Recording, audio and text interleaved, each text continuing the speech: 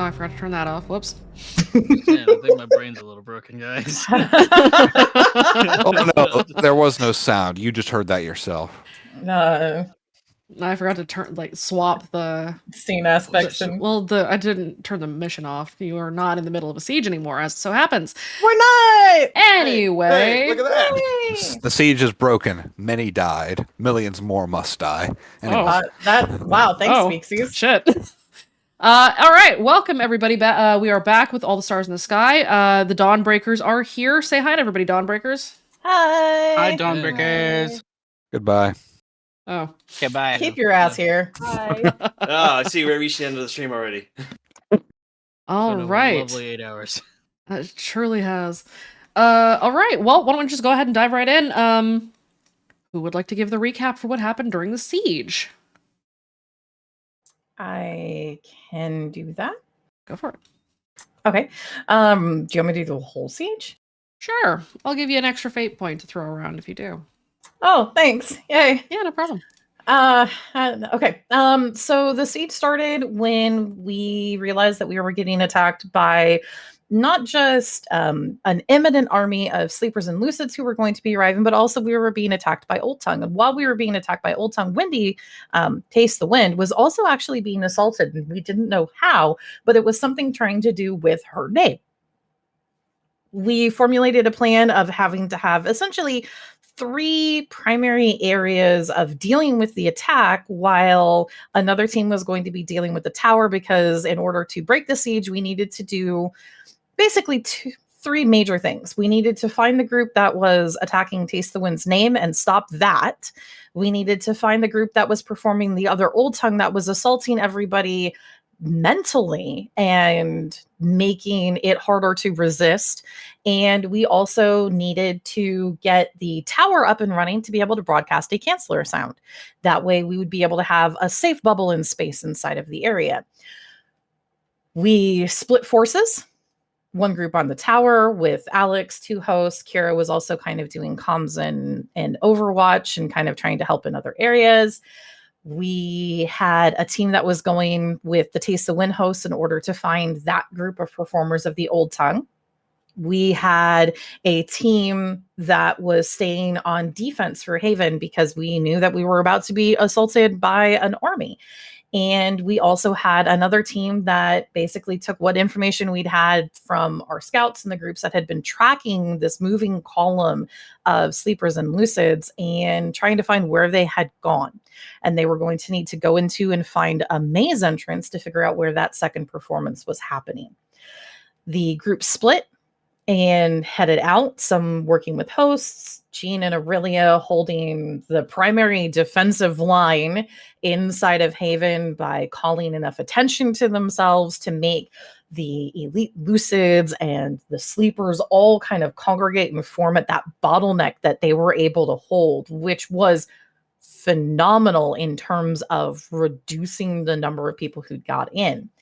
While that all was happening, though, we also got directly called out by Speak as One. And while we were called out by Speak as One, and they said that, if we ended our resistance, then we would be welcomed back home, they also unveiled that there was a cannon with aerosolized distributed Protocol 5 that was slowly floating its way across the entirety of that combat field, heading right for all of us.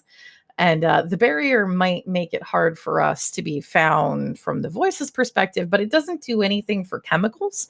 And that was very, very terrible. But luckily, as a group, we had built a trebuchet. So the trebuchet was turned to basically start assaulting to take out the cannon to be able to disrupt it and stop that Protocol 5 aerosolized distribution that was basically bringing it to Haven and was going to start taking all of us down. We had the group that ended up being able to find the performers that were doing something to Taste the Wind's name, not her full name, but the understanding that they were able to get was it almost seemed like they were trying to bind her name, sort of in that similar way that voices have been bound before, was the closest guess that I think was made on the field.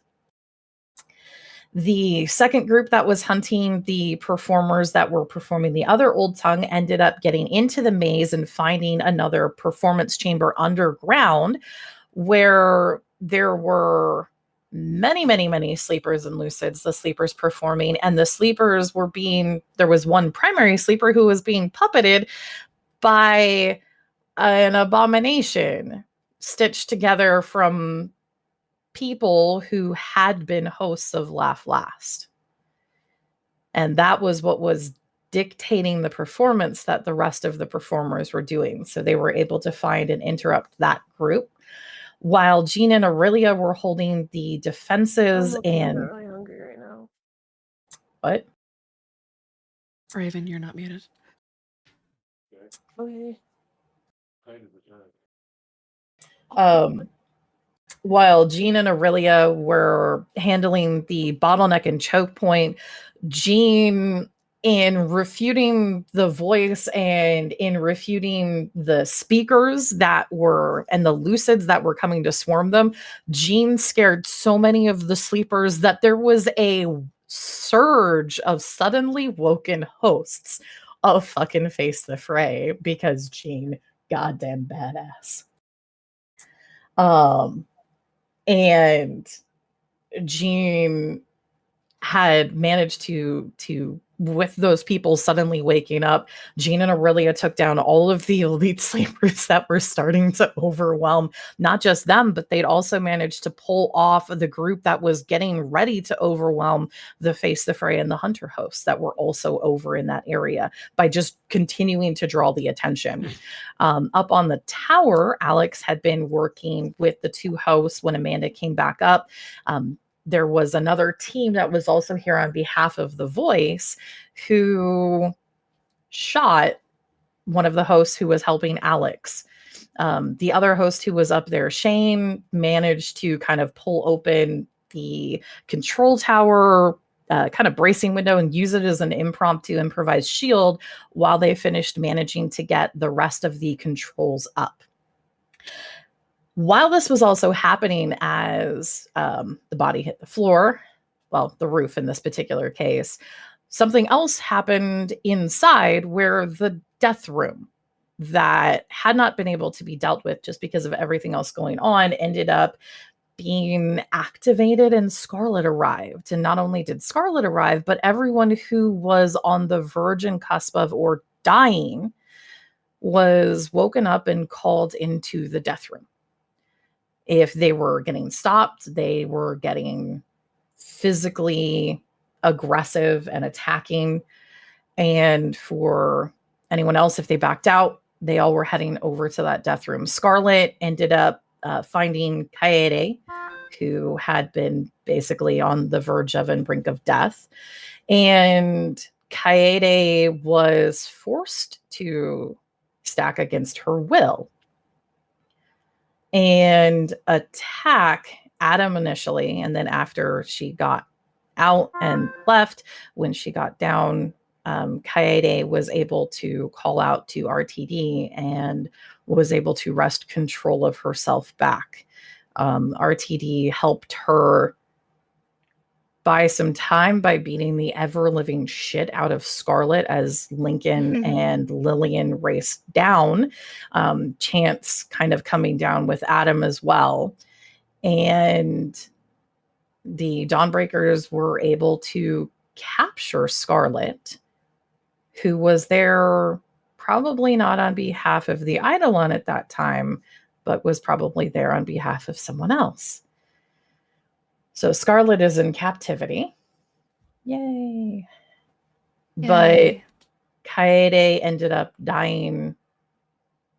She was dying, but she died without killing Scarlet because Adam stopped her and didn't want the last thing that Kaede did to be something that maybe she would have regretted. After the tower, after Alex managed to get the tower to broadcast, the canceller signal and all of the Old Tongue performance groups were interrupted. Kira found a couple of mole loopholes that were allowing the Lucids to actually know where their locations were, got them out of the network, and then they headed down. The siege broke. The team started to head back, and while they carried Kaede's body to the infirmary, a lot of the other residents up in Haven kind of rounded in together, and they disabled part of the death room afterwards. Okay. Go ahead and take your fate. Anybody need a fate point?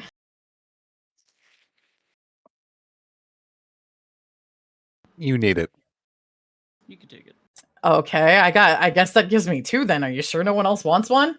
Yeah. Kira, you need the fate. You are the lowest of the low right now. Really? I mean, I still got my chunk. Okay. We got all of our fate back, yeah? Yeah, I know. Yes, you did refresh.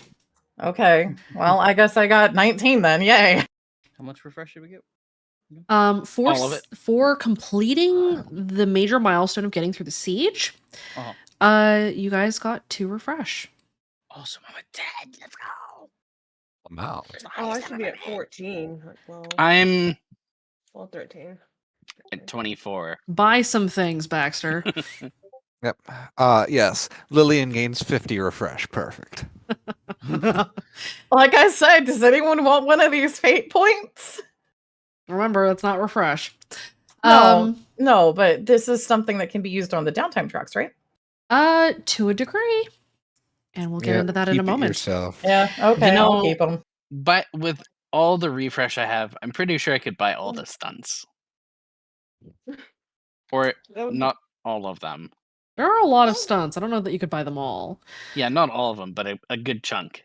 In any case, it has been a little bit of time after the funeral held for Kaede and the rest of that had fallen during the siege. There were some casualties, unfortunately. In addition to the loss of your teammate, you guys then had about a week of some additional downtime. That first week is a recovery period, we'll say. Not really a downtime period that many of you were able to take very much advantage of, given that some of you were injured and all of you were traumatized.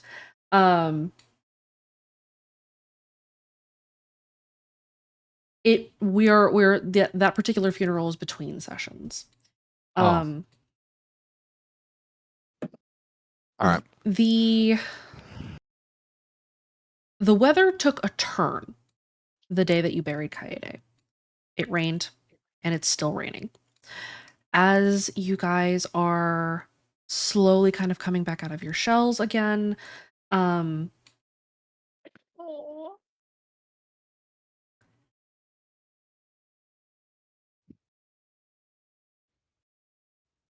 moment.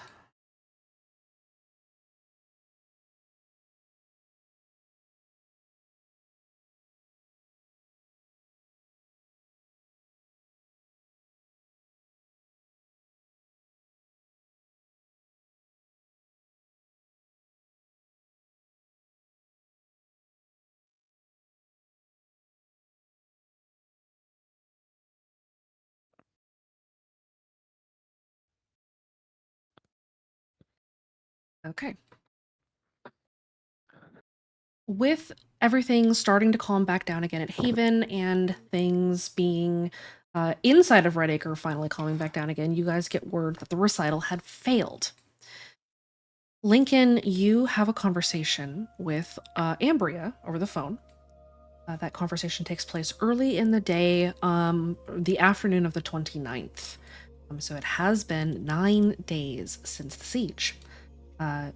Anybody who has any remaining consequence boxes that were not wiped out previously may now wipe them all out.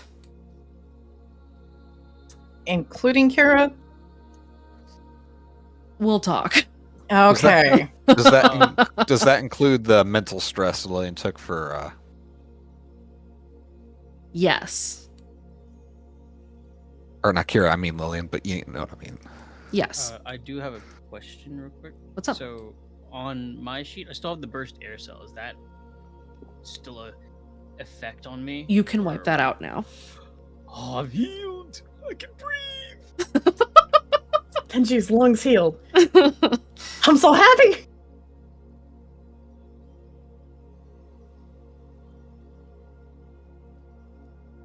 All right.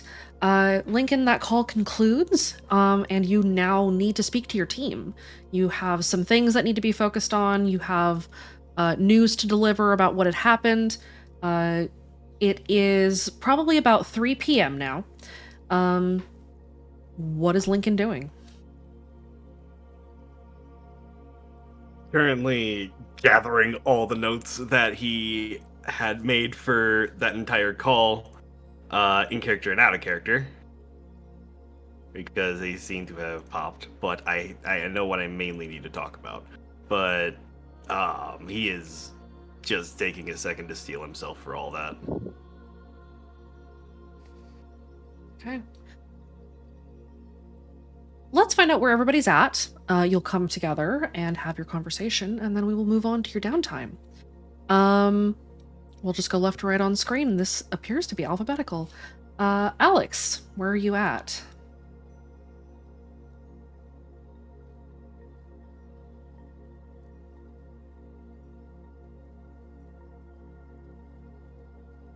Can you come back to me?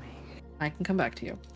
Aurelia, 3 p.m. on the afternoon of the 29th. Where are you at? I don't have any idea. Okay. Do you think Aurelia would just be kind of hanging around a Haven, waiting for things to happen, or did she have anything that she wanted to get done during that time? Probably when she was done checking up on Rafe and doing some of the flowers. Okay. She was just roaming. Okay, so you're just kind of wandering around Haven. Yeah. Okay. Baxter. He would probably be with the In Her Teeth crowd. Okay, hanging out with Erica and co. Yeah. Okay, just hanging out, or are you doing anything?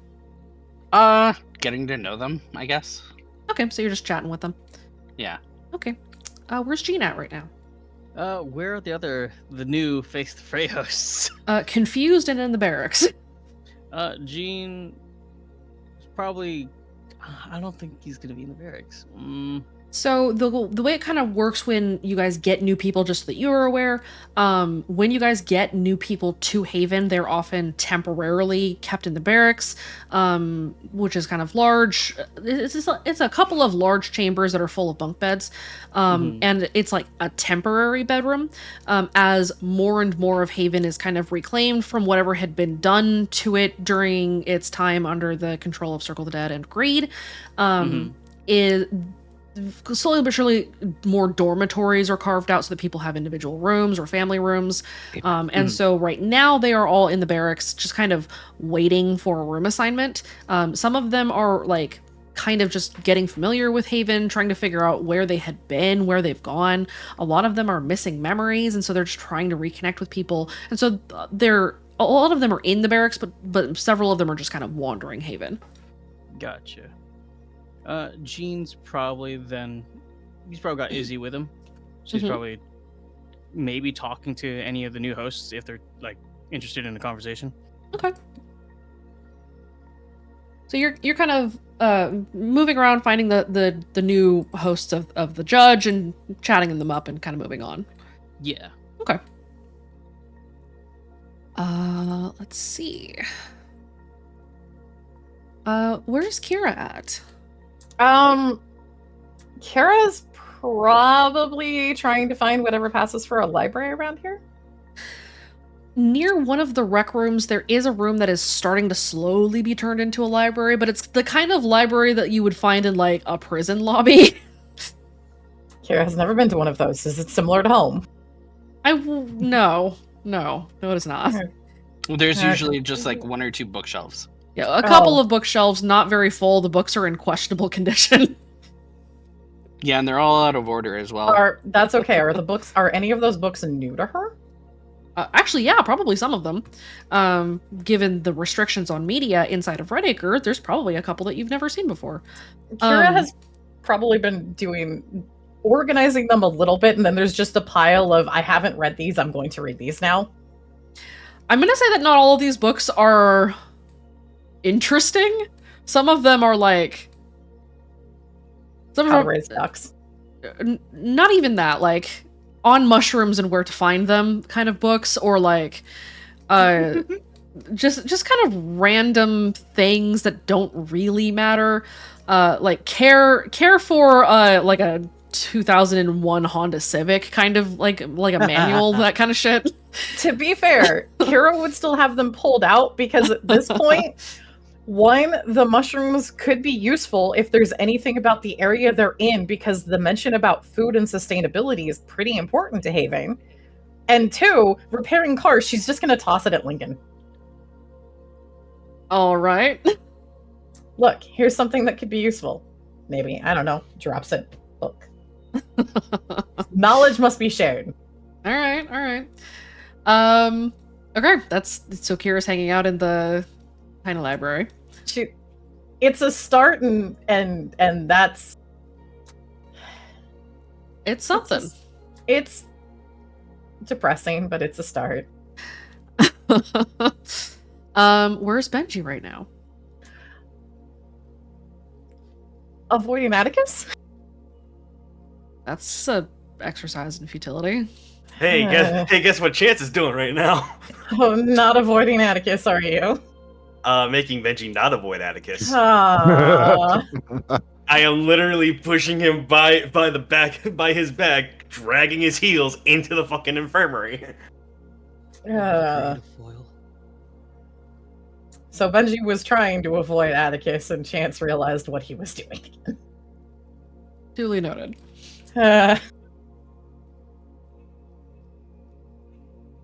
Okay, so you're being ushered into the infirmary to talk to Atticus.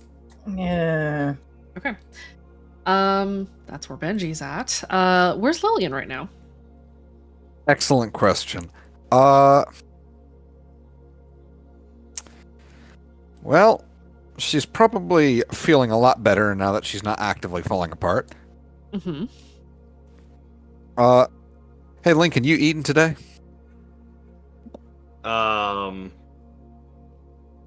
He has not had breakfast today. He is aware that he's not had breakfast today, and he needs breakfast, but he has had coffee. So he is energized, at least. Lincoln is being hunted. He's not going anywhere. Hunted. For her, it's a bit hard to find some people, okay? And she might have grabbed someone at like, you, get an extra thing of breakfast, and she's finding Lincoln. And he will eat. All right, Lincoln, you are being made to consume food. This is fine. Okay, so Lillian has basically dragged Lincoln back over to the canteen. Yep. Okay, where's Jack at? There's a lot of shit that needs fixing. Oh, yes. Jack's got his handyman hat on under his cowboy hat, and he is hard at work. All right. Hatception? So there's he's got a hard hat on and then a cowboy hat on top of that. If he does need a hard hat, he will take his cowboy hat off. He might have given it to a friend. Okay. Depending who he ran into first, either Kira or Alex. So Okay. Hold on to this. I can't use it while I'm working. Okay. All right, that's where Jack's at. We know where Lincoln is. And we know where Chance is now as well. He's in the infirmary with Benji. Problem solved. Problem solved. And I guess last on our list, where is Nell right now? Nell is in the infirmary. She spent most of her time like helping the injured, and she's been taking care of Adam. Okay. So now you see Chance shove a protesting Benji through the door. You see Atticus kind of sigh. There you are. You've skipped our last 3 appointments. I forgot about him. Did you? No, he didn't. No, I forgot about him. No, he didn't. Are you lying, Benji? I'm actually not thinking. I don't think he's lying. He probably has a look where he's vaguely disturbed by this because he usually doesn't forget something, and he did promise, but He's very avidly not recalled these times. Atticus kind of frowns. Noted. And he will begin taking notes. Around this time, Lincoln, you finish up eating, you and Lillian, and it is time to have a conversation with your team. How do you call everyone together?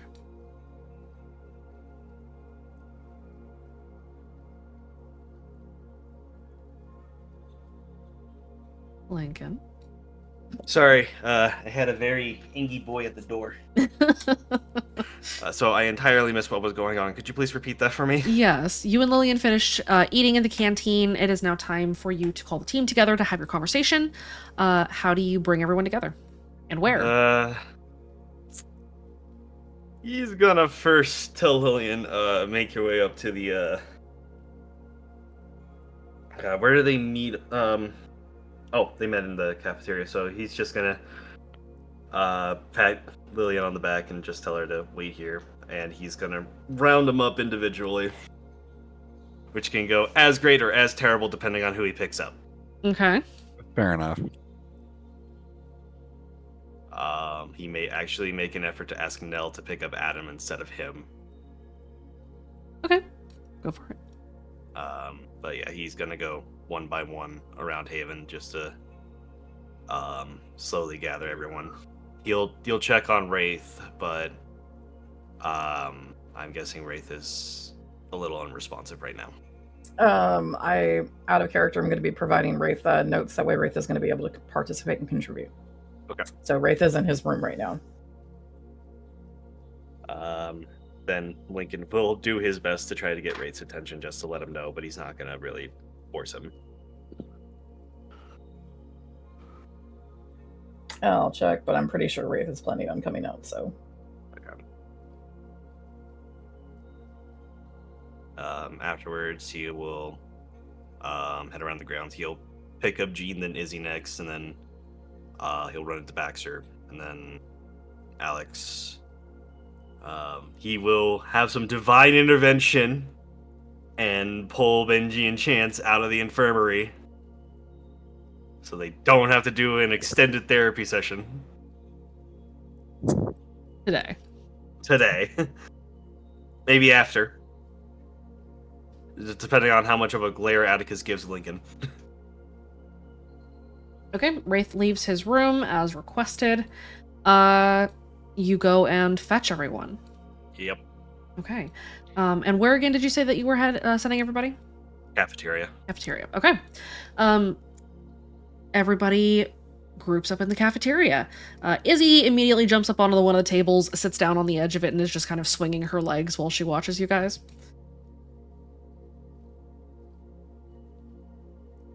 Perfect. Nell was like really gentle when she asked Adam. Adam She didn't like force her, but she asked her if she wanted to come. I'm gonna go ahead and roll Adam's will.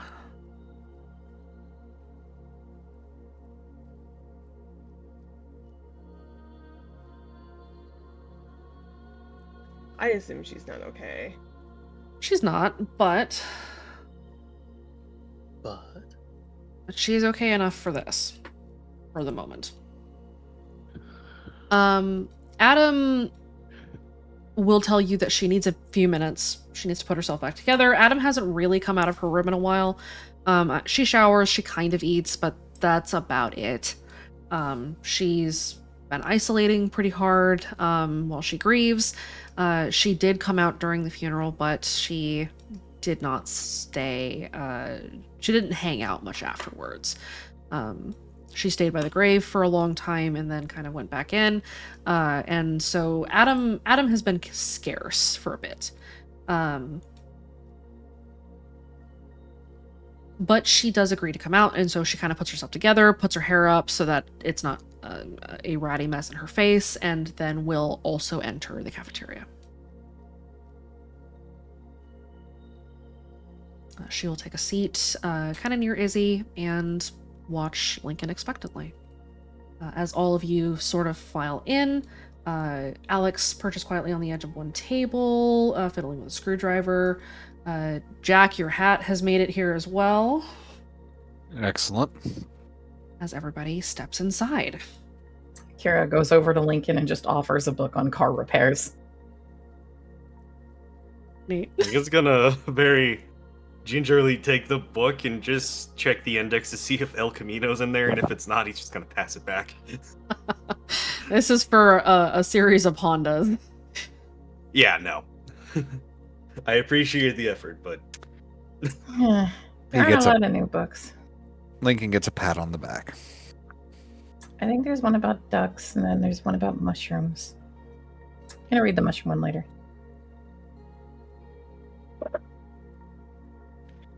Lincoln has a very slightly concerned look on his face, but he shakes his head. Whatever floats your boat, I guess.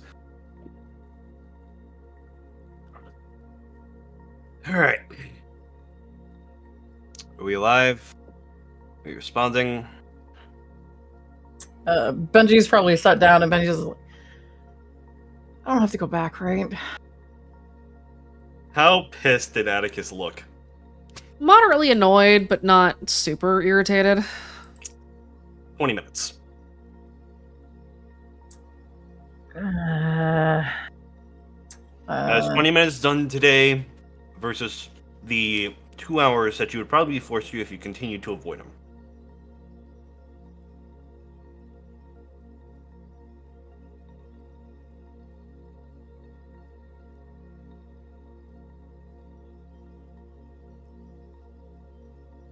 Am I wrong?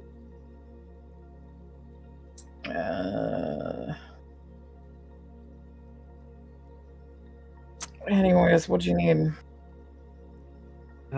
Just need to do a quick recap because I got in touch with Gray. Inside of town. So, prom failed. Whatever the talking heads was planning went out the window.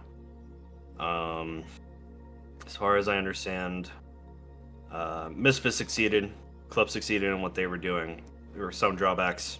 I think there was a bomb used in a situation of escape. He's quickly scouring his notes.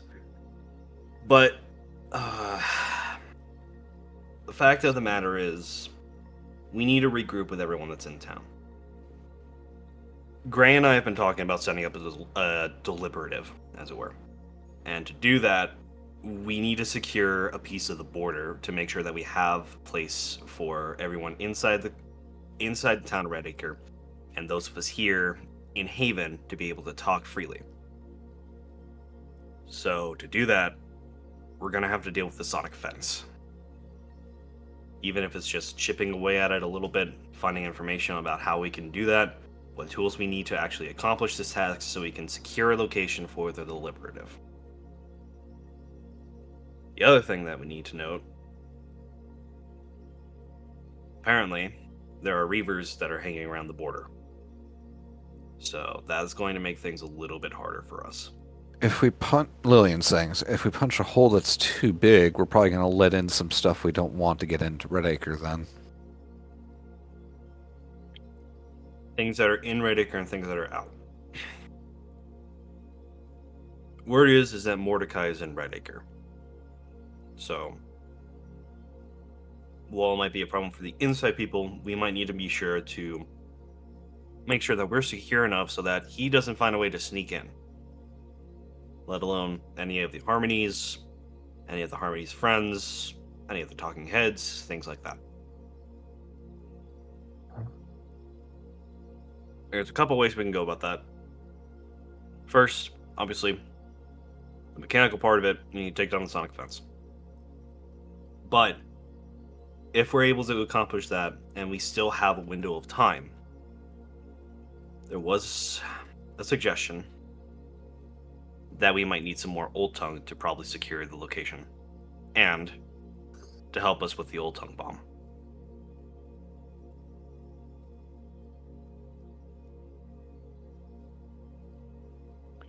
I'm going to go ahead and be upfront with that is a second priority to handling the sonic fences. Kara If- folds her arms and sinks down a little bit, mouthing "but old tongue." I know. Pat, pat. That being said, Lincoln takes off his glasses and has the full expectant look of I am a fool to trust them, but trust them I must. If we get the sonic fences down and a plan to actually dismantle them, Kira, Aurelia, I'm putting you two in charge of an old tongue hunt. Because that information could come in handy. However, I will emphasize fences first. I already planned on asking the scholar about it, so I've got my priorities in order. Hunches down a little bit, but old tongue. I'm just making sure my ass is covered when something when something goes tits up. Jack will speak up. So not only do we need to take these fences down, we'll also have to get a reliable route there. Yep. As for the how, well, I'm going to be doing some scouring on the map, but my guess would be there has to be some information about the sonic fences under the Silver Lily Clinic. So, which means we might have to go back there and deal with some patrols. Might have to deal with all the nonsense that is Project Harmony down below. Which could be a benefit or a boon to us. Being said, still got some other issues to deal with. We still got the Talking Heads up to the north in the Appalachians. And their big grand relay there. And we also have Greed and the Eidolon to the south. To our benefit, we actually have a willing host of the infection here with us that is currently in captivity. I am putting it on myself to work with the interrogation team to try to take a crack at her.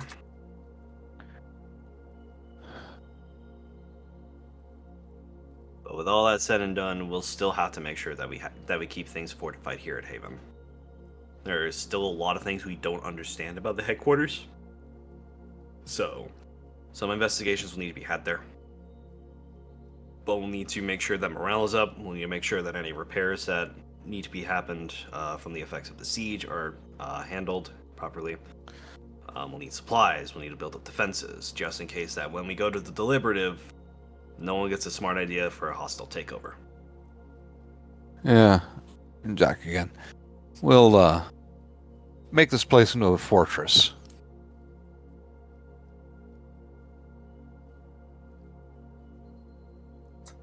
Benji is just. Do you think if they figure out when the deliberative is that we're going to get attacked at both locations? They don't know about it yet, do they? They shouldn't.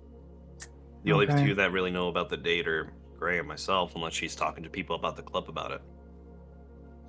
The club's going to be involved, right? Yes. If we get this is Lillian. If we get besieged from two different directions, one by the cacophony and the other by the infection per se, we could use the fact that they aren't exactly on friendly terms to delay them.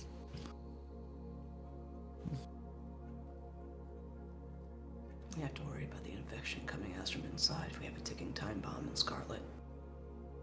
No, I think I've got her down pretty good for the moment.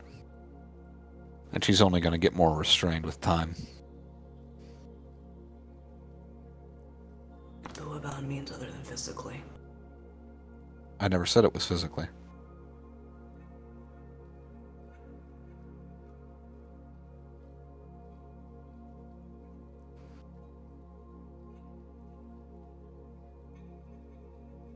So, Scares, we've got the fences that we need to deal with. We've got the reavers that we ran across before, right? Those are the... So we've got that. There's the war. There's we don't even know anything that Rip's doing either with all of this. And she was definitely doing something. I mean, she flings an arm. Death row. Yep. And something tells me that some hosts are going to be looking into why the death room is so important to them. Obvious than it being death, but if you guys got some free time to help them investigate, more power to you. I can help with that.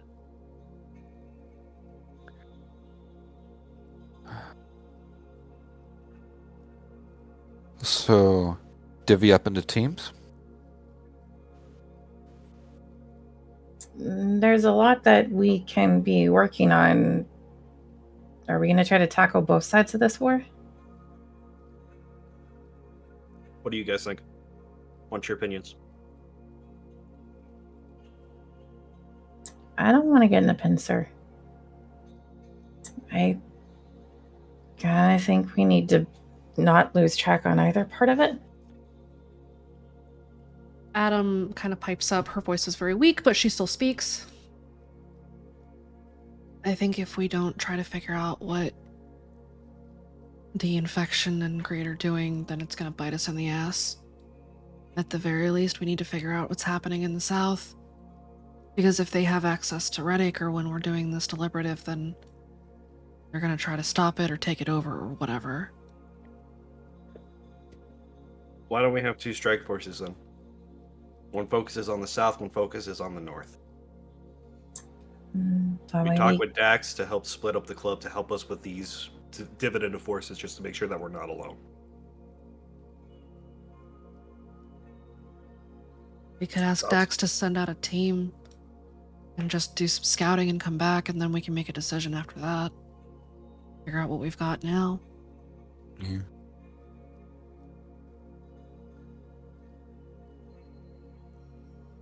I'll send him a text about it once we're done with this. When is this supposed to be happening? I believe it decided on the June 13th. Okay. So we've got 4 months. 2 months. Barely more than a month. Yep. A month and a half. Okay, so 6 weeks. Well, what's the timetable?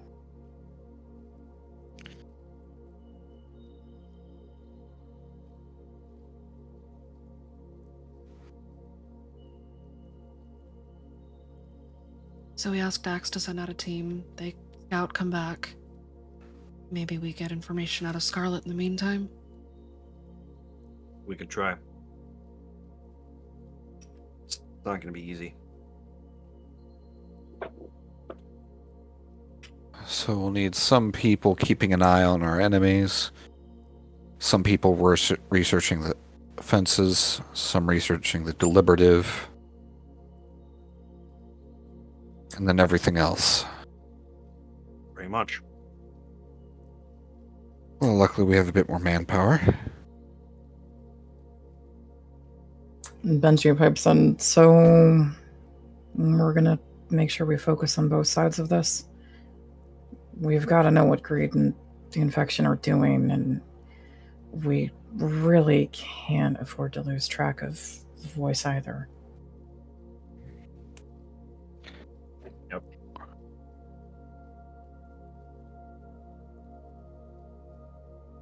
Problem with most of this for the deliberative is a lot of my time is going to be focused on making sure that steps are planned accordingly here at Haven to make sure that everything is worked properly. So my field time might be shot for a little bit. This is kind of why I brought up the strike team idea a little earlier, because I need a couple people that I can trust to be able to help run you guys in case things go out the window.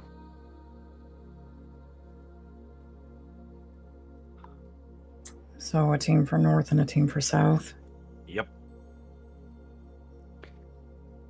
Maybe have a few people, if we can spare them, kept as a garrison. This is Jack. So we can send them north and south if either one needs help in the event they're pulled out. Yep.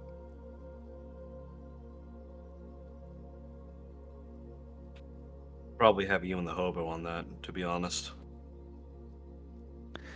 Fair enough. That being said,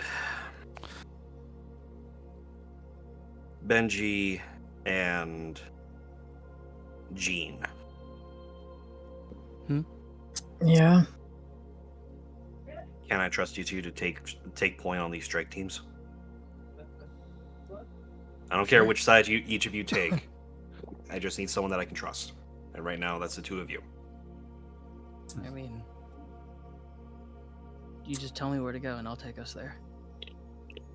I'll do my best, but you sure about that?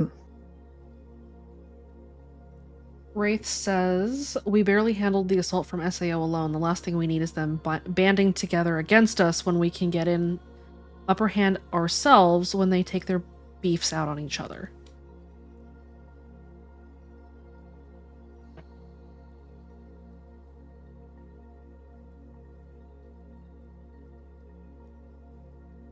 Yep.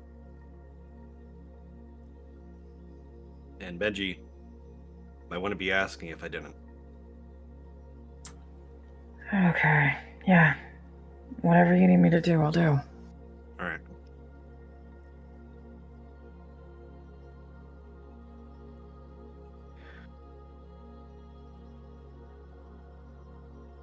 You got a little bit of time before I send you out on the next stop, so rest. Focus on what you need to focus on. Get yourself centered. Handle what kind of business you need to handle to. Deadpan's over at Benji. Return to therapy. Fine. Yeah. And remember that we are a team at the end of the day here. So if you need something, just reach out to one another. Don't try to one-man this. He reluctantly looks over to Lillian. He is nodding, patting him on the back. Kira's giving a very discreet thumbs up. Any other comments from the group as to your direction and what your focus should be?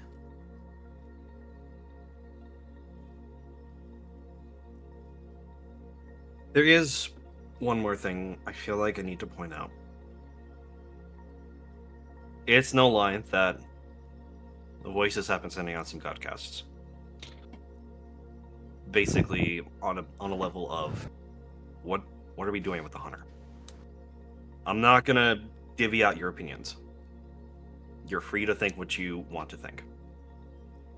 However, I do need to point out that if we let the hunter go out on their own, and we give them a point of no return, and they get caught by greed or by the talking heads, that's bad for all of us.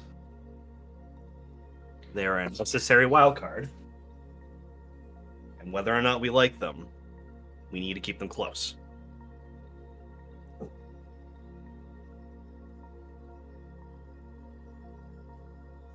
Kira's just, have we asked them? I mean, Aurelia, do we know what the ones here even want? I mean, it kind of feels rude to ask everybody but the people who are going to be affected by it.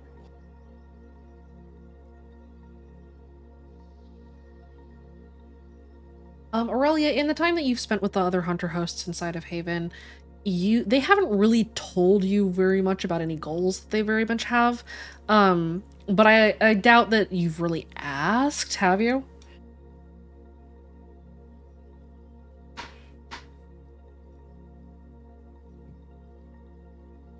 You know, we'll say no. That is okay. So we'll say that Aurelia has spent more of her time with the hunter hosts getting to know them and just kind of understanding what it means to be a hunter host, as opposed to actually asking them, you know, what are you doing here?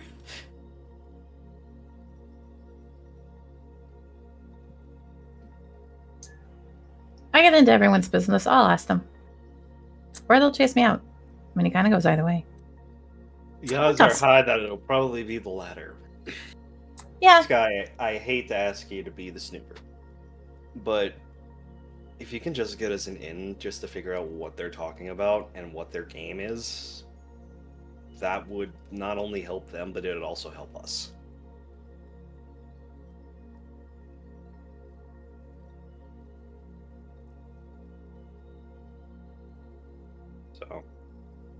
if you're willing to do that, I appreciate it. She But- says, "Can try, but no promises." It's all I can ask. Especially as he just kind of has a long distance stare, remembering just the fucking shit that Natalia pulled. Like, Right. Still gonna ask anyway. Not that I can stop you. Uh-huh.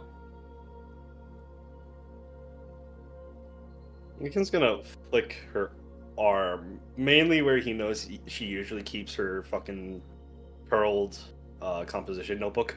Ow. Hey.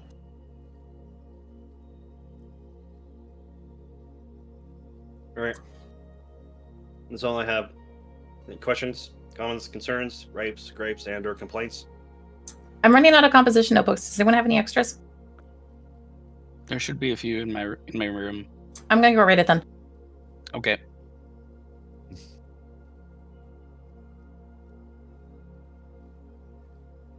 What are we gonna do about Greed's Godcast? Anything? You don't think anyone here is gonna reply, right?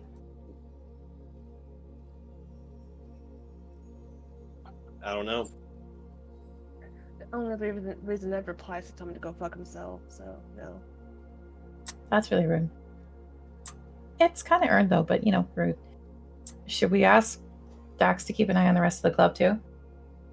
Yep. Probably so, because, you know, there are people we didn't think would choose the breeders back in Redacre, but look what they did. So you never know what someone will do and who's going to sell someone out. So better to err on the side of caution. We don't need to get surprised by that. So as a reminder, speaking of the club, we're still looking for Thorn. So if we're out on a mission and we find a missing club kid and it's Thorn, bring him back. Thorns? What? I'm still out of date. One of the members from the club kids with Dax went missing. They're from Asher's crew. Benji just. And the other one too, Oak. Oak. Both Oak and Thorn are now missing. Yeah, if we find anything. You got it.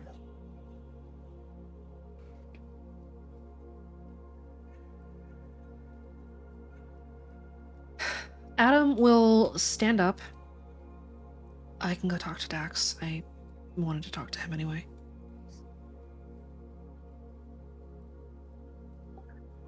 You want me to go with you, or are you okay? I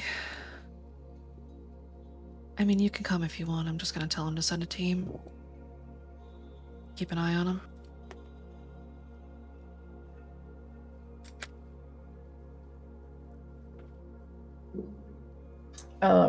Wraith did pipe in when we were talking about the hunter. In the end, our opinion kind of doesn't matter. What we like doesn't matter. Facts do. It's not going to be butterflies and rainbows, and it's stupid to expect something for nothing. He's trying to survive, so let's see what he's after and what he needs. It's slightly delayed. I apologize.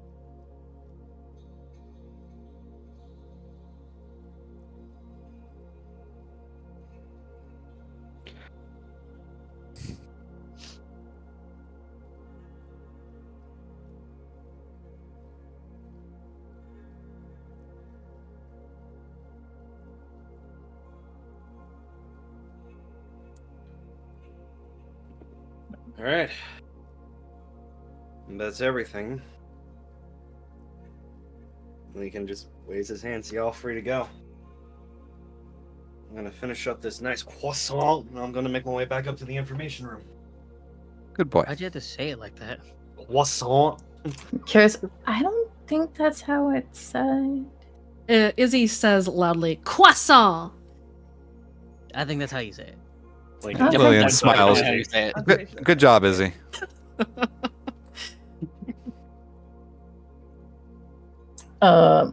Just as a random question, Benji still hasn't gotten a new scarf, correct? Not yet. You've heard from Atticus that there are a couple of hosts that went out to get some weighted fabric to make it. Okay. At Lincoln's dismissal, Wraith is going to go mope back to his room. Mope on away, my dude. Mope. Nope. Mope. Nell's gonna go ahead and go with Adam. She wants to see Dax anyway. Okay. Adam will leave with Nell, heading back down towards the section of the dormitories where Dax and Co. sort of hang out. Before they have their conversation, does anybody else have anything that they're going to do in this moment before we begin your downtime?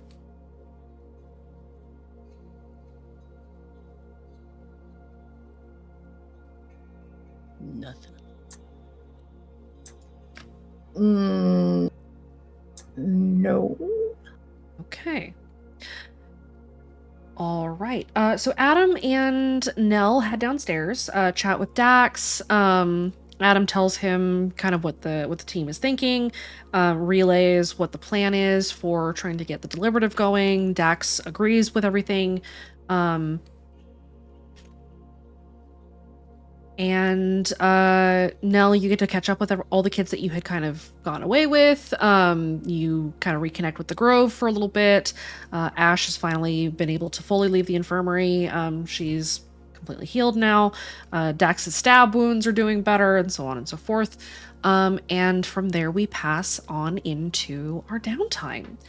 So the way that this is going to go is that those of you who are ill, I'm going to go ahead and cover your downtime first so that you can take off and go and get some rest, and then I'll get the rest of you after that. Sound good? Yep. Sure. Alrighty. So let's go ahead and Aurelia will grab yours first since it is quite late for you. You wanted to talk to Hunt the Strong. Not late. I mean, it is fairly late, but you are still ill. So let's go ahead and do your tracks first. We'll just go ahead and do the rolls real quick. For your relationships with Hunt the Strong and Taste the Wind, go ahead and give me either a rapport or an empathy roll. Give me just one for each of them, and we'll just kind of aggregate how those things go. We're just gonna knock your rolls out real quick. Okay.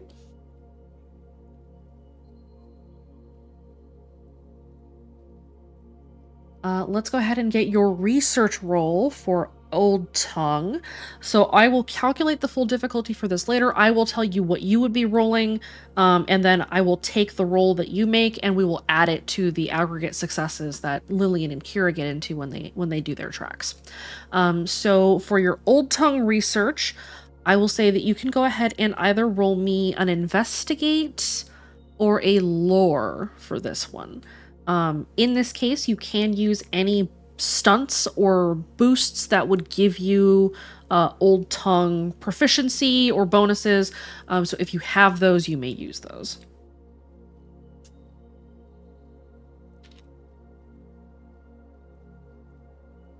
Okay, perfect. Intrigue and research, the war on two fronts. So Aurelia and Benji, what are you two looking into in particular with that war? Are you searching for just information about what Greed is doing? Looking to scout into the area? What would you be doing there? Probably both of those. Information as well as any movements that could be identified and kind of starting to get an idea and a track of what exactly is happening. Aurelia, do you agree with that? Okay, so I will have you guys go ahead and roll me, and we'll say, since you're doing a little bit of both of these things, we'll say that it is information that you might acquire on just a scouting run. So let me go ahead and get two things from you, Aurelia. Give me a stealth, and then give me either an investigate or a notice, whichever one you would like to roll.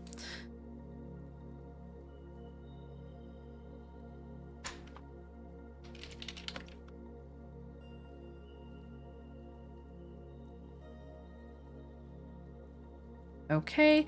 And the last one that you wanted to do is that you wanted to study stealth. Do you want to re-roll or boost that stealth roll that you did? Okay.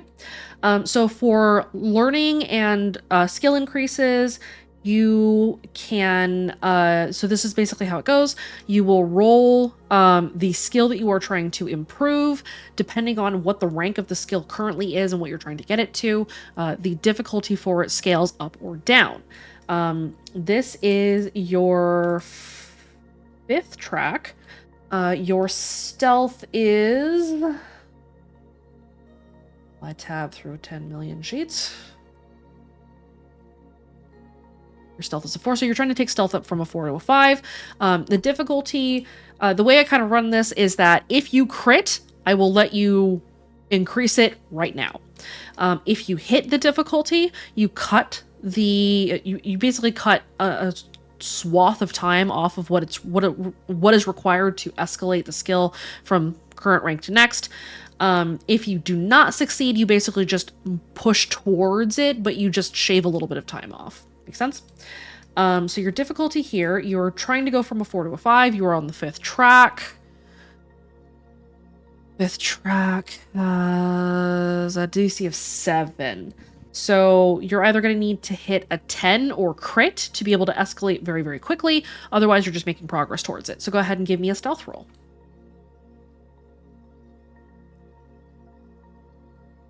Okay, you make some progress. And that is Aurelia's downtime tracks. Now, we're breezing through these. Typically, I will hit each track individually. We will discuss what you're doing. We will go into what you've learned. But Aurelia needs some sleep, so you are good to go. Go ahead and bounce.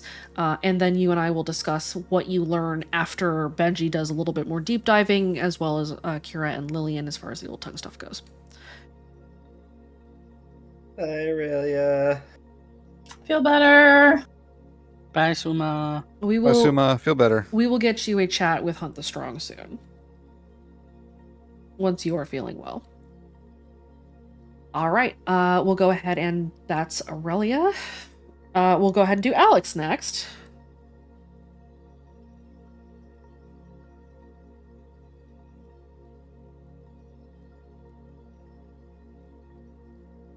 So Alex, you've got 6 tracks that you want to try to tackle.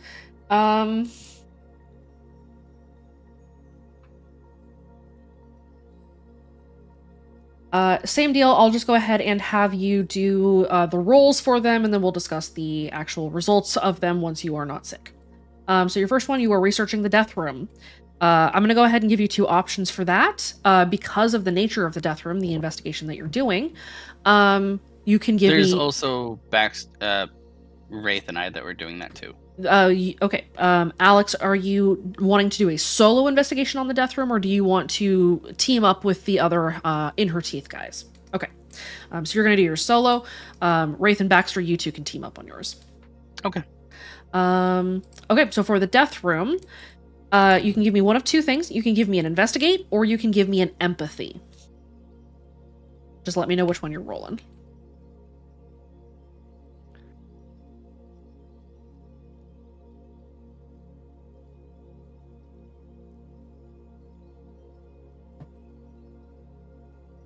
Okay. Go ahead and give me the investigate roll. Awesome. That is a successful style. All right, the next piece, an information hunt. You're looking for information on rest in peace. Go ahead and give me a little bit about what information you're looking into, or if you're just doing a general anything I can get sort of search.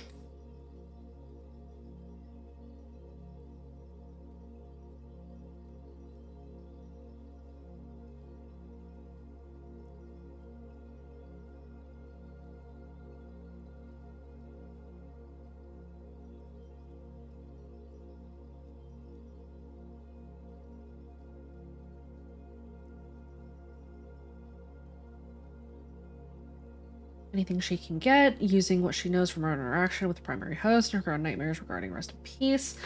Okay, so for information on rest in peace, If you're kind of doing an introspective dive, I will go ahead and give you the option to either roll insight or we'll say insight or another investigate option. So whichever one of those you want to roll, let me know which, and then go ahead and make the roll.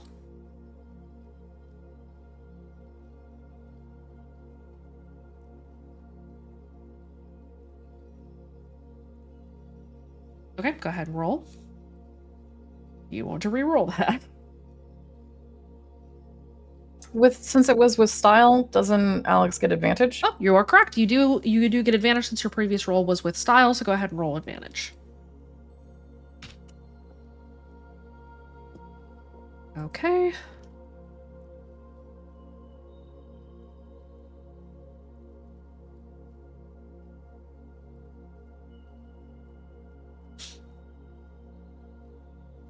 You can boost. What would you boost with? Now, to clarify as well, the DC for investigating Rest in Peace is not the 2 that is in the book, because that is the baseline DC. The DC for investigating RIP is a 7 for finding new and critical piece of information. Anything under that, you'll get crumbs, but for a major clue, you need to hit a 7.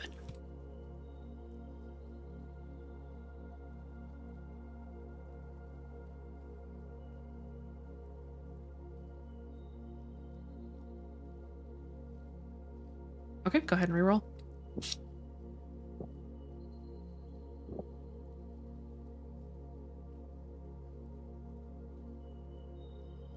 Okay, that'll net you a couple of crumbs. Nothing substantial, but at least something more to understand her as a voice.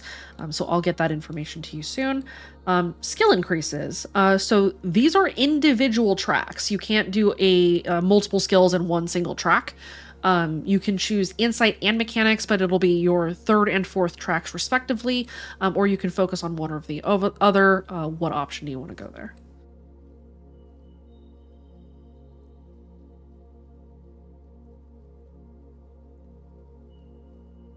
You can do it, same deal as I mentioned with Aurelia. If you crit, you can increase the skill straight away. Otherwise, everything that you get is just working towards getting the skill up there, but it does not. Basically, it shaves down your training time, but will not get you there immediately.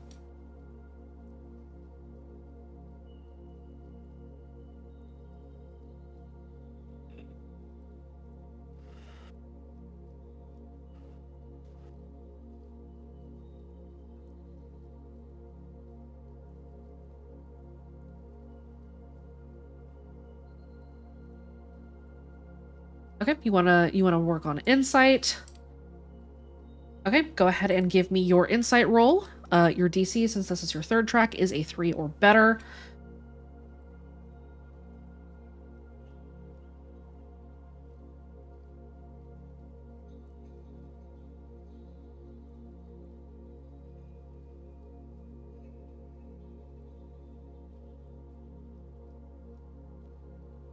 Okay.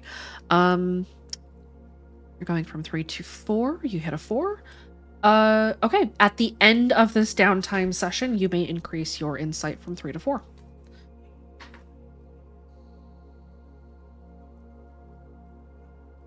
All right, and next on your list, mechanics-related improvements. So basically, you're just doing some maintenance around Haven, cleaning up some things, fixing some other broken systems, that kind of thing.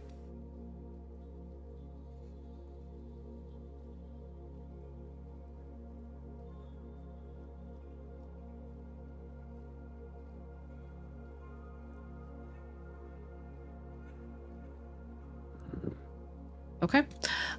In that case, since you're specifically looking for mechanics improvements, go ahead and give me a mechanics. As your 4th track, your DC here is a 5.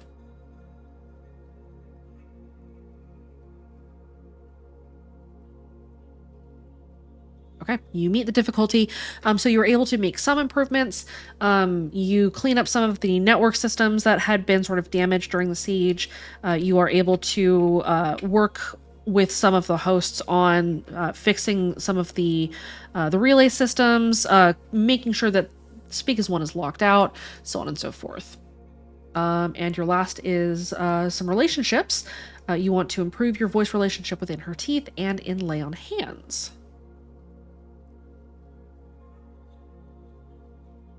Is this just kind of getting to know them? Are you talking to them? Is that basically what you're doing?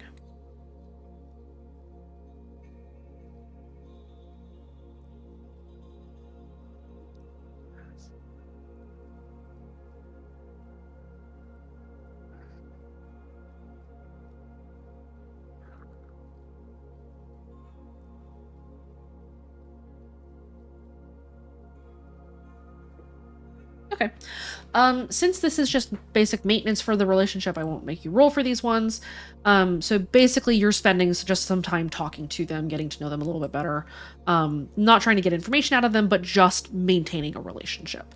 And that looks to be Alex's tracks, unless there's anything else you'd like to do.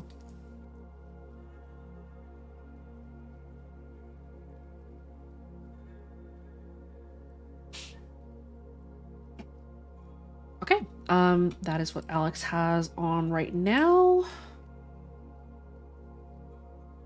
You are good to take off and go and get some rest. Rest well. Is anybody You else will. sick? Yeah, Who needs to go first?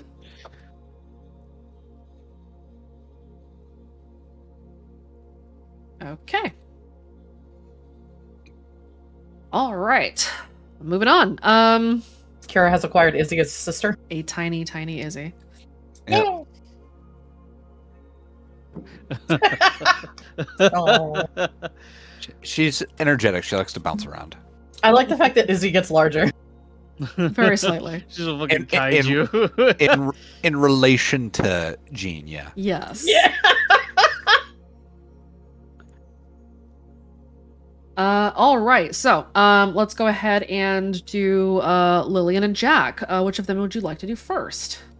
Let's do Jack, because I think he'll be quicker. Okay. Well, he has more, but, it's simpler stuff. Right. One second here.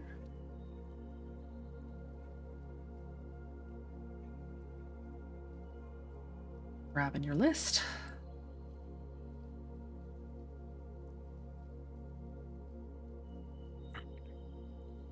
All right, first thing on deck, you want to do improvements and repairs on Haven. What you doing there? He is just trying to be the handyman he is, fix up as many issues that happen from the siege and make Haven more livable, because having a home helps a lot with morale, and that will help us. That will compound. Okay.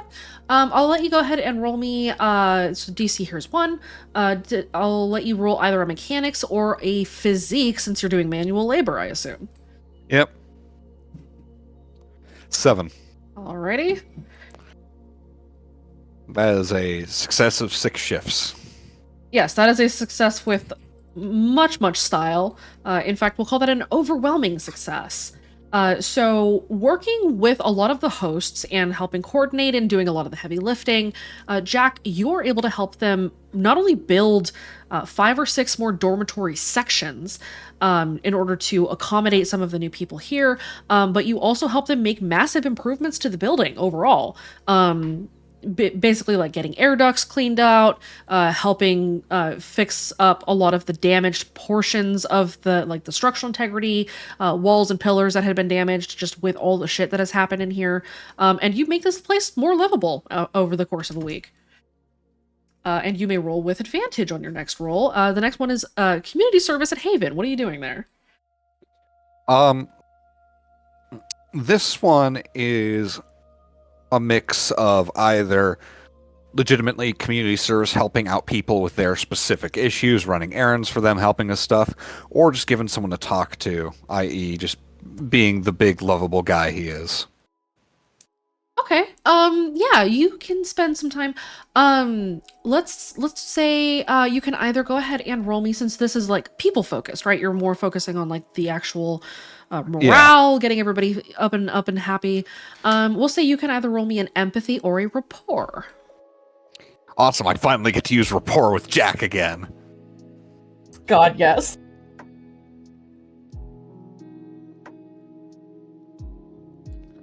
What's the difficulty, by the way?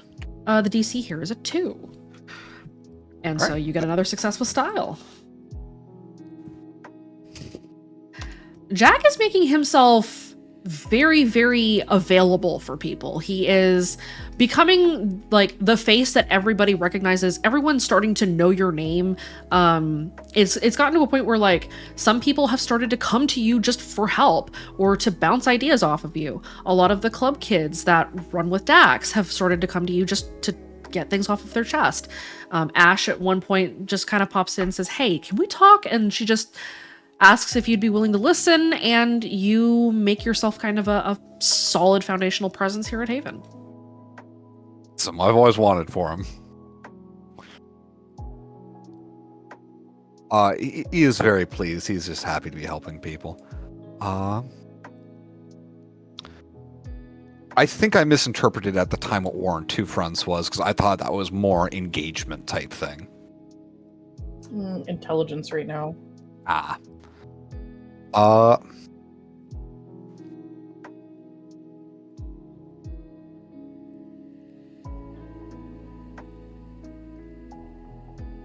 I'll let Tara come back to me in a second. Yep. Okay, so you want to try tackle the War on Two Fronts. Yeah, that's why I said I might have misunderstood that, because when I first read it, I was thinking it more of active engagement, keeping them off us, giving ourselves more breathing room. I mean, you can do that. It's not an easy task to do, but you can go out with like some of the hosts that move and push out into the RQZ to sort of redirect the snatcher groups that come around. So you could take it in that way, where you're just like, you know, joining up with one of the Face the Fray groups or one of the How the Strong groups as they go out to like deter these roving snatchers from getting anywhere closer to Haven. That'd be definitely something he is doing. Okay. So in that case, go ahead and give me, let's say this one is either going to be a fight or a physique. Oops, I accidentally opened that program. Alrighty.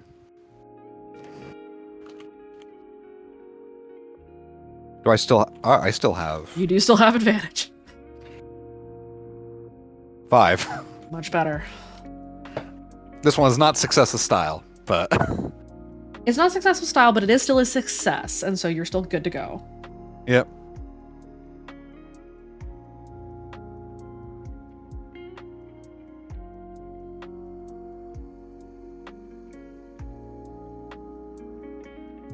Alrighty. All right. Next That's- on your list. Okay. I think that's back to Haven stuff. Yes. So Spend some time with relationships. Kira. So you want to hang out with Kira for a little bit. I'm not gonna make you roll anything for that. You can just hang out with Kira. That's not. Yeah, he's just there to hang out with Kira, make sure she can decompress a little, and give her someone just to hang out with. Actually, let me actually have you go ahead and roll a rapport. Let's just see how well you do with this. That's not an opposed thing, right? It's not opposed, no. Oh god. Could you imagine? This is just a No, general. You're forced to have mandatory fun time. It's a general vibe check. Okay, yeah, great. Yeah, you hang out with Kira. You're able to let her. Do I still have my Yes, advantage? Actually, you do still have advantage. You haven't failed. Okay, so it's still 6, but just in case I get that crit.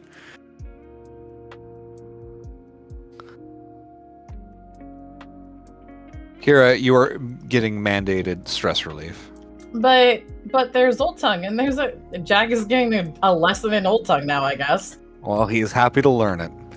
And he might make her a snack while he's at it. I mean, if you put food in front of her, she's gonna eat. Mm-hmm. All right, that's your 4th track. Again, success. Okay, so you come up on your 5th track. Jack's trying to do a lot. Yes, he is. So you want to do supplies. Yeah. Nell also has that. Nell, you also want to help out with supplies. Let me double check which number track that is for you. I think it might be my last one because I did another one.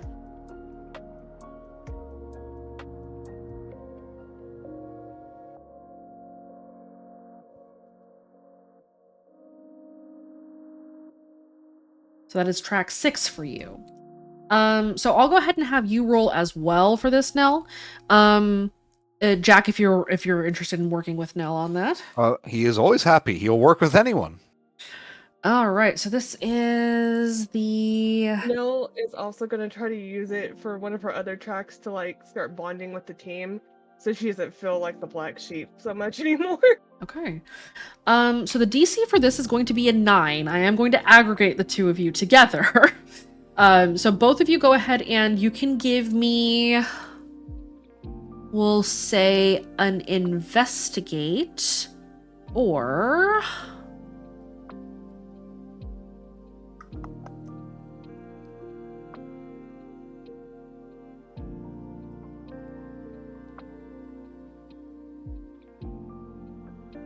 let's say an investigate or a contacts for this one. All Can I right. make an argument to try to use medicine? I will say no, because medicine does not help you get supplies, it helps you use the supplies. Okay. Damn it. I I applaud the question. effort, though. I have a question. Yes. So if Kira had that book about like funguses and like the plants and stuff, if she gave it to them, would that help them? If they were foraging, yes. If they are going out and pilfering abandoned villages, though, not quite so much. Jack would like to boost his 3 with Backwoods Wanderer. Actually, No, I actually knows how to survive. Because he knows how to live off the land.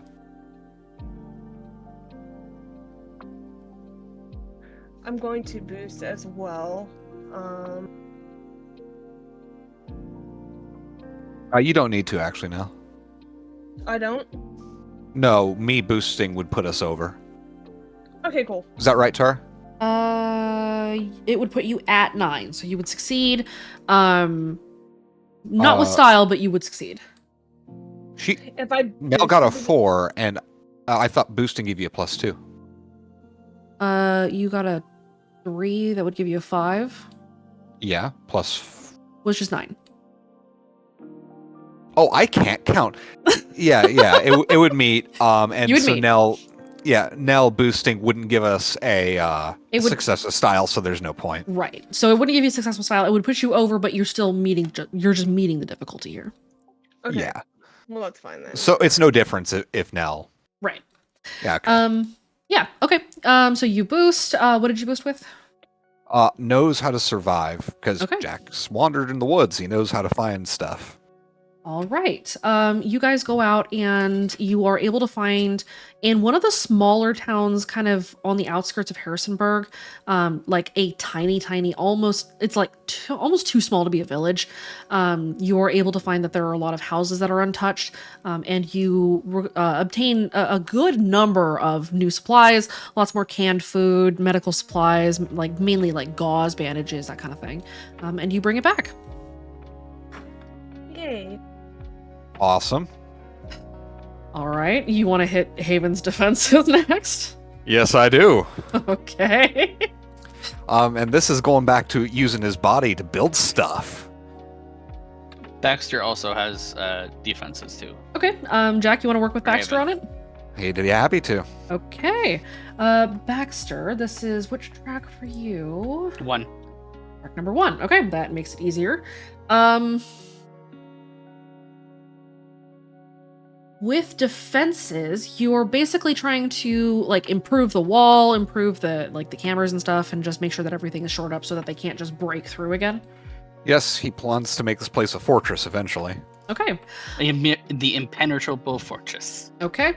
Go ahead and the two of you can give me actually let me real quick check and see what Jack's difficulty is right now. It's getting up there. It's getting up there. So this is your 6th track. Your DC is a 9. But again, I am combining the two of you. So with the two of you working together, the DC is a 10. But as I said, I'm adding your scores together. So you may roll me either a physique or a mechanics for this. Jack is rolling physique. Okay. Al. That's a lovely result. All right, you got a 5 other way. Wait, what are we rolling with? You can either roll me a physique or a mechanics. Just let me know which one. This is mechanics. Okay. I would like to boost with Okay. Jack's aspect workhorse. Okay. And that will put you over the difficulty. So the two of you working together, you make your effectively you work on the wall, patch the holes, help fill in where the rebar has started to show, and you help them complete the wall. So the barrier wall around Haven is now finished. Huzzah! Lit. All right, and your last two are you're just poking Alex and then hanging out with Chance. Yeah.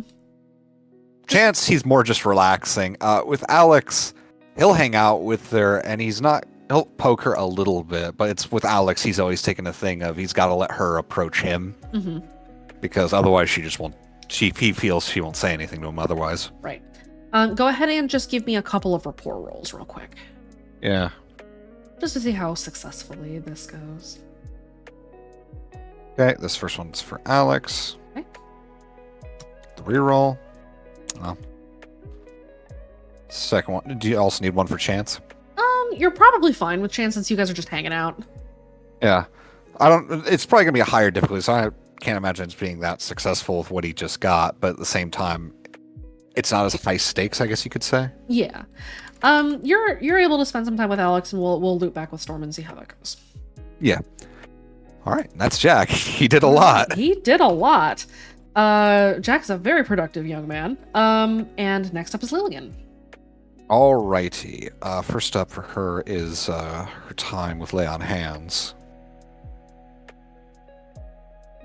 All right. So with your building your relationship with Lay on Hands, what are you doing during that time? Are you just talking to her? Are you asking her anything specific? What does that look like for you? She is talking to her, working with her on Lillian's dream walking, and like I said, for lack of a better term, doing guided, essentially meditation. They're trying to learn on their mutual project on understanding the nature of hosting and how to change that. Okay. So she's coming at it first and foremost from a perspective of mentality and understanding each other, not just from like a perspective of two people, but from that perspective of two entities, for lack of a better term. Okay. It's complicated. Yeah. Go ahead and either give me an empathy or a notice, we'll say, one of the two of those. Luckily, I gave Lillian empathy up when she came back. I missed my reroll already. Could I boost with Wisdom in the Flame? Yes. That will give you the successful style. Yep. All right. So you spend some time getting to know Lay on Hands, understanding her as a voice, kind of becoming more familiar with her ethos, and sort of sharing some things about yourself, coming to an understanding with her, getting to understand a little bit better what she's doing here, her role in all of this, really. And so you do make some progress in that respect, kind of getting to know her and her hosts as well. So you make some progress there, and I will DM you those notes. Lovely. In the meantime, do you just want to move on to the old tongue thing? Yeah, I have to type up some things for that, so I've got that. Yeah, and she was willing to work with Kira on that, so. Old tongue. Sorry. Fair enough. We're working with Aurelia as well. Yes. So the two of you go ahead and give me an investigate or a lore, please. And you said any stunts or specializations that we have would help as well? Correct.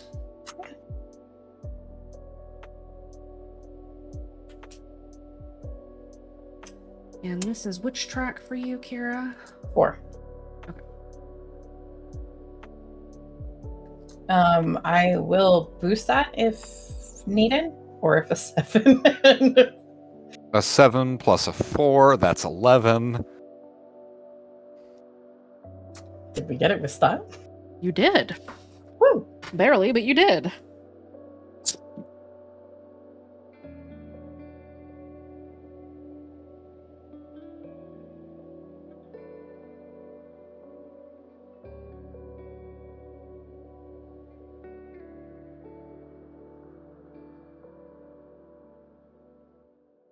Okay.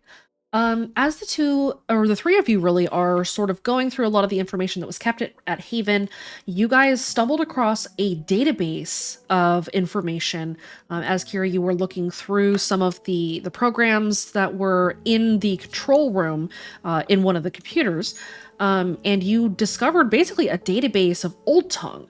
And going through the database or this registry of Old Tongue, you find that one, it kind of corresponds to different books inside of Haven that you guys hadn't known about. And so Kira, with style here, you locate a hidden room on the same floor as the death room.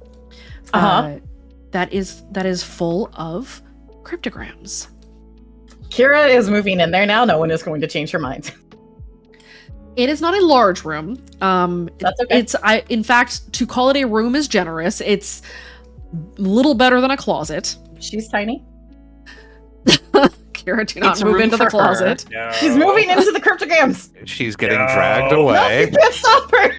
Yes, we can. You are very easy to stop. Kira No. is small and mobile. She can and will be stopped.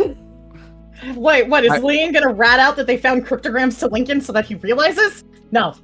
No, Lillian's just Maybe. dragging Kira by her hood. No, come on, no, Lillian, there's cryptograms. Isn't she still in a wheelchair? No, not necessarily. Not anymore. Yeah, Okay. She can Therapy. walk. Yeah. I'm so Come proud on. of her. Lillian, come on. Good job. Look for cryptograms. Well, They're- look at them later, but you can't They're- live there. Are you sure? Sure. And if I find you living in there, I will drag you out. Do you know where a chisel is? Why do you want a chisel? Do you know where a chisel is? You're gonna do something bad, aren't you? No. Do you know where a chisel is? I'm gonna go ask Jack. And like that, she's gone. Yep. Cryptograms in arms. Oh boy. All of the cryptograms that you find in this cryptogram closet are encrypted. Crypt. She's so happy. The encrypted cryptograms, Yes. encryptograms, if you will, Uh-huh. are going to take some time to crack. But you recognize some of them already. You see a couple that are present in Redacre. And so you see All 1 Hour, you see Beast Breed Prey, and so with those, you are able to start cracking the encryption on the encryptograms. Lovely. So happy.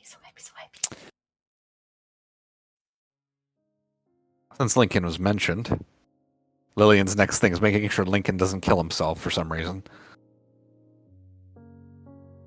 Or work himself to death, more specifically. Yeah. Yes, for some reason she wants me alive. Can't imagine God why. knows why. Man, it's almost like she loves you. Man. It's because he's Imagine. warm. Weird. Weird. She only wants you for your body heat, man. Damn. I've been used Wow. since day one. Fuck. Bosscar doesn't have any heat. It was the middle of winter. Goddamn.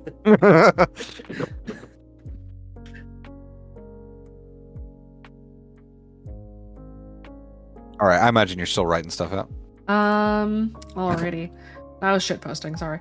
Okay. So you are working to help Lincoln Not kill himself. not work himself into an early grave. So go ahead and give me, and I'm going to give you a bonus for this. You get the girlfriend bonus. Yay. Go ahead and give me either a rapport or an empathy, and you get a +2. Yay.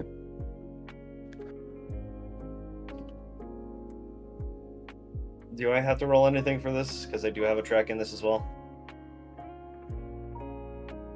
If you're resisting her. No. Are you letting her help you? Yes. After he's done everything, though. Of course. There's a reason it's 6. It's not because he doesn't dislike her, it's that there's just too much to do. I'll say, Lincoln, go ahead and roll me an insight for your own well-being, and we will use that to give Lillian another boost. Okay.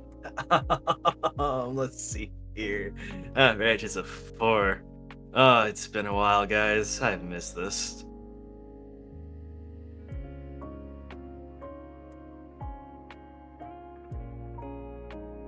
Okay, so that'll add an extra. We'll say that adds an extra +2 to Lillian's total, which is a 9, which is good because it's at the end of your track that you allow Lillian to help you not work yourself into an early grave. The DC on this, let's see, Lillian, this is your 4th track and third track.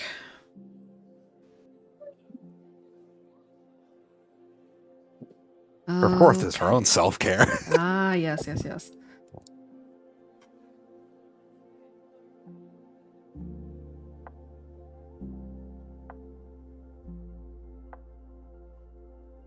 Okay. So, okay, which is good because you now meet the difficulty, which became a 9. So you do meet the difficulty. You force Lincoln to take some downtime. What does that look like between the two of you? It would look first and foremost making sure he's meeting his needs, getting plenty of sleep, getting some food, and honestly, probably just getting some time in there, at least for Lillian's part, since I think Lincoln needs this, for him to rest and for just to relax with her or another friend of theirs. Something where he's just not in charge and doing everything for at least a little bit.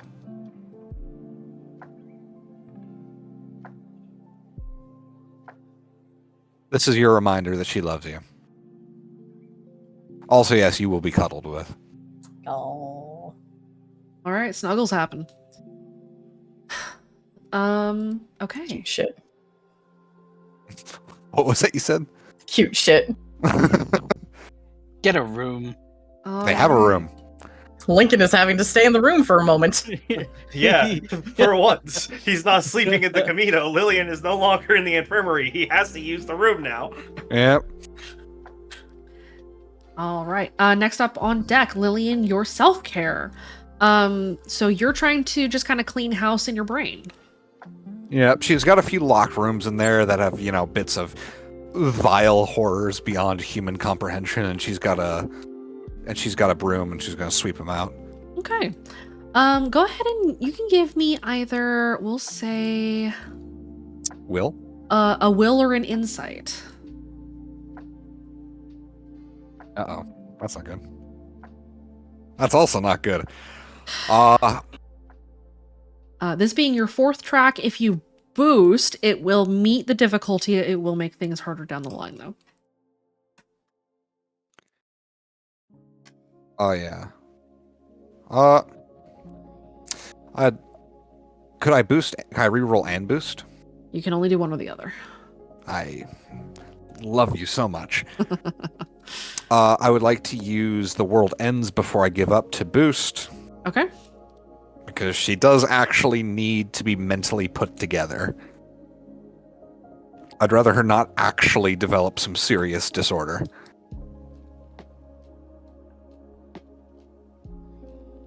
I'm looking at that trouble and it scares me.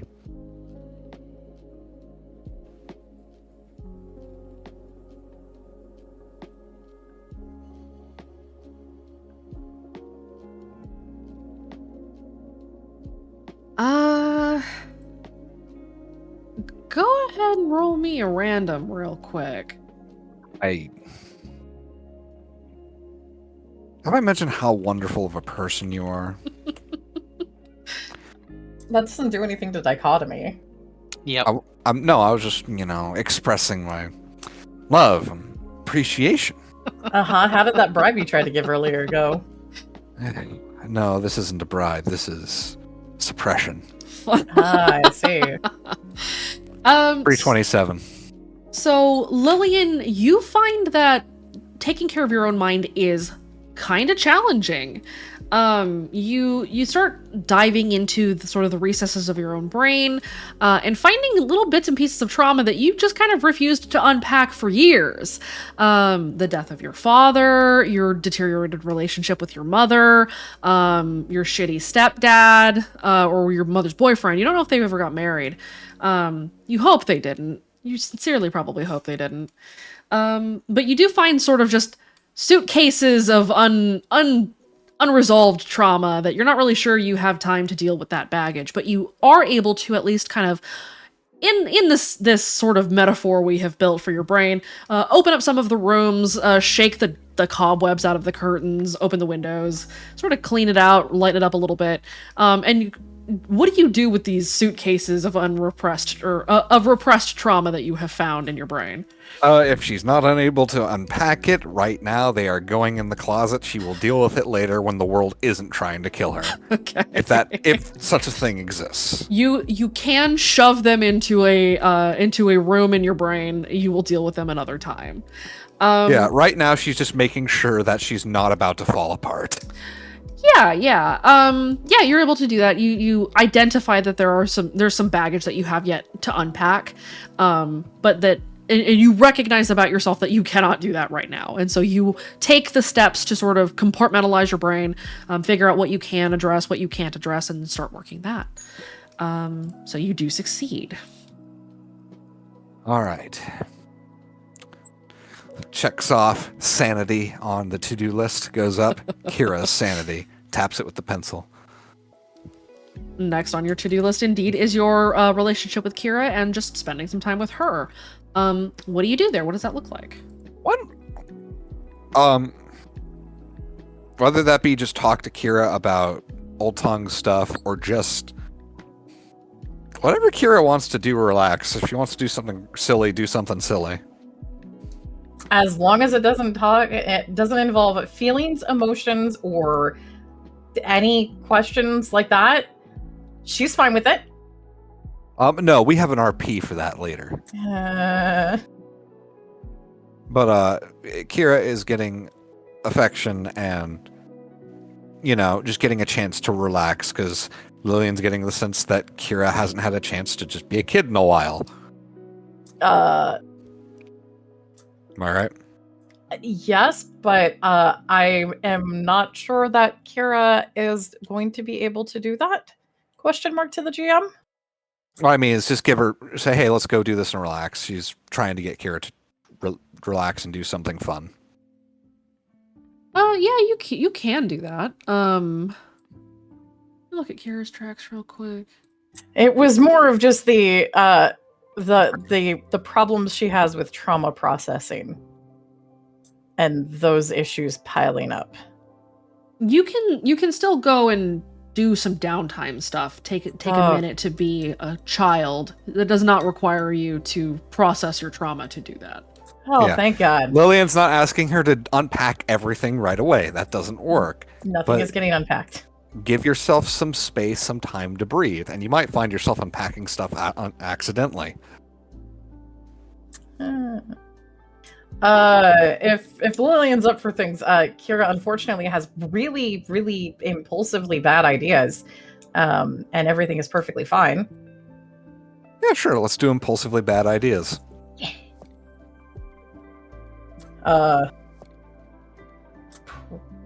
Probably dragging Lillian. Then, if Lillian is not objecting to Old Tongue, Lillian is going to get dragged back for Old Tongue discussions and possibly experimentation, just to see how different that is going to be for Lillian now, because that's probably something Kira is actually really interested in understanding. Well, she's happy to answer that, and yeah, and it can tie into their earlier time together. So Kira still has the cryptograms, the encryptograms. What am I rolling? If I'm rolling. Go ahead and give me an empathy or a rapport. Just to see how well you are able to direct Kira's attention away from work. But old tongue. But old tongue indeed. Oh, But old tongue indeed. Oh, we're doing old tongue. I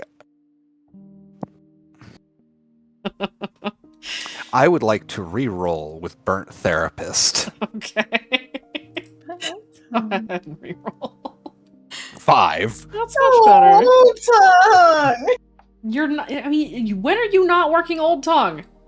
I don't know. Okay, on a 5, it's kind of some give and take there. You kind of get her to launch into talking about the old tongue as a means to direct her attention away from actively working on it. And so by doing that, you are able to then slowly direct her attention into doing other kid things. And so you get her to sort of calm down for a little bit. Perfect. And Kira's getting more brains. All right. Last things are kind of tied to each other. I'm not sure if she'll succeed at them, but she's trying to see if CTD or RIP left anything behind she can find in her brain. Little nuggets. So these ones are going to be a lot more difficult. The first one you want to find is CTD. So this is your 6th track. The DC for this is a 9. Wait, 6. So for this, I'm going to go ahead and have you roll an insight or an investigate. We'll be investigate then. That is not going to meet. However, she can stop it failing dramatically if she gives herself a bonus with spear that pierces lies. Okay. So you get a 6 on that. You do fail, but you don't fail so hard that you're in hell forever. It is going to, because you failed by 3, you will roll the next one with disadvantage. Which I will roll it regularly. Yes, you will. You're correct. It does cancel your advantage, so you're rolling it flat. You have a hard time sort of parsing what CTD left behind in your brain. All of your spring cleaning, quote unquote. You suspect that some of what was left behind is in the suitcases. Naturally. And right now you have them stacked just right. You Tetrised them into a perfect column, and I don't think you want to deal with that yet. Yeah. RIP is going to be a bit differently, because RIP didn't succeed in breaking in, so it's more like she's picking over remains. Yes. So go ahead and give me the roll for that one. This is your 7th track, so the DC is a 12. Would I argue will? Yeah, I'll let you roll.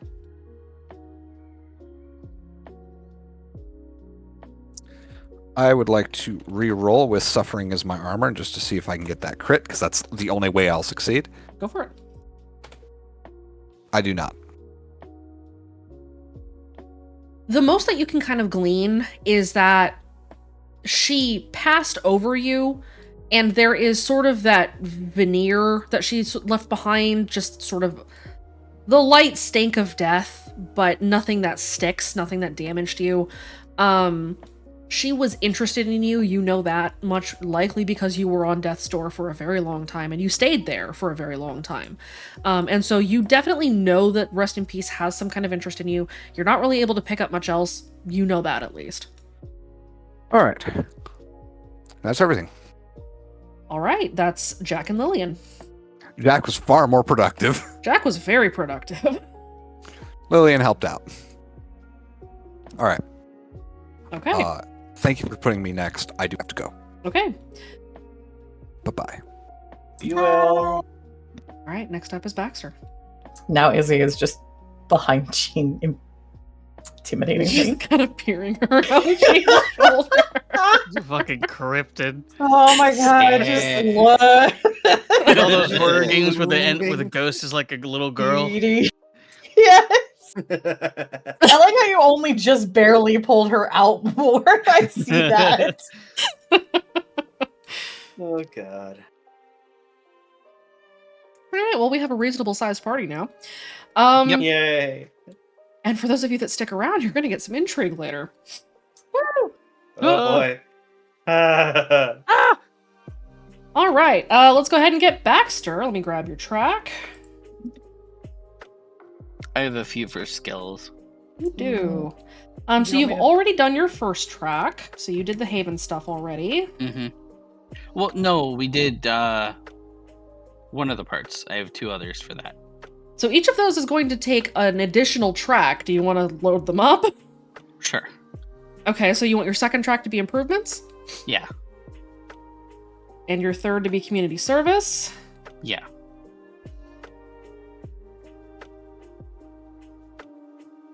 Hold on, I am readjusting your track numbers. So that's... Oh dear.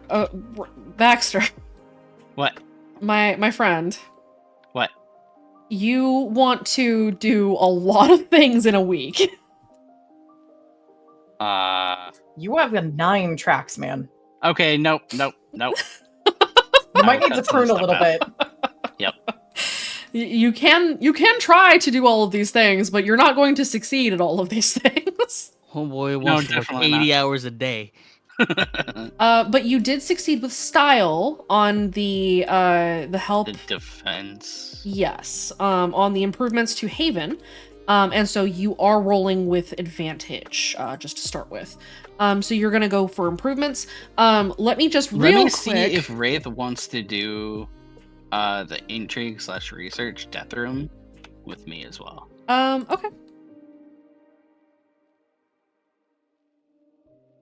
I know that Race Plan was doing that and trying to get all of the in her teeth host to also possibly help on the investigation. Yeah. Hence, that would be with me and Wraith as well. Because IHT. Crew. Yeah.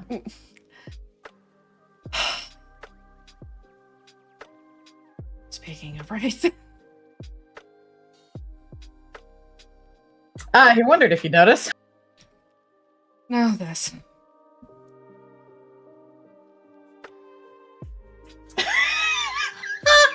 Yeah, Wraith and I are going to do that together. Okay. So, let's see which number track that's going to be on for everybody. Do you want to do that as your second track? Yeah. Okay, so you want to do the research in the death room as a second track. The community service will take off. Okay. What? Are you going to take off the improvements as well? I will say you probably don't really need to do the improvements. no. Jack did a lot of shit already. Okay.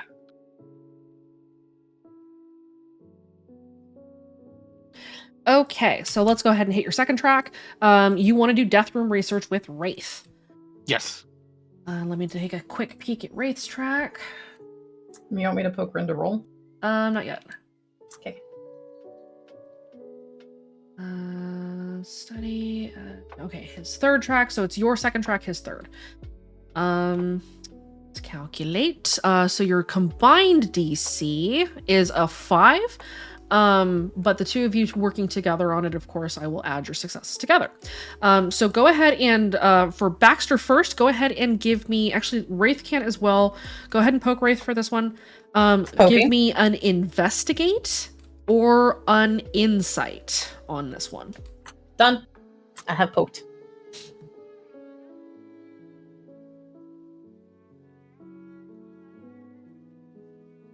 I want to.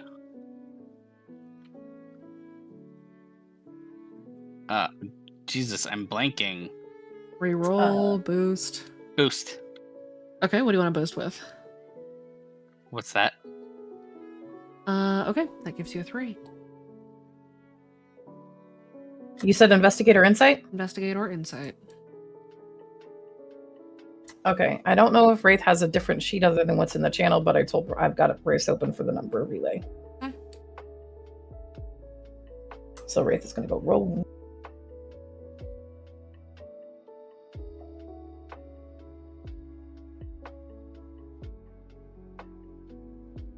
Okay.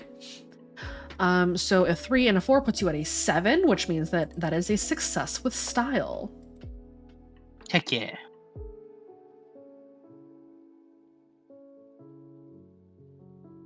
When you guys are looking in the death room, what exactly are you looking for? Are you just trying to get an idea of what it is? Maybe get a feel for it?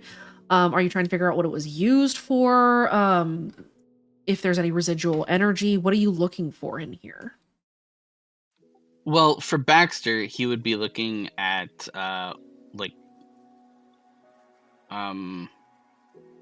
it was used for.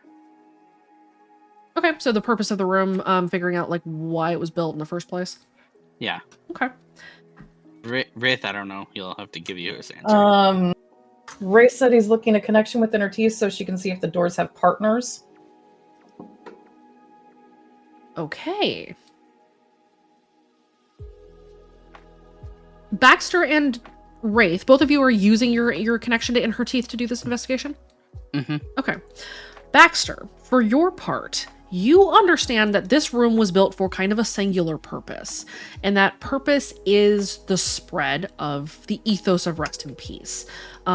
Through physical medium, you can tell that whatever aura of the old tongue, aura of death sort of pervades this room had started to bleed out and was moving very slowly down the hallway. You don't know how long it's been here. You suspect that this death room was here sometime between the point where Circle the Dead had taken it from Speak as One and when you guys had taken it from Circle the Dead. The relay itself, the byline that you guys have inhabited, basically what Haven had been prior to your claim to it, was a point on the relay between Redacre and a point on the line between Redacre and the Grand Relay up in the mountains. And so this particular death room wasn't very old. It was maybe a couple of months old. But the unusual part about it is how quickly it had started to leach into the area around it. And the sense that you kind of get from it is that this room was being used to make more Reavers. Which gives you the tidbit that there is some kind of connection between the Maw and what it does and rest in peace. Oh, that's not good at all. Can you repeat what Wraith was looking for?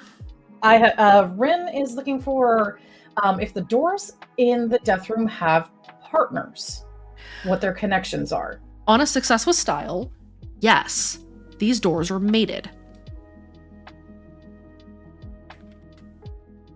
Lovely. Okay. I have relayed everything that Baxter picked up just so that Rin had that information. And I just relayed that the doors have partners, they have mates. Okay. The last thing that you kind of pick up is that you do not sense or find any connection right now between this door and its partner. Whatever had happened down here when Scarlet was taken and when Kaede gave her life severed the connection between the doors.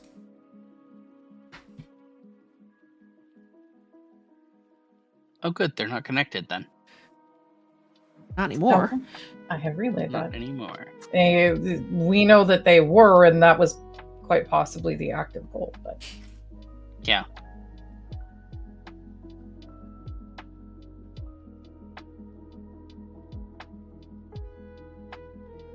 Okay, so that is your second track.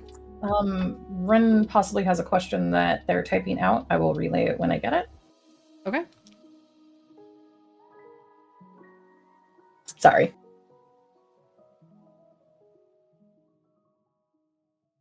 The next thing that you wanted to look into was study. Do you want to focus on shoot or mechanics or stealth? Mechanics is at a 3 right now. I want to get it to a 4. Okay. So, could we do mechanics and then shoot?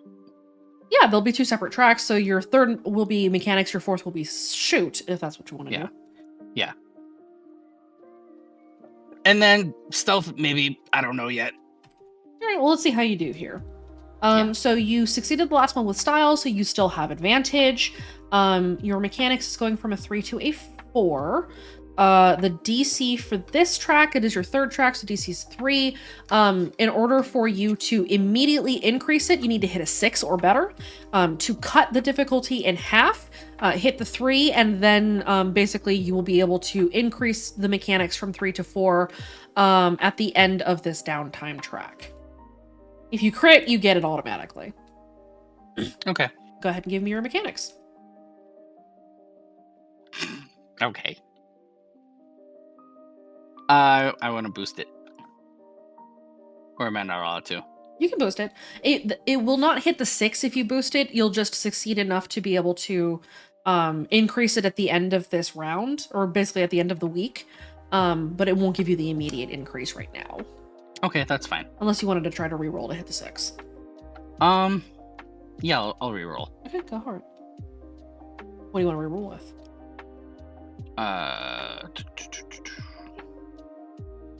I can make that work. Or this work. Okay, go ahead and reroll.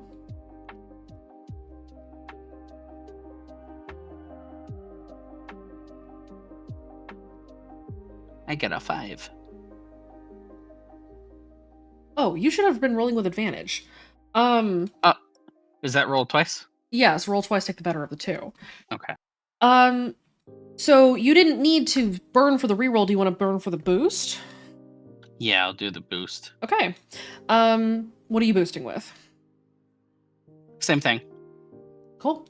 I can make this work. Yeah, okay. Go ahead and increase your mechanics to 4. Heck yeah. Burn the refresh. Don't forget to do that. Yep. Remember, it costs you 4. All right. The next track that you wanted to do was to increase your shoot. So with this one, you're trying to go from 4 to 5. These ones are much, much harder to do. So basically, same deal. If you want to get from a 4 to 5, I need you to crit. He also would have been training with Scarlet and whatnot. With Scarlet?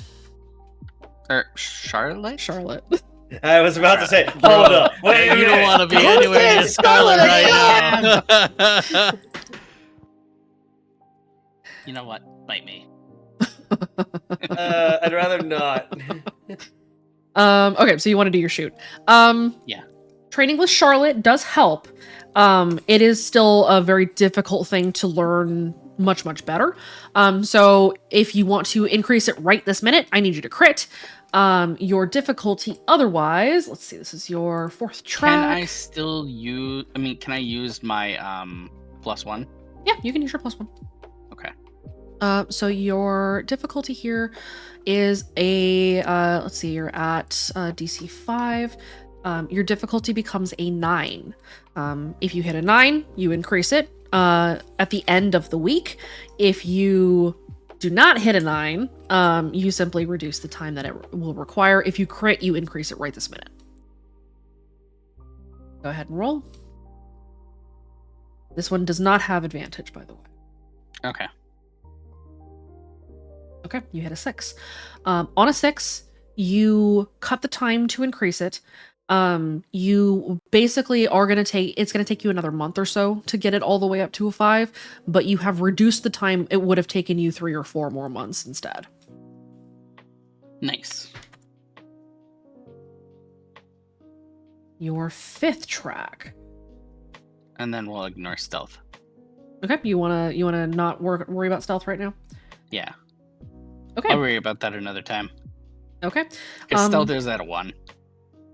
Yeah. I could just easily buy points for that. Yeah, you can focus on it another time. Mm-hmm. Okay, so your 5th one, you want to pursue relationships and gaining allies, yes? Yeah, gain allies. So you can do that inside of Haven, or you can join some of like the Face the Fray hosts or the In Her Teeth hosts when they go out to try to find people that are like radioing for help out in the RQZ to gain allies.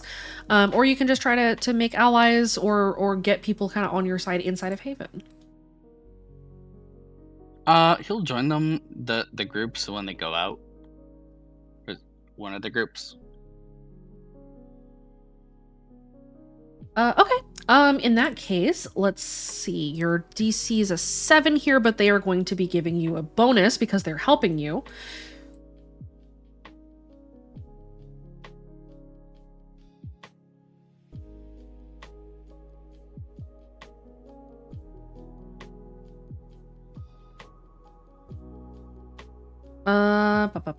So your base DC there, and there are... go ahead and roll me a random real quick. Let's see if you get with the big group or the small one.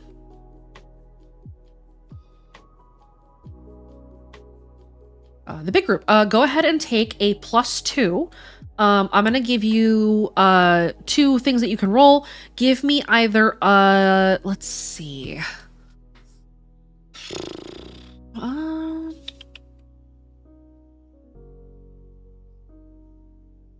Give me a contacts or a... Give me a contacts or an athletics for helping to get them and help them escape.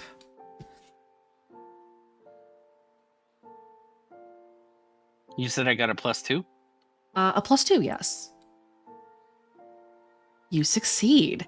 You go out with one of the groups of combined Face the Fray and In Her Teeth hosts, and the group kind of goes out to one of the small satellite towns where they are being actively kind of attacked and taken hostage by Speak as One.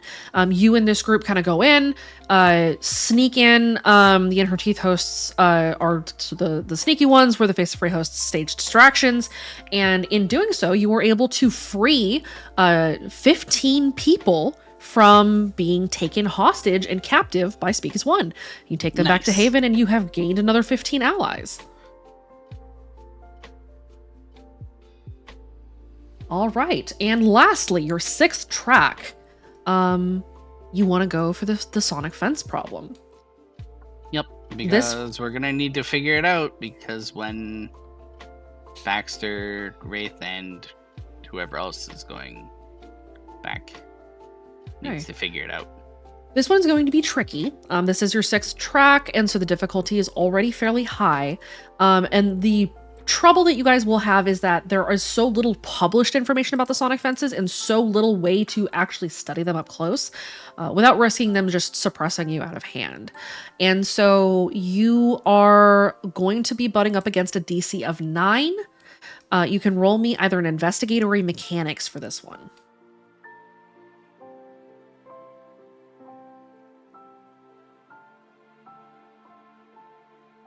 Yeah, no. On a 5, you know what you don't know. You don't know what power they require, but you know that they have to have some kind of a power structure to them in order to run.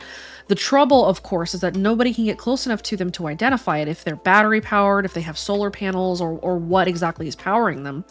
The other piece is that you have some information about how the sonic fences had worked in Redacre, but you realize as you're trying to do some of this investigating that a lot of the information about these sonic fences is likely kept under lock and key. And so Baxter, what you are able to learn is effectively that you guys are going to have to go on the mission to get information about them in order to make any other progress on them. And so you know that you're going to need to figure out where they may have kept those schematics, however they were built, maybe where they were built. The clinic that Lincoln had mentioned, the place that you guys had gone to get information, is your best bet for places to get that information. Okay. All right. Anything else that Baxter wants to try to tackle during that downtime? No, that's it. Okay. That's Baxter. We are at about 2.5 hours, so before we move on to the rest of downtime, why don't we go ahead and take a quick 5-10 minute break? Okay. We'll be right back. Sounds good.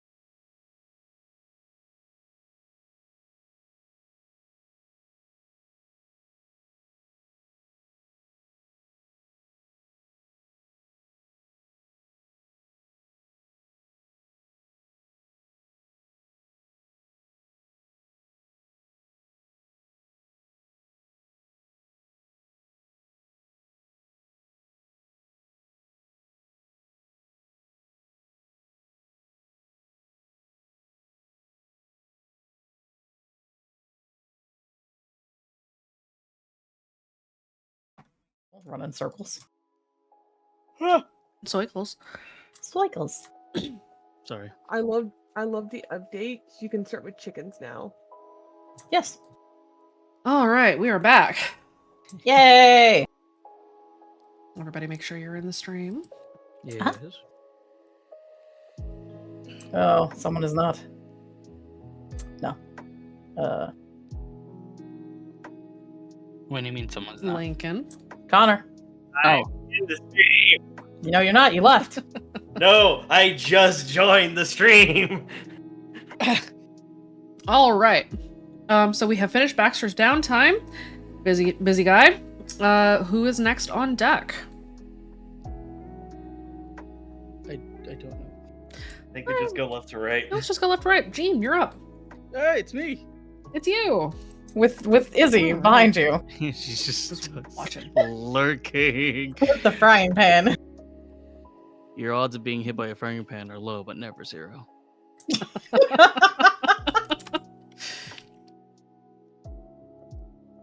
Okay, so you want to do repairs to Haven. You want to gain some allies. You want to spend some Izzy time, doing some community service, and then trying to make some friends. Yeah. All right, let's go ahead and get started. So first and foremost, you want to do some repairs and improvements. I can help with that. Okay. Lincoln help. Lincoln or Chance? Lincoln. Okay.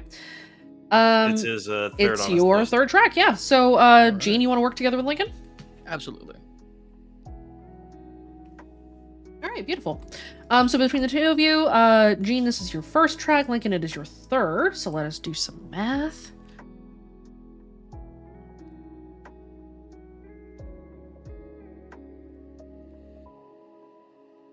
So between the two of you, it'll be a DC 4. Okay.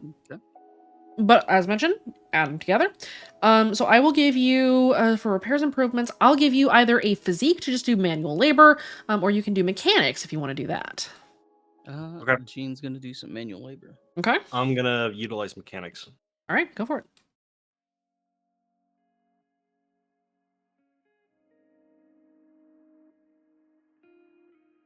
Okay, between the two of you, you succeed. Not with style, but you do succeed.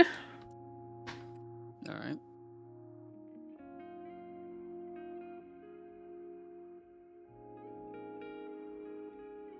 Working together, you guys identify some areas inside the building that could definitely use some renovation.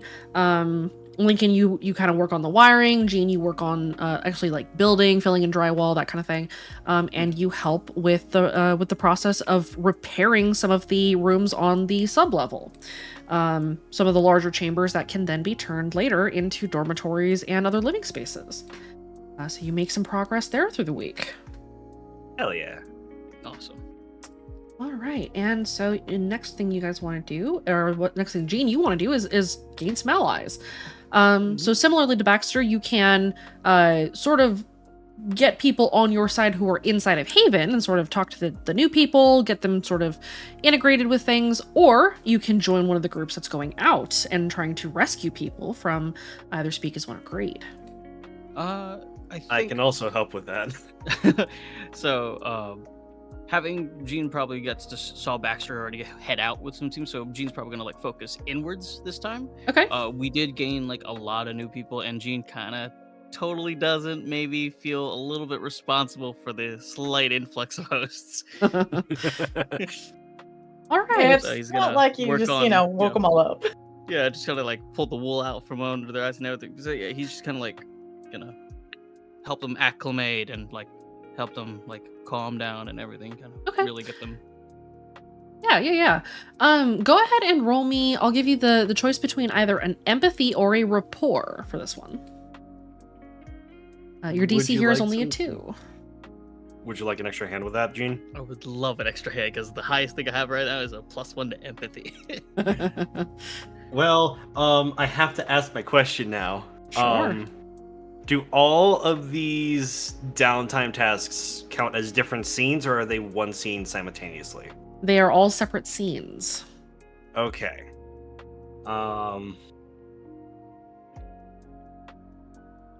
I'm sorry, I have to save it for later. No, you're I will boost if things go to shit though. Okay. I'll use my empathy. I will use my empathy as well. Let's see how well this fucking goes. Let's go. What's the DC again? Let's see. This is your 5th track. Yep. This is Jean's 2nd, so the DC is a 5. Okay. Here we go, buddy. Oh no. Oh god, I need to re-roll that. Here I go. Hey, I got. Hey, it's positive. It's positive. It's a net positive. No. Okay, I'm gonna fucking re-roll that. I'm gonna re-roll that with fucking. It was all my fault. Okay. It's positive. Positive. If one of you boosts, you can hit the DC. Jean, Jean, you're gonna have to boost. I'll boost. Yeah. Okay, what are you boosting with? Let's see. Can I boost with the high concept to my brother the keeper, and kind of like he wants to extend that brotherly attention to new people. Yeah, hell yeah, you can do that.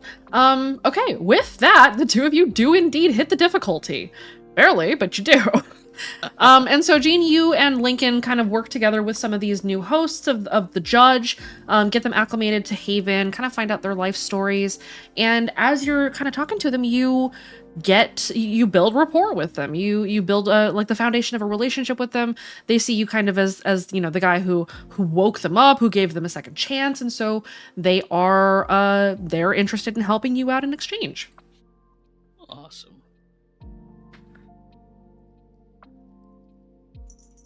All right. So that is that.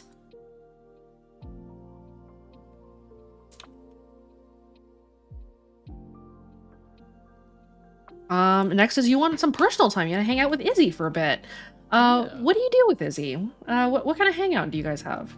Well, he's probably gonna go see what new arts and crafts products she has, and if they have any movies, he'll put one on, and then he'll watch that with her while they make some new art, do whatever it is. Maybe it's some new clothes for the crew, stuff, or more tie-dye. More tie-dye. Well, maybe she wants to touch up on like what she's made already for Jean, just to spend whatever time he can with her. Okay. It's for funsies. Go ahead and roll me a random real quick. Okay. All right, let's go. Random.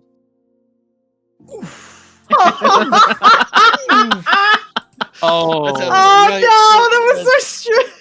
Oh, no! Oh, let's go. That's bring it in. Let's go. So, Yeah. Jean, you walk into the bedroom or into the bedroom that you share with Izzy one day, and you find that your bedspread has been tie-dyed. Recently, as in it was not tie-dyed this morning when you got up. Question. Oh no. Oh no. Question. Yeah. If Why you were does he doing have it this as much power? 666, what would have happened? It would have ticked you over and given you a whole ass strike, so it would have given you 2 instead of 1. It would have been god awful. Oh man. I love Izzy. But as you go into the room and you see that your bedspread has been tie-dyed, you find that she has started putting up pictures all over the walls. And you see that Izzy has been practicing her drawing, and has drawn little stick figure pictures of everybody in the team, and then she's putting them up on the walls. Look. And so she looks at you as you come in and she's like, "Do you like what I did?" Jean kind of looks to the tie-dye. It's like, that's new.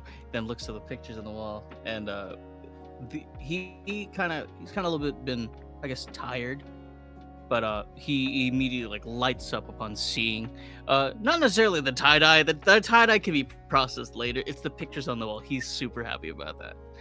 I absolutely love it. I'm making a picture for everybody, and then we're gonna put them on everybody's bedroom doors. Awesome.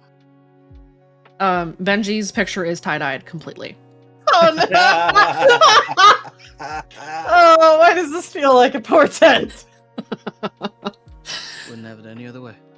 You need some color in your life, Benji. He has so much color. Not enough. More, obviously. Ah. And so Izzy will kind of in your guys' room. You have like a small craft, like kids craft table, just kind of off in the corner. The rooms are decent sized, so Izzy will immediately run over. She'll pull up a couple of chairs. Even though you're not the tallest person on your team, you are still definitely taller than Izzy, and this chair is definitely too short for you. But she encourages you to sit in it anyway. And just kind of drags out all of her markers, her poster paper, and asks you to help her with her drawings as you pop in a movie. Roll me a 1d10. We'll see which movie it is. All right. Actually, roll me a d20 instead. A d20? Yeah, random 1d20. Random 1d20. 17.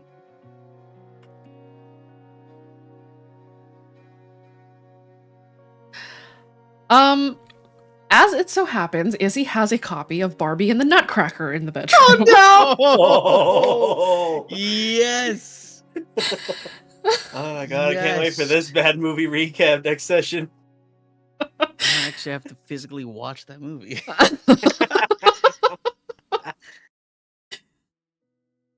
Barbie and the Nutcracker. And so you watch Barbie and the Nutcracker with Izzy while she works on these pictures with you and puts them up on everybody's bedroom doors. Gotcha. If she has trouble reaching a good height, he'll easily, just lift her up and help her tape it to the door or whatever. Awesome. All right, that's your Izzy time. How about your community service? What do you want to do for community service there?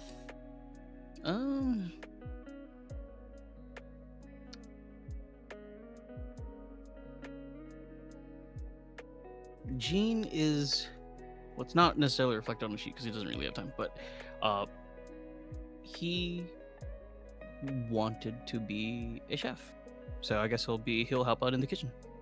Okay, so Culture. you're spending some time hanging out in the kitchen, learning a little bit more about cooking, and cooking with for large numbers of people. Let me have you go ahead and give me, let's say, for the strain, or just for the effort required for doing this.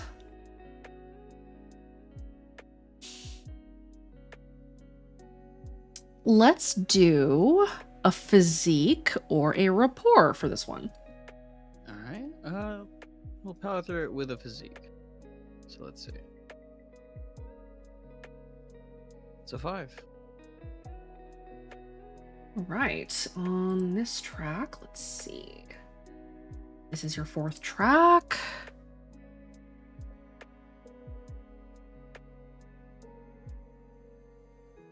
And so you hit the difficulty.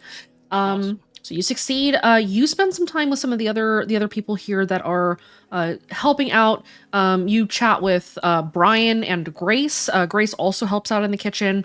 Brian, of course, one of the skeptics, is hanging out here as well. And so you kind of get to know them a little bit better and what they're working on as you get more familiar with the kitchen, and they kind of teach you some of what they know.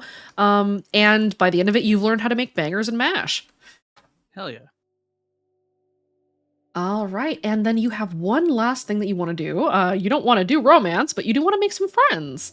So what do you want to do there? Do you want to just kind of go and find some of the other kids that are in Haven? Do you want to make friends with maybe some of the other Face to Fray affiliates that you know? What do you want to do there? I think with the Face to Fray would be a good start. Okay. So you find the Face of Fray hosts often just kind of hanging out in the loading bay. A lot of them seem to be tinkerers. They like to spend a lot of time working on just different pieces of machinery or stripping that machinery for unknown reasons, whatever purpose that they have for it. My trucks. Not more. And so after spending some time in the kitchen, Grace will introduce you to these Face of Fray hosts. Let's go ahead and get one final roll from you for your last track. This is your 5th track. So go ahead and give me either a rapport or a will, if you would please. Okay, I'll do a will.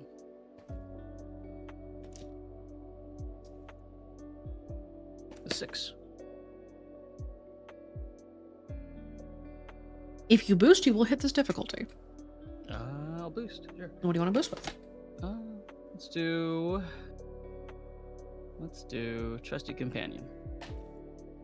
Okay. Hitting an 8, which does exceed the difficulty, you meet a couple of other people that Grace introduces you to. You meet her friend Owen, who is not that much older than you. He's like 19, 20 years old. Not from around here. He's not Irish, like a lot of these Face the Fray hosts are that work with Grace. But you're not sure where he's from. He's got kind of an Eastern European accent that you can't really nail down. You make a couple of other friends as well. Some club kids that are hanging out with the Face the Fray hosts. You make friends with Maple, one of the Grove. She is also interested in Face the Fray, as she had been a follower like you of Seed the Grudge. And so you make a couple of friends who are also kind of interested in following the teachings of the judge. So you make friends with Owen, you make friends with Maple, and you make friends with, let's see. And you make friends with a girl named Glister. She doesn't give you her full name. Most club kids are really guarded with that these days. Her name is Glister. She's also a kid. She had been a follower, not of the Grudge Queen, but instead of the Measure Cuts, and had kind of gotten really into the idea of the just retribution of the deaths of the voices, and has sort of redirected herself after that, not towards retribution, but for getting justice for that. Having seen everything that took place in Redacre and leaving town to try to find a way to deliver that justice, she's also very interested in following the teachings of the judge. And so you make a couple of friends. Cool. Is there anything else Gene would like to do during his downtime?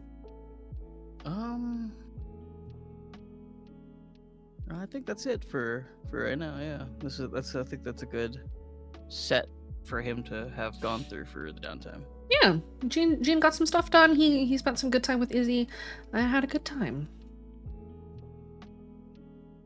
That's Gene. Let's go on to our next. Do you want to do Benji or Kira first? Probably Benji. Okay. Benji, roll me a random real quick. Izzy's on arts and crafts time, so. Benji, you find that your pillows, not your pillowcases, your pillows have been tie-dyed when you come back one night. Benji just kind of picks them up.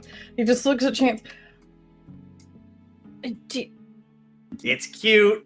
Let it alone. No, put it down. Put it down. He just sets it down. I don't even have solid color. I miss my tunic. Pat. You look like a squire with it. You're better off without. It was familiar and comfortable. He's just gonna fucking pull him into a hug and put his head on his shoulders. There. You'll live. At least she didn't get the scarf. I don't have it either. Benji's just moping. All right, let's get started with Benji. The first thing that you wanted to do was Haven's Secrets, and you wanted to do that with Chance. That is your first track, and Chance is third. So let's take a look at the DC here. We'll say that it's a DC 4. Okay. As a baseline. So this is very much like an intrigue roll where I will give you like the bottommost clue is at the DC, and then for every 2 over that you get, it will give you something better. So we'll start DC 4 difficulty here. The rolls in question, we will before I get to that, why don't you tell me what you're doing? How are you going through? What are you looking for? So we still don't kind of really know what the maze access is and where this particularly drops off, how that's connected with Haven, but Haven quite obviously was sort of designed with that in mind. Benji wants to see if he can piece together what the maze, like where it drops in, and kind of try to figure that access point just from what he knows about Speak as One and all of that, see what he can figure out. Okay. Chance, same approach? When Benji mentions this, he's 100% on board because that also helps in line with what he's working on as his priority one. Yeah, this is kind of mapping out, you know, it'll also be Benji's pretty good with the maze, so he can kind of explain some of this to Chance, and that's something Chance wanted. Okay. Then let's say that this particular one, we'll say investigate or...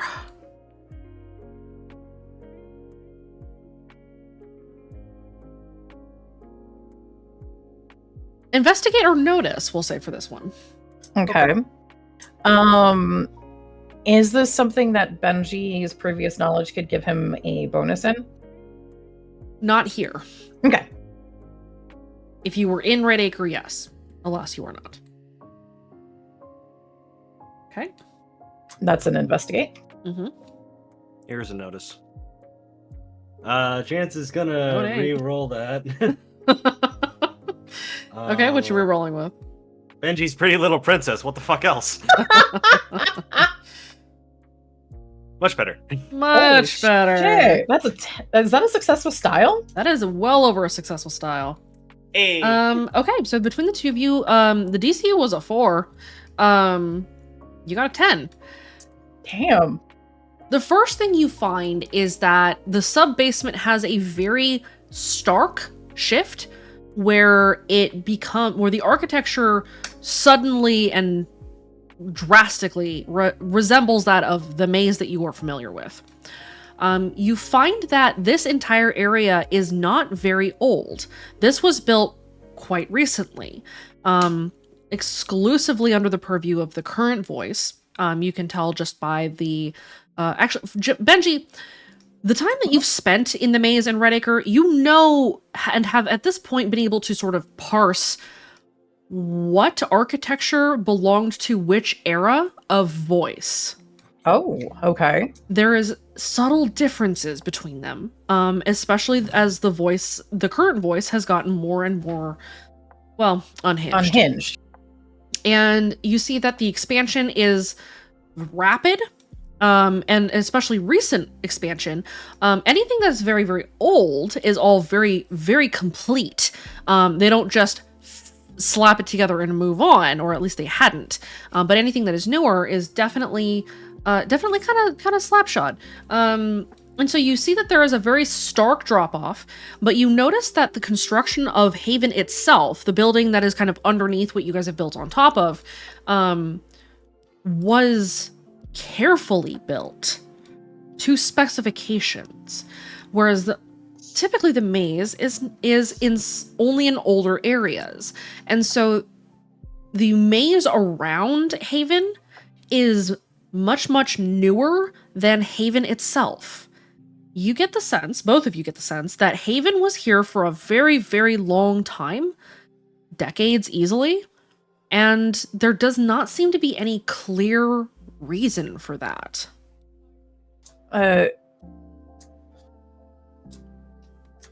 So Haven's been around a lot longer. The relay, when they had been in the relay, what could Benji remember of how that relay that we destroyed and set fire to, did that look like old or new? That looked new. So whatever Haven's purpose is, it predates whatever the current voice is now using it for. Correct. Ooh. I'll say the last thing that you kind of get on that success, the overwhelming success that you got, is that there are parts of Haven that look like they should have more, as if they could somehow be unpacked. It looks like that there are parts of Haven that... How to word... Is it like an incomplete liminal space? You know when you enter a hallway before you hit that stretch? No, not quite. Okay. It is like there are places in Haven that should transform, specifically.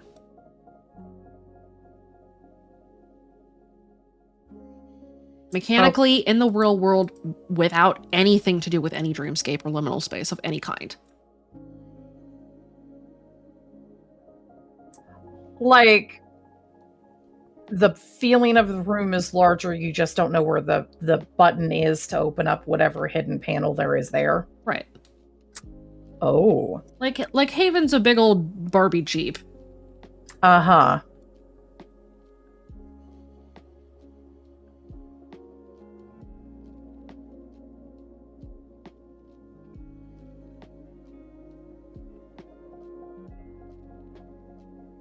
So there's hidden storage compartments and things, and they just haven't found them, but now they at least know that they're there. Yes. Okay.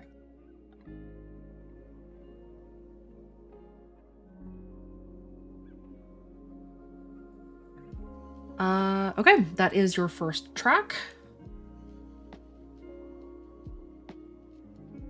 Yup. You have advantage on the next one. That's probably good, given it's therapy. Sure is. Do I get advantage on the architect now? You will get advantage on everything after that particular level of track, so you'll get advantage on your personal time. Okay.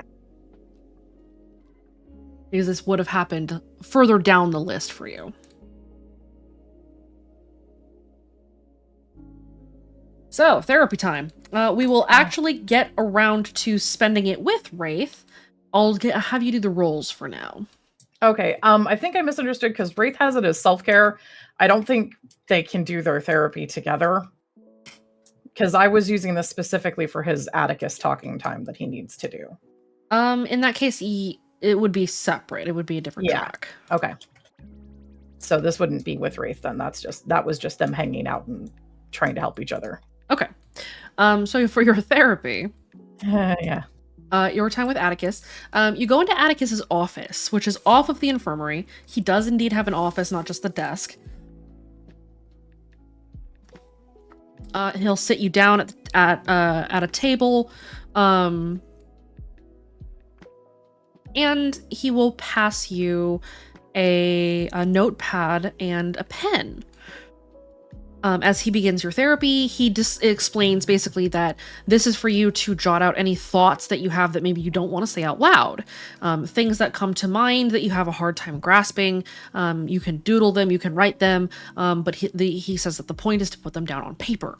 And he starts to walk you through sort of these exercises of expressing these things that are stuck in your head in order to identify that they are there so that you can begin to unpack them down the road.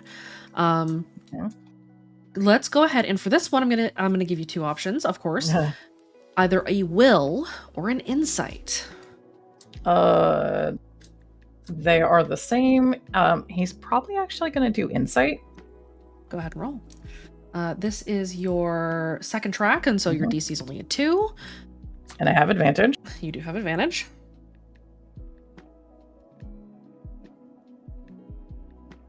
As you begin these sessions with Atticus, you start to identify places where your thoughts sort of diverge, where you have two distinct responses coming from inside of your own brain. Whenever he brings up certain topics, particularly things around your life in Redacre, especially when he brings up your father.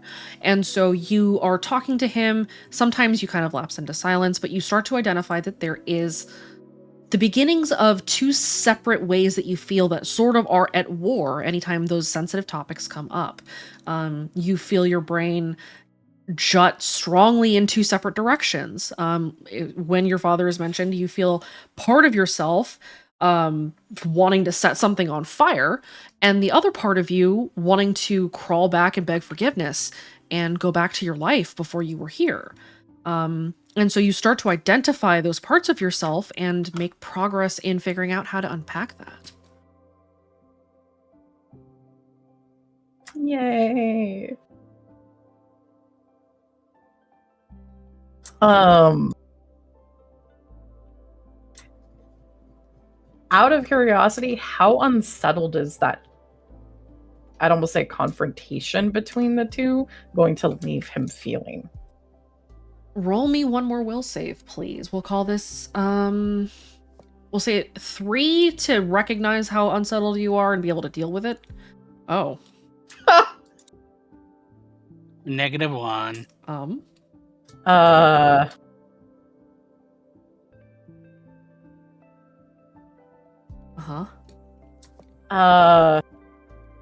Can I re-roll that? What would you like to reroll with? You will have to burn fate for this one. Yeah.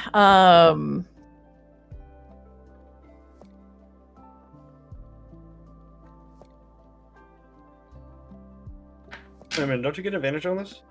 This is not for the track. This is for something else. Can I re-roll it with? I'm figuring that I can only re-roll with Rebels things. Yes. Could I re-roll with it's that older brother instinct? Yes. Okay. Also, Aaron, I want you to know that you were one away from being on the Donnie Darko entry instead for your movie. Holy shit! Are you? Oh, that would have been a fucking amazing. Oh God, Hey, Benji. Izzy, what is this film? I don't think I've ever seen this movie. Oh no! I can't boost that. It's not in her collection. It's in the fucking facilities collection. We found it underneath the table. Oh my God. Shit. For this, Benji, Atticus will give you the help action. Okay. As he tries to kind of talk you down as this realization hits you. Okay. Go ahead and you can take one more reroll with a +1. Reroll both of them. Mm-hmm. Well, it hits the DC at least. So as you're working through kind of these feelings that you're having about knowing that your brain is starting to separate in two different directions, Atticus starts to talk you down. He points out that there is a very specific point at which this separation began. He points out to you that, some of this in your brain may not even be yours. It might just be something that your father left behind, and that is something that you can unpack and deal with. It does not mean that you have to give any equal attention to both sides of it. You can decide who you want to be. And so he helps you sort of come down from that, sort of recover, and you're able to leave that therapy session with some more tools for sort of dealing with the weirdness in your brain. Okay.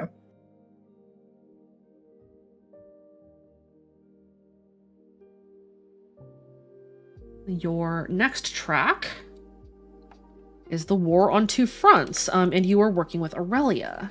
Yep. And we did those rolls already, I think. Nell also had that. Would Benji be open to Nell helping out with that?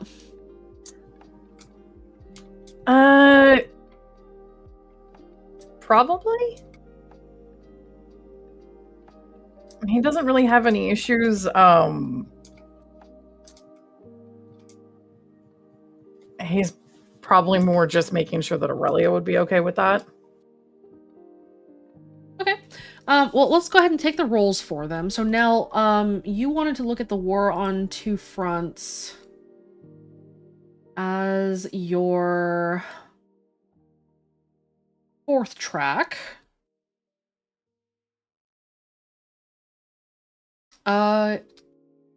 In particular, for Benji's search, what is he looking into with it? When we were doing it with Aurelia, we were physically going out and investigating. So she did a stealth and an investigates. That's right. Okay. Because of how they were doing it. Because they're both sneaking out and being sneaky beakies and then listening. Nell, do you have stealth? Let me look. Sorry, my mom came in. Oh, good.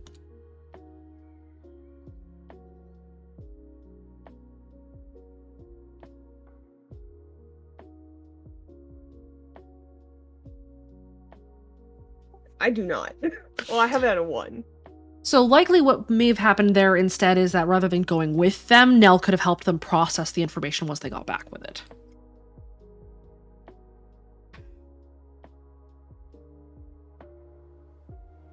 All right. So Benji, you've already done those rolls. We will discuss what you and Aurelia find after. Did I do my rolls actually?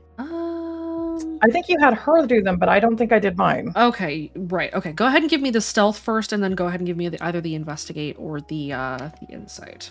Okay. I also just had a question. I have eavesdropper. Is that something that would apply on the investigate roll? With how they're trying to do this? It's kind of one of those weird things where it's like on a successful investigate roll, you can create an advantage and discover additional things. I'm going to say that unless you're getting close enough to them to be able to eavesdrop, no.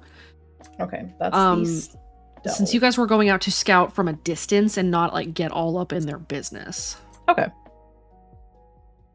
So that's the stealth. Okay, go for it. And then investigate. Mm-hmm.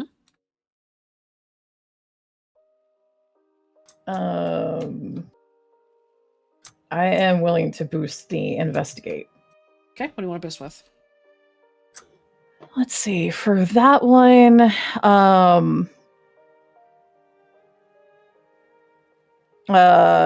two hunters can work side by side. Okay. You and Aurelia go out. You locate an area where there is some conflict going on between Speak as One and the Bad Pact. Keep an eye on things, and then you bring some information back, which we will discuss once we have a time to sit down with Aurelia and figure out exactly what you guys found. Okay. Next thing, you want to improve your voice relationship with RTD. Yes. What do you want to do there? RTD was offering to kind of also help him, and he needs some help digging into his head anyways. They had a couple of things that they were trying to look for and that they needed to kind of dig for, so he's trying to not run away from that as much. Wise. Yeah. So, basically, it'd be the equivalent of poking RTD to see if he's got the time to try to help start to unpack what exactly they've started to identify and look for something that's useful about what's going on. Okay. Let's see. This is your fourth track, so the DC for you is a 5. Are you targeting this towards just improving your relationship with RTD or having him help you? Honestly, towards improving his relationship with RTD to try to have something that he can trust about this too, because it makes the rust easier, he thinks. He's trying to just clutch his way through this as best as he can. Mm-hmm.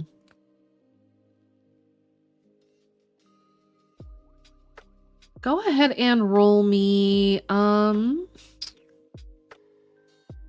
let's say a rapport or an insight. Okay, they're both the same. Good. I'll boost. What you boosting with? In this case, I almost feel like making trouble is called having fun might work. I'll take it. Okay. You spend some time talking to RTD, kind of getting to know him, understanding his ethos a little bit better, and kind of seeing where you fit in with that. How, especially now that Atticus has helped you sort of unpack some of the things in your brain, understanding sort of that middle ground between taking risks and being rebellious and being that community protector, and understanding that they're not necessarily mutually exclusive things. Having relationships is in and of itself taking risks with your heart. Putting yourself out there, sacrificing yourself for the good of everyone, that's a huge risk with a huge payoff. And so you start to sort of see those similarities in what you are becoming, kind of in this crossroads between Rebel and Red Eye, and your relationship with Roll the Dice. Lastly is cuddle time with Chance. Yeah. All right, Chance, you cuddle up with Benji, I assume? Or he's dead. That's also an option. No, he's not dead. He's just dealing with a boy. But yeah, he is 100% down for cuddles. Are you kidding me? Okay. What do you guys do to unwind? Honestly, Bungie's probably gonna just look at Chance. Can you teach me another card game? Sure. What kind of card game do you want to know? I don't know. I still don't think I know the rules of the ones that I kept on losing to you in earlier. Dealer's choice.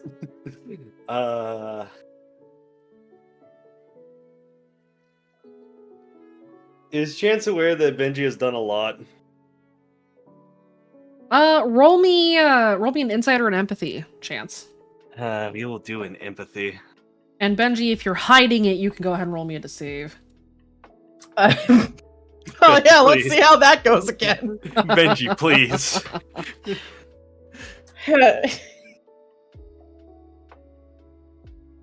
Look. Benji, please. Benji, please. Swing and a miss.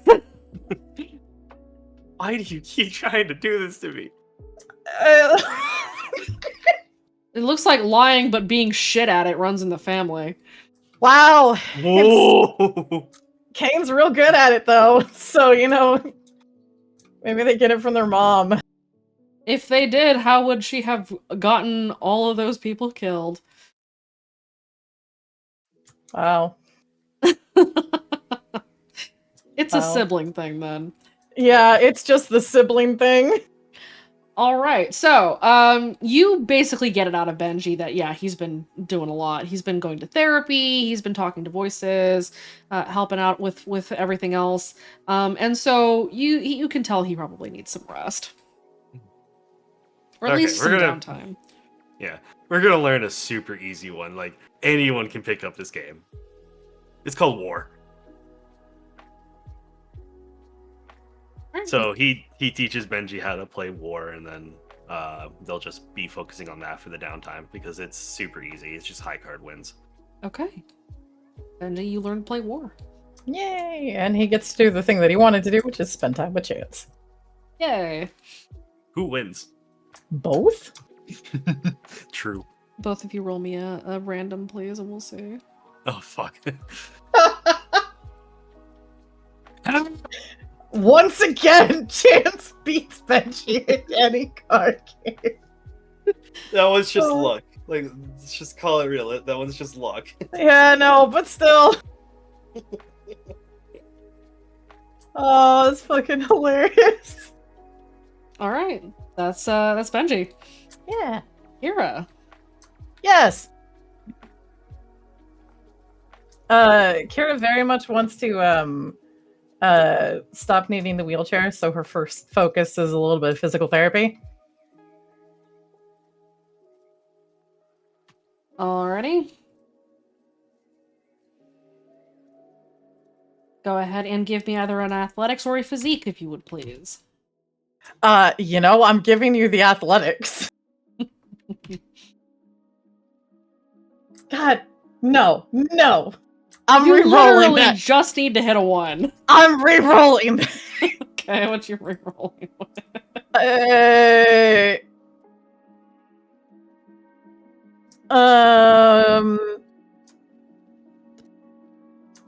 Shit. You can take the kid out of Red Acre, but not the HQ habits out of the kid? Sure.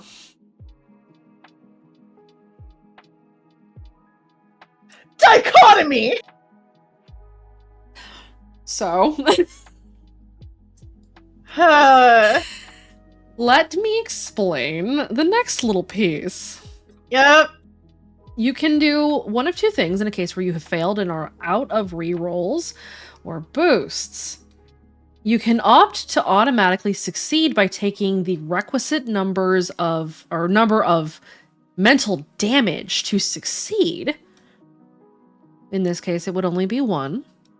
Or you can choose to spend a point of refresh and automatically succeed overwhelmingly.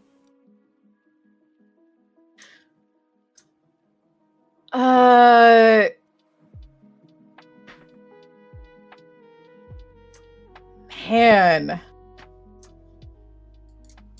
And the fact that she doesn't get a help action. Okay. The DC is only a 1. I know. But I need you to remember, you said we would have to still talk about Kira's consequences, so I don't know what she has free. You didn't let me wipe her moderate and her severe yet. No, but you can take it as stress. 1 mental stress. You can take a mental stress and succeed. Or would this be physical stress? This is mental. Uh, This would not go away after this. Until you get therapy. Again. Some more. Not physical therapy. Mental therapy. That thing that she's avoiding stringently. Yes. It is mental stress. You need to talk to a therapist. I will take the 1 point of mental stress. Okay. Mark it in. Remember not to remove it. I have done so. Also, it kind of looks like Izzy is biting Jane's shoulder. I know. It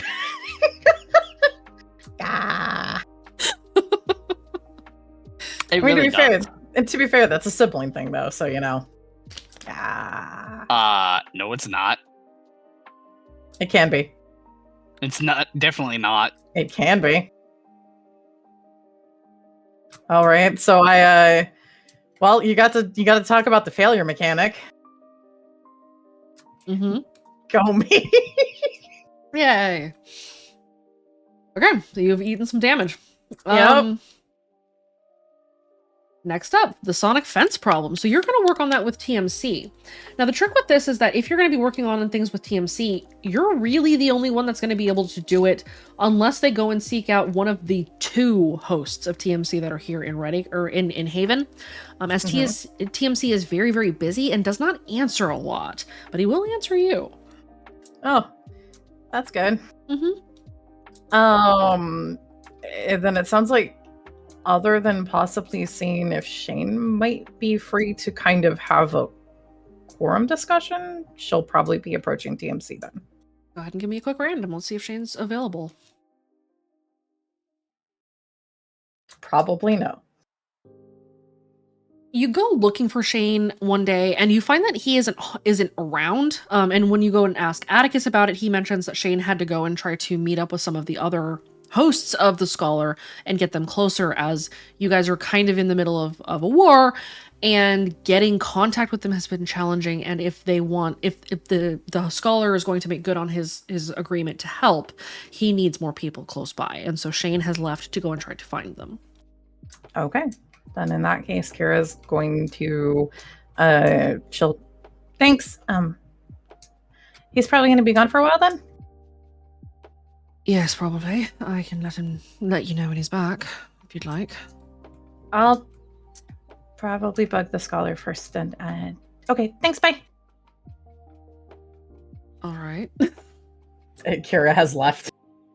Alright, away you go. So to do research on the sonic fences, you can give me one of 2 rolls. The difficulty here, as mentioned with Baxter, is a little higher than the 2 that is at base. 2 will give you kind of a clue in the direction that you need to go. But ultimately, if you want to find something that is kind of game-changing and enough to be anything, really, you're going to need to hit a 6. Okay. So go ahead and give me either a mechanics or an investigate. Okay.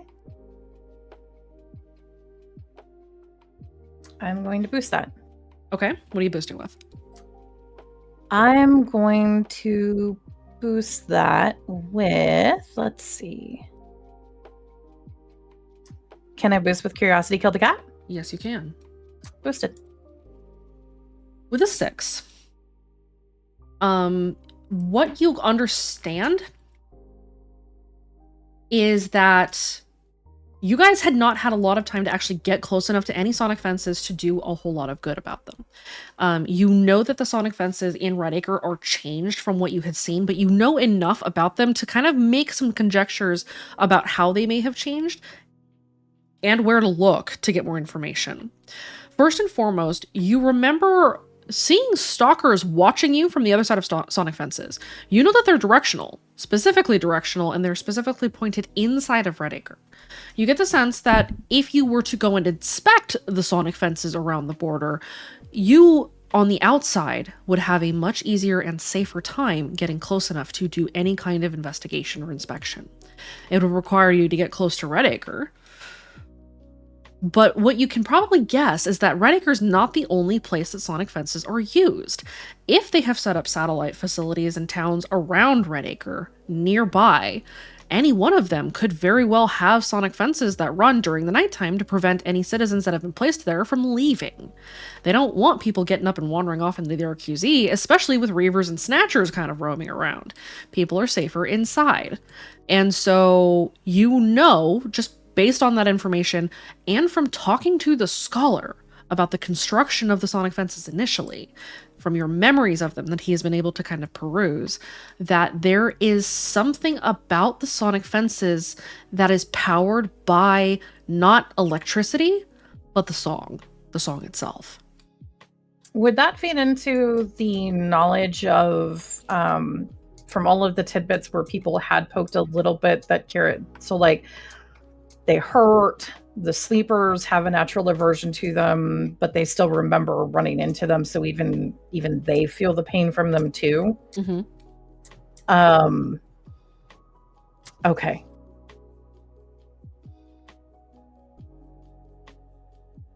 So we need to go to another location and go from the outside. Right. Awesome. Kira's so excited. That is basically what you're able to sort of put together in the week that you are doing that research with TMC. Okay. She would have also done things like done a rough sketch of what they had seen. That way they've got, the beginnings of a schematic. Okay. All right. In your evidence log, go ahead and write in rough sonic fence sketches. Done. Okay. Your next track, the library. What did you want to do there? She both wants to check on the library and basically she wants to continue to try to expand the library. Okay, well, what do you want to do with it? Hopefully finish organizing and repairing it and getting it in a shape that is safe. The other thing is, checking on two specific locations inside of it, which would be the war room, and kind of she'd been putting a bunch of things up there that she and Walker were going to go over. Okay. And also checking if the door is still vaguely around. Okay. With the door, the impression of the door is still in the wall, but it looks like the wall is, like the cement is healing. As if the door itself had been a wound that is starting to finally heal over. It has left a scar, but it is effectively useless at this point. Yay. That's good.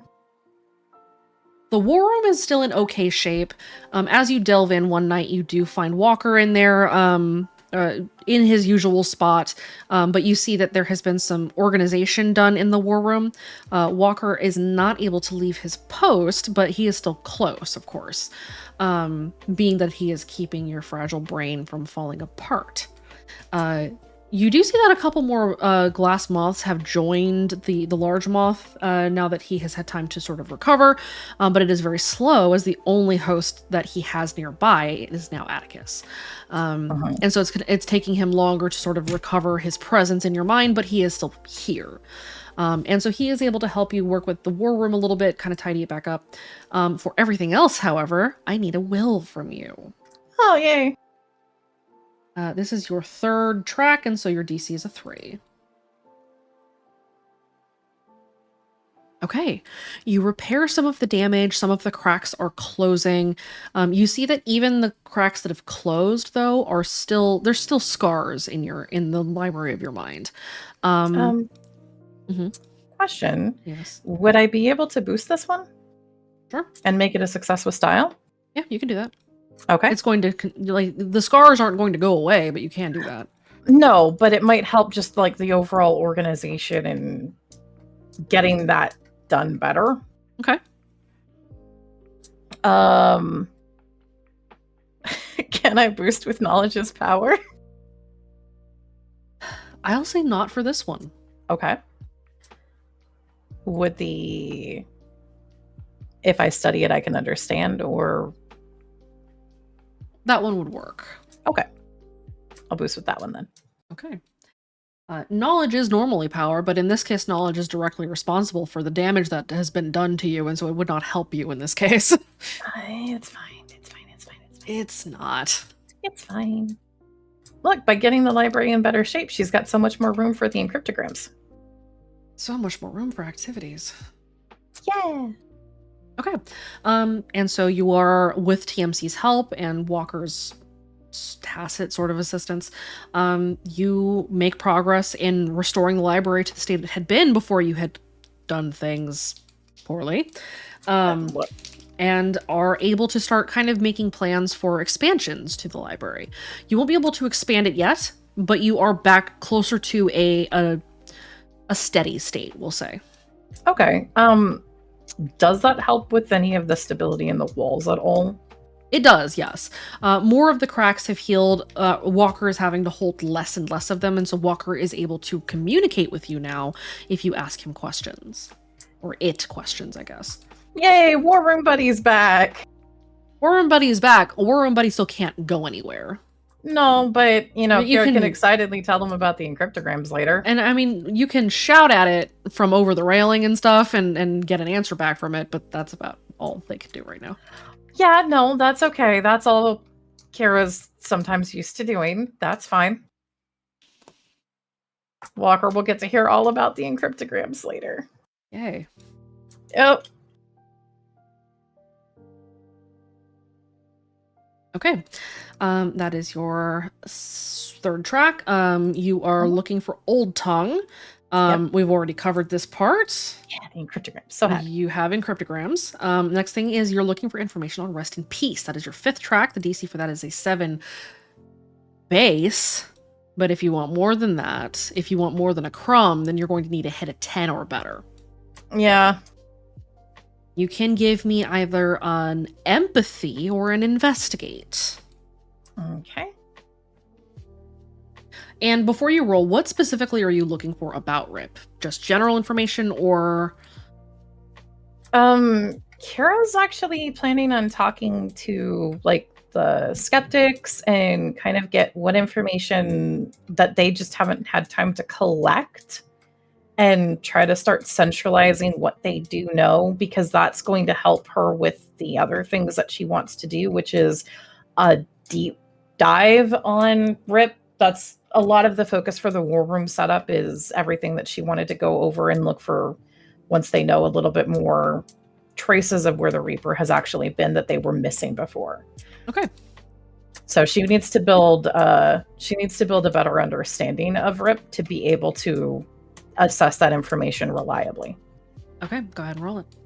Okay. Fuck. There you go. Shoot. Let's see.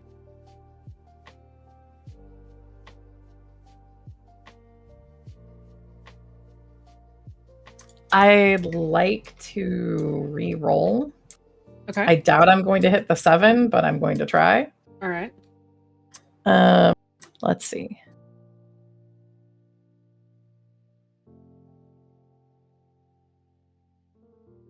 Could I re-roll with I can still hear the echoes of death?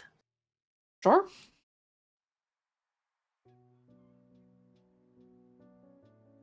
Oh, so close. So close. You do start talking to some of the skeptics. Most people that you ask this question about shut down on you. You are given a variety of different responses, ranging from I can't remember anything to that is dangerous and you should stop looking into it, period. You find very, very few people that are interested in giving you that information. You do, however, run into one skeptic, a guy who does not give you his name. You know that he is a skeptic because he's got the patch on his shoulder, and he mentions Toppenish specifically, but he also mentions Tallahassee as a secondary. Tallahassee. Mm-hmm. Okay. And then refuses to elaborate and continues on his way. Is Sparrow mobile yet? Sparrow is not mobile yet. She has been unconscious for quite some time, and her muscles have atrophied pretty badly. It's probably a bad sign that my very first thought is that means she can't run. That's good. Huh. Kara's gonna want to visit Sparrow and just ask if she can ask Sparrow some questions about Tallahassee later. Sparrow will give you a good old squint. Why do you want to know about Tallahassee? It's a shit city. Is there something else you want to know about it? A skeptic mentioned it in connection to Toppenish and the Reaper. Go ahead and give me a rapport or an empathy. We're gonna call this a DC 5. Okay. Holy shit! Sparrow kind of regards you for a little while in silence, and after a few minutes, not now. Later on, if I can walk, and if you can be calm while we talk about it, then sure. Well, we can talk about Tallahassee. I'll put a pin on it, and I won't bug you about it until you can walk. I had to do the whole physical therapy thing as well, so I completely understand that. Stipulation is that you have to have pauses between questions, and you have to let me finish my sentences. I can do that. Why does everyone think I can't do that? Because you can't. Sparrow raises an eyebrow at you. I can do that. I just have a lot of questions. I won't ask them now. I promised. Yep, better though. It was good to see you up. You too, kiddo. Yeah, don't be unconscious anymore. It really sucks. Yeah, I'll get right on that. Good. All right. So you have a little bit more that you can work with on Rip, but not a ton. Not a ton. I'm going to write Tallahassee down on my evidence, though. All right. And your last track is trying to talk to some outside hunter, the hunter himself or some of his hosts, about the split. Yep. It is not a topic that he is particularly keen to get into. And his hosts are not really interested either. They are worried that anybody who knows more about the Hunter split will try to take advantage of it as if it were a moment of weakness, particularly given that the Hunter on the outside is changing from his core ethos, and his ethos is being refined. And they are very hesitant to let outsiders in on that for fear that they might put him and his ethos at risk by trying to slide in there while he is still evolving. And so the difficulty for this is a base 7, but it is indeed a 10 for you to get them or him to talk to you about this. Is it something that she could make a pitch to try to reduce the difficulty on? No. Okay. You're an outsider one way or another. Yep. You are not of the pack. You might be friends with a hunter host, but Aurelia is an outsider too. She's improving her relationship with Hunt Strong. He does see her as a valuable host. She's not of their pack. Not yet. Okay. What do I need to try to roll then? The hunter does not particularly give a shit about empathy, even outside. Your difficulty or your rolls here are going to be either a will or a provoke. All right.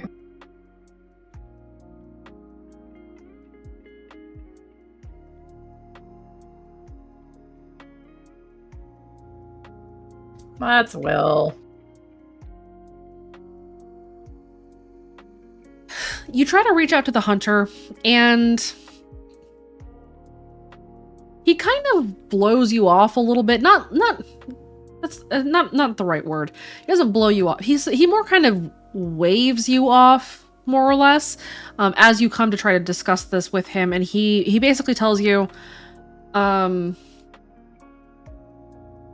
the gist of what he tells you is effectively, little scholar, you're still not accepting who you are.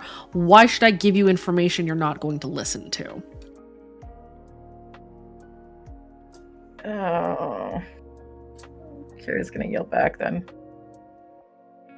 Okay. Just. Okay, so I'm not accepting who I am? I don't even get that. I kind of really know exactly who I am. I'm trying to figure out who you are and what you want, because there's a chance that instead of putting you out, we can help you.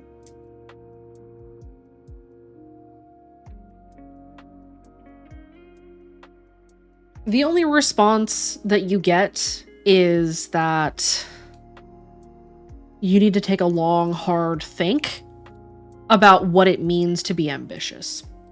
And he does not respond to you after that.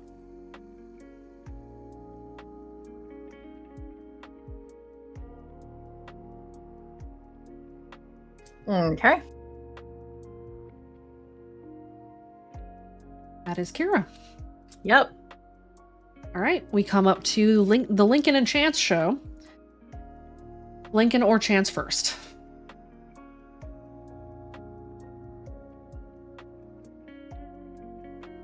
Or he's dead, Jim. He's dead. He's not dead. He's dealing with a boy.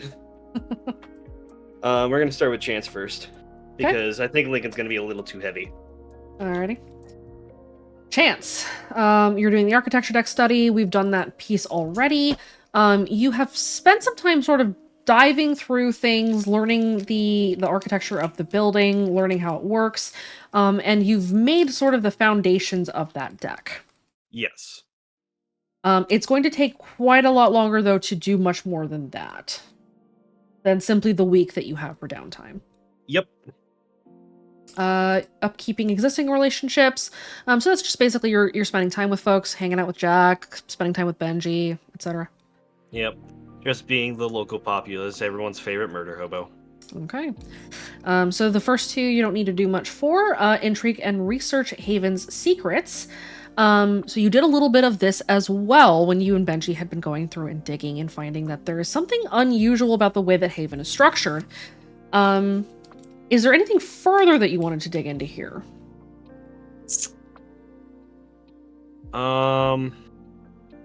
Only places that he can think of that if Benji was not going to, places that the boss would want to take a peek at. RTD is still not quite sure what to make of all of this. RTD's focus as well is not particularly on Haven. Now that Speak as One has sort of been repelled, his attention is shifting back towards Greed and Circle the Dead, mainly because there's still no real idea what they're trying to accomplish, and that kind of puts him on edge. Yep.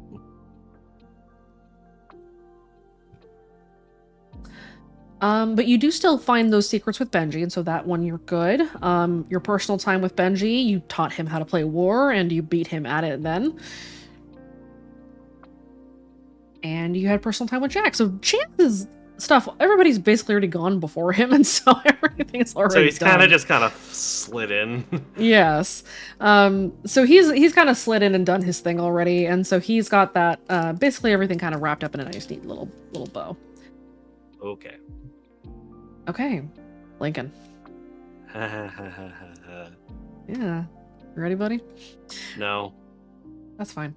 So the first thing you want to do is information hunt for the deliberative. What are you looking into? Well, first we need to find out. Well, we know that Lincoln knows that the best place to start their search for the sonic fences is going to be in the lab underneath the Silver Lily Clinic. The problem is the odds are high that place is now going to be fortified by sleepers, lucids, and who knows what else they have now. So, what information he wants to find is backdoor hatches, patrols, literally anything that he can get his hands on to make this operation as smooth as possible. Okay. So you're basically doing some kind of forward scouting to check and see if that clinic is now being reinforced or fortified again. Go ahead and give me a couple of things. First and foremost, is Lincoln going and doing that scouting alone, or Fuck no. is he? Who is he taking with him? I like to use contacts. I want to use skeptics. I want to use Taste the Wind hosts, and I want to use a couple of Cludkips if they're willing. Okay, go ahead and give me a contacts roll. Okay.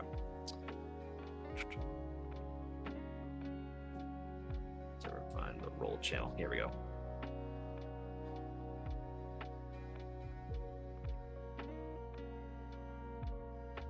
All right, here we go. No, wait, that's chance. Fine. So that is actually supposed to be... No, that's supposed to be a 2, so that checks. I will... I'll boost that with Ace Attorney to make it a 4. Okay.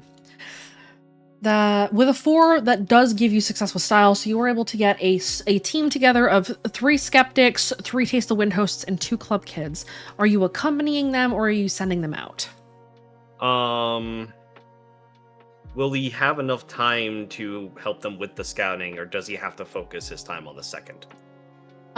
If you go out with them, it's going to make it more difficult for you to focus on the second thing, because they're going to be going out for a couple of days.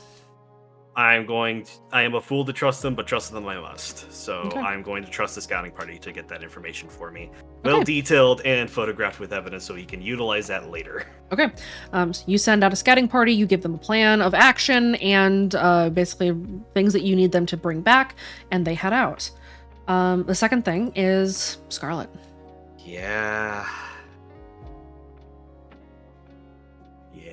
What are you doing there?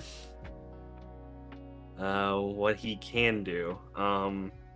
That's gonna be a discussion to have with who all is gonna be interrogating Scarlet and what their plan of attack is, because as far as you know, as far as Lincoln is aware, Scarlet's just contained. Nothing else has been done as of yet. Okay, for this one, let's see. Go ahead and give me an insight or an investigate. All right, I'll use insight, and I'm going to utilize proof with evidence for this one. Okay. So that's going to make it a 7. Here we go. As you start talking to the people that have been keeping eyes on Scarlet, you find that, one, they've had to force feed her. She has not been eating. She has also not spoken a word except one. She said your name to her, basically her guard, once, about 3 days after you guys had finally gotten her imprisoned, and she has not spoken since. They force feed her to make sure that she eats. She doesn't fight back. She's just not doing it herself. They've basically removed anything that she can use as a weapon. So she's just in like scrubs, and she has no shoes anymore. So she can't like stab somebody with her heels. Her nails have been trimmed down from the talons that they had been. And they basically just kind of blunted all of her edges to prevent her from harming anybody. And she has given nobody any information whatsoever. Lillian would be the one who could probably give anything further on it, but Lillian herself had to basically lock her in on her own mind, and so there is very little else that Lillian could kind of shed light on, except that the inside of Scarlet's mind is chaos. Does Atticus have any input on this? Atticus's input in here would be that it is very likely that you and your team are the only ones that are going to get her to talk, and that it is most likely that she is going to be volatile when it happens. She has at least 2 alters besides the Scarlet that you see in there. There is Eliza and an unnamed third. that you guys is in there. You don't know who it is, what kind of traits that altar has, but you also know that there is a high chance that there are more than that. And so his recommendation is to have a team run the interrogation so that people with different skills with talking to people, particularly people who are being difficult, can tag in as her altars switch out.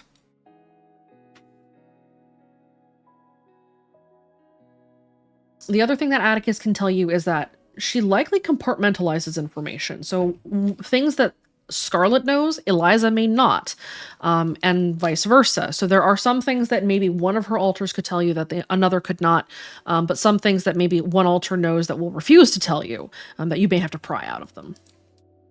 And that's kind of what his professional opinion is on the matter.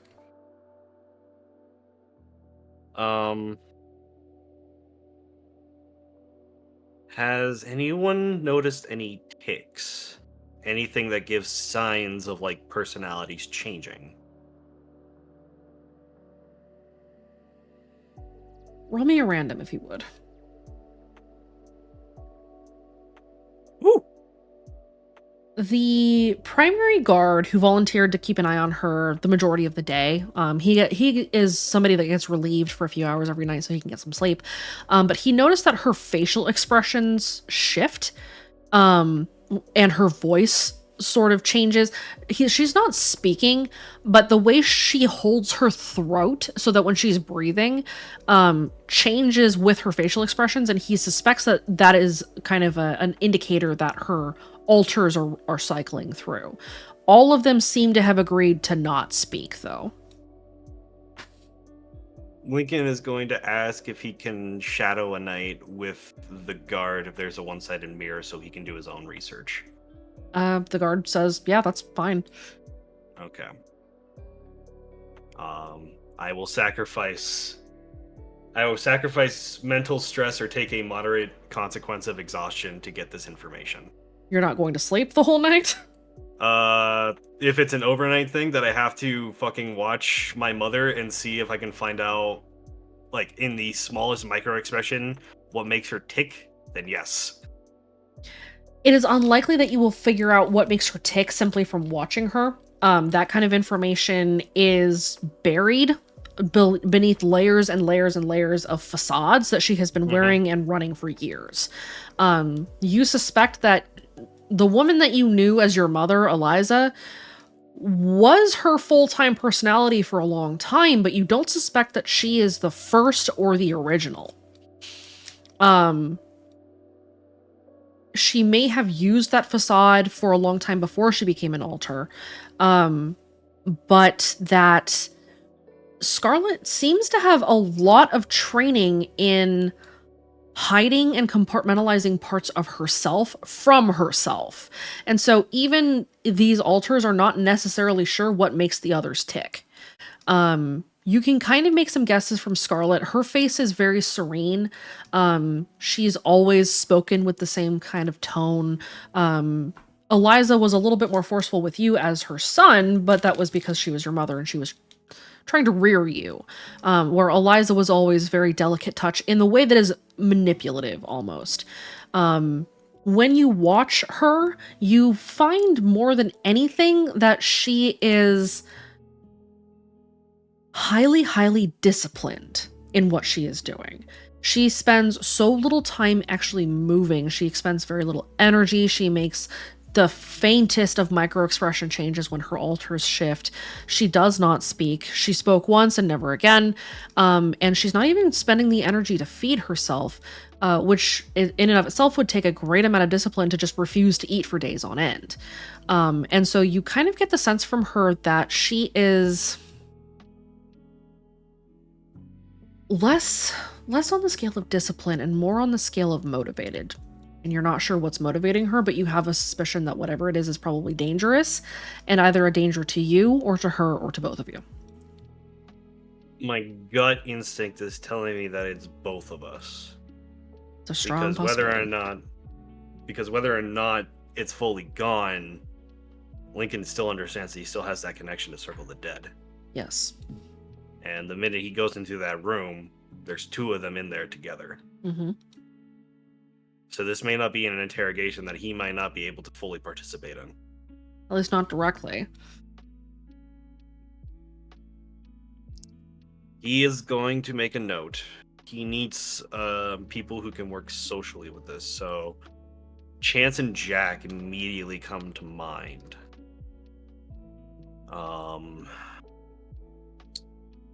It would help to probably have a lay on hands chosen or host. So he is also going to throw Lillian in there to help the mix.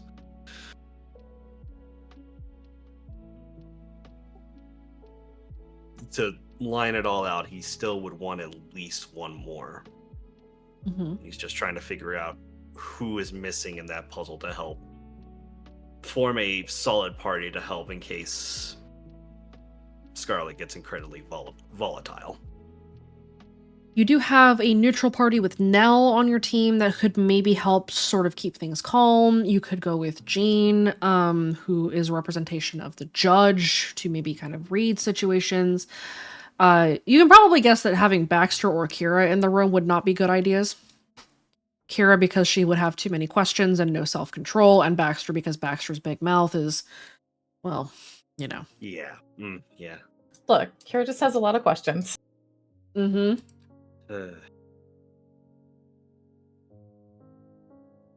Would 5 be too much? Because it feels like 4 is pushing it. It is unlikely that you would have them all in the room at the same time, and so having people that are kind of outside observing, giving input, that would probably be... Having 5 or 6 total, but only a couple people in the room at a time would probably be your best bet. I'm going to add Jean and Nell then. Okay. And... yeah. So. Okay, so you prep for the interrogation of Scarlet.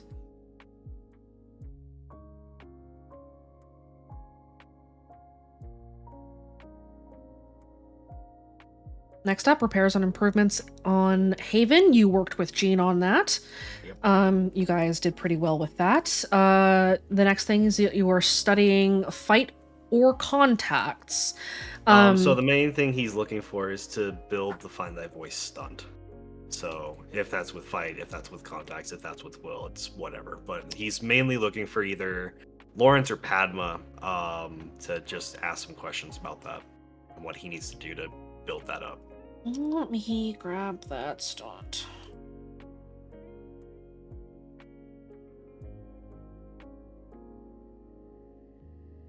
That's going to be a will roll. Oh, hey, goody. What is the DC? This is your 4th, so the DC is a 5. Okay.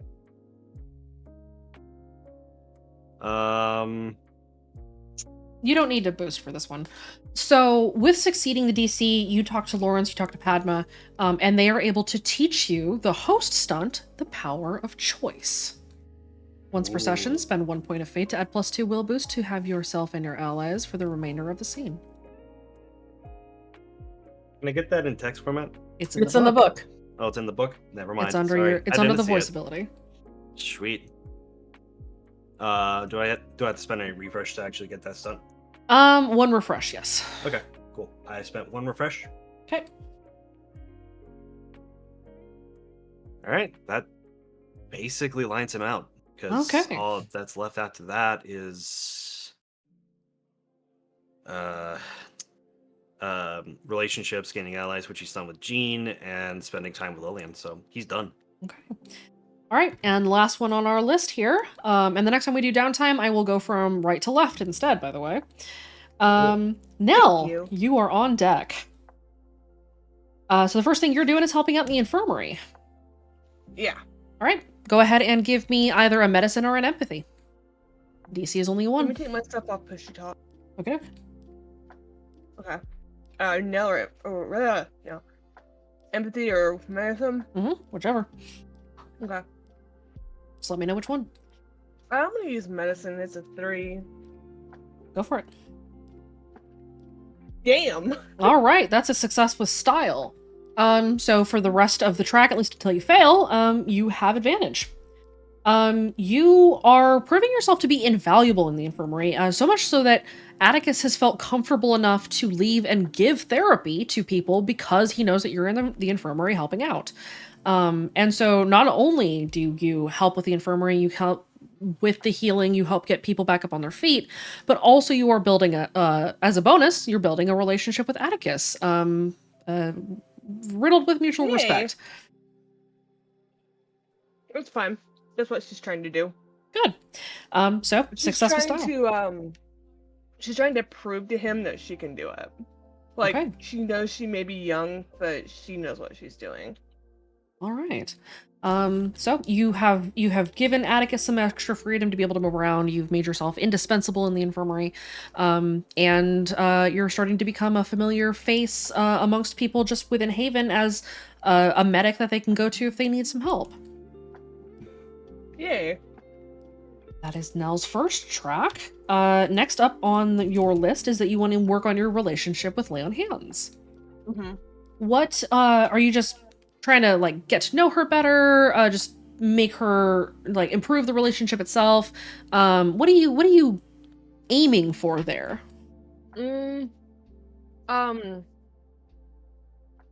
Making the relationship better and kind of getting to know her. I think when Nell kind of first became only on Hands host or chosen, it was at a point she was kind of on her downside after Die For You died. So I don't think, and with like everything going on, I don't think they had been able to make like that much of a connection. So Nell just kind of wants to strengthen that. Okay. Go ahead and give me, we'll say, an empathy or an insight for this one. A DC here is a 2. What's my insight? I don't have insight. Oh, it's a 1. Okay. I'm gonna use empathy.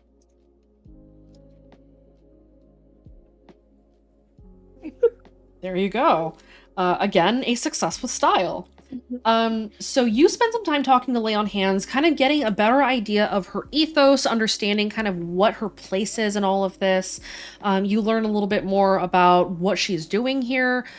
She tells you that she's here, one, to patch things up with her brother, to stop greed primarily, and because she feels her strength waning as greed gets stronger. And so not only is she here because she was called here, but she's here because she has to be.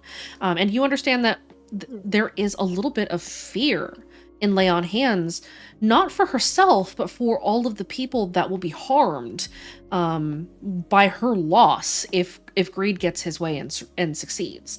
And you also discover that she's fairly confident that greed wants her here to devour her, that he wants to take her old tongue ability and use it against you in the war.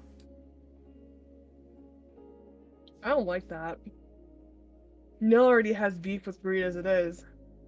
Kind of makes it worse. Yeah, it's a pretty long list, though. A lot of people got beef with greed because greed's a dick. He's kind of a dick.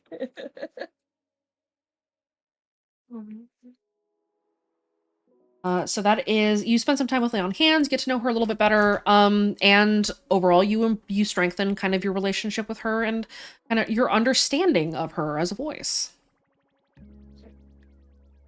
That kind of actually bring, like, that's a little bit kind of triggering for her, because Nell already lost a voice, kind of to the same situation. So if that happens again, that kind of puts her in the same situation that she was in with Die For You. Oh yeah. But as you're talking to Lay on Hands, and with that success with style, which by the way you could have rolled with advantage. Oh, I mean, because you are still at advantage, but either way, you also kind of take away from those conversations that you have with her, sort of a renewed conviction to make sure that greed doesn't make it out of this. Yeah. That's fair. All right, that's your second track. Next track up, you want to train medicine. And you have built some of that extra sort of rapport with Atticus, so he will give you the help action here. Go ahead and roll your medicine. You can take a +1, and you are still at advantage.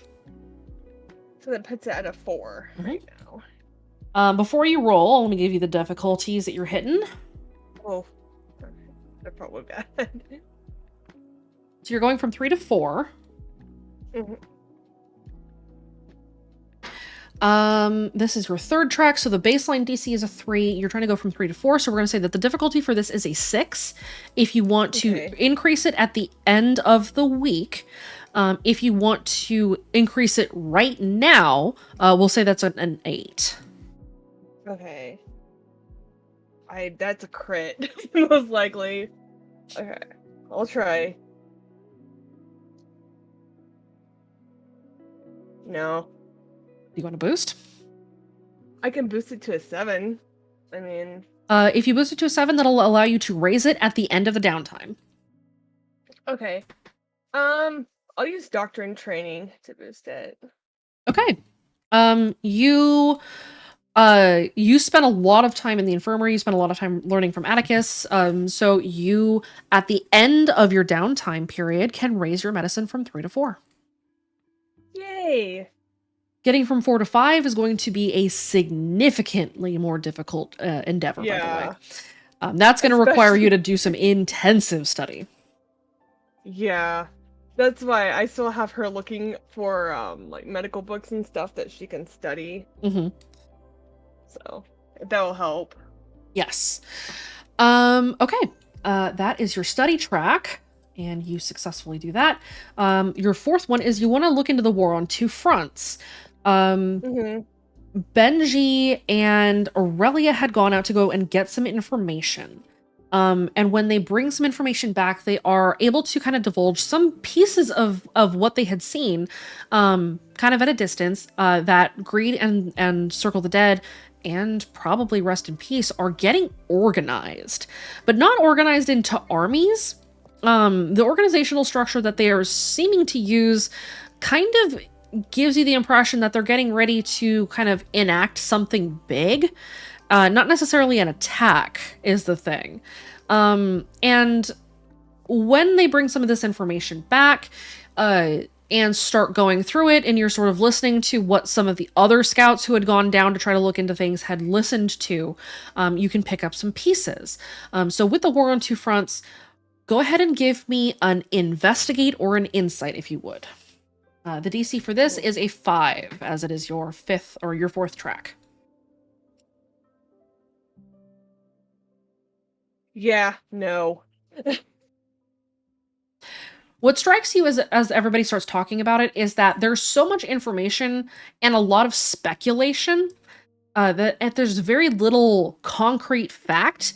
There's just so much about what is going on out there, and what you kind of come away with is the idea that you kind of need to do a dedicated scouting mission. You need to infiltrate one of these cells that they seem to be setting up in the south, and just take pictures and figure out what the hell they're doing. Would she have known anything from her dad, her time with her dad? Or was that too soon for her to like actually get any information? Go ahead and give me a luck roll. Oh! It's 908. You have one vivid memory of your father being extremely excited to move to Redacre because of a celestial event scheduled to take place sometime in 2007. That's all you know.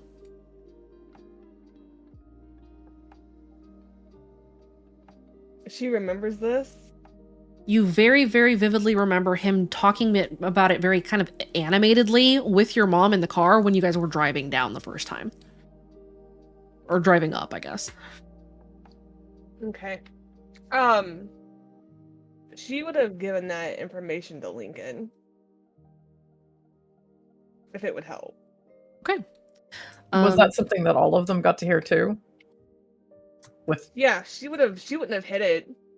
She would have mentioned it. She's not trying to hide anything.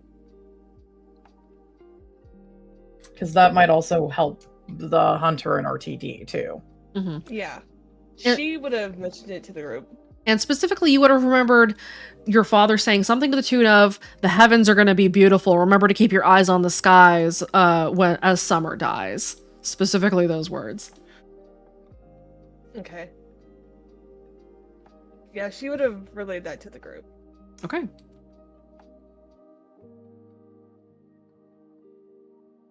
You are then working to improve relationships with the team and Adam. So is that just kind of you going and hanging out, getting to know people, talking, that kind of thing? Yeah, pretty much.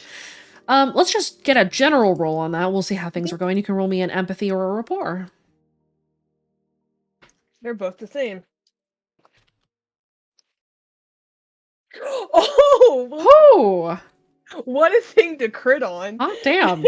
So you spend a lot of time just kind of getting to know people, talking to people, getting them to open up. Adam, after a little while, just feels comfortable enough with you to cry with you, as you kind of accompany her out to her dead sister's grave.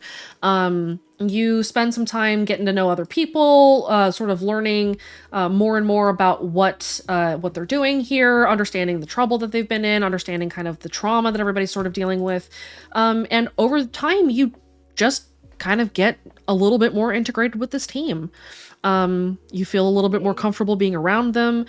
You are able to lend a hand where everybody needs it. You're kind of an impromptu research assistant from time to time whenever you need, like, you don't really do a lot of the searching, but you're definitely good at like holding the books and stuff when they need it, or just being a sounding board as needed. So you're able to start working a little bit more closely with the team. When Kira needs books, Nell's just there, standing there while she piles them on top. Hold on, it's a very important question, but how tall is Nell? She's actually really tall. She is... Okay, you are in charge of grabbing the things that Kira needs someone to grab now? Because Kira is very tiny, Nell is very tall. You are the top shelf reacher now?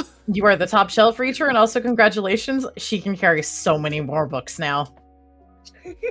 Nell's 5'8". Perfect. Kira is more than a foot shorter. As we have discovered. She's small, though. Both Kira are is small. 5'8's not small, dude. Yeah, 5'8 is not small, my friend. Compared to Baxter, it is. Okay, yeah, we're not okay, but you're an outlier. It's perfectly average for the time. It's perfectly average, period. Yeah, we're not talking compared to Baxter, my friend. 5'8 is actually quite tall on the scale for women. Yeah, there's probably a bunch of adults who are shorter than Nell. Actually, yes. Yep. Charlotte's like 5 foot flat, by the way. She is a tiny, withered old lady. Super small. Yeah. But she will hit you with the stick. Yep. She heard me say nothing. Yeah, you better hope not. Okay. And then you've already done your supply run with Jack. Yeah. But the stuff with Adam was just trying to get her more comfortable. She felt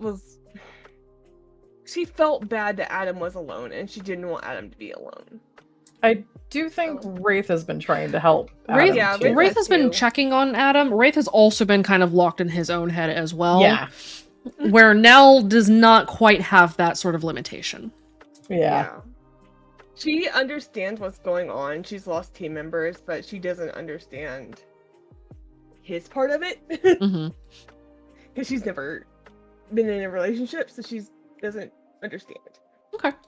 But yeah, you spend some time with Adam. You get to know her a little bit better. You're able to build yourself a place in this team. Yay. All right, and you've already done your supply run with Jack, so you guys get back at the last day, on the 6th of May, the evening of the 6th of May, and as everybody just kind of comes back together again, Lincoln, you started making plans. You have 2 major missions, or operations rather, that you can endeavor to go to see through.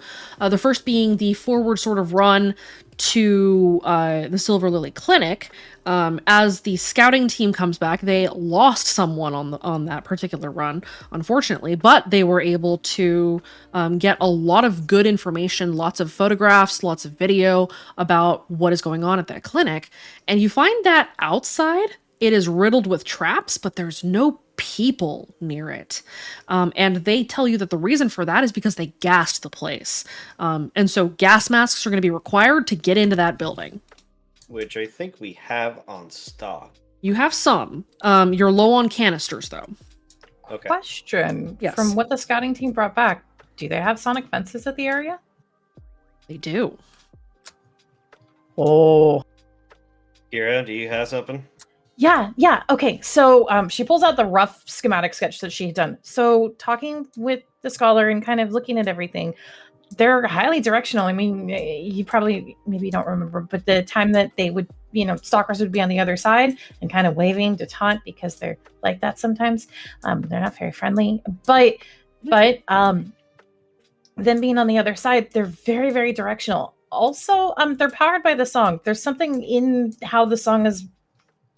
It's part of the power, but we need to get one. But if we approach from the outside, so if they're pointed in, or we can get inside behind them, we should be able to take one down. If we can take it down and bring it back, we should be able to actually figure out how they're working and what we could do to possibly take them down. I don't think it's going to be easy for the inside group to be able to actually deal with this. We're gonna have to do this from the outside.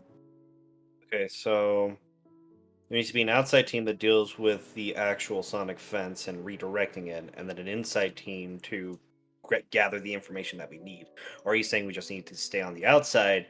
Outside information entirely. We're going to have to dismantle one, but we're also going to need to do some observations, some reporting, some readings. The problem with coming at them from the front is it's immediate suppression. So we got to come from the back. Mm-hmm.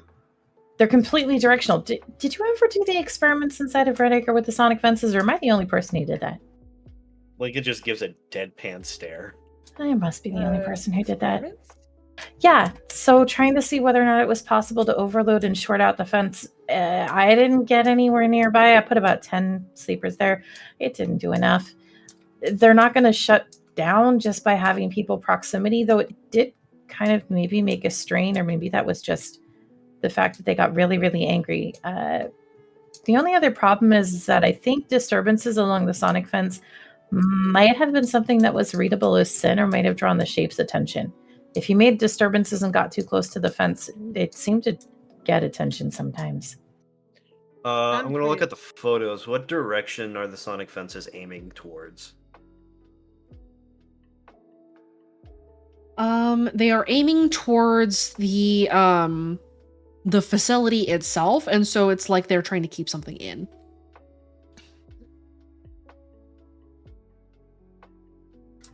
There's bullshit afoot. Yeah. Why would they point it inside when they fucking gas the place? Because maybe there's somebody inside of there, or that they're waiting for someone to get there. You think it's a trap? Trap? I don't. They're trapping the place because I'm seeing some noise and acoustic mines here.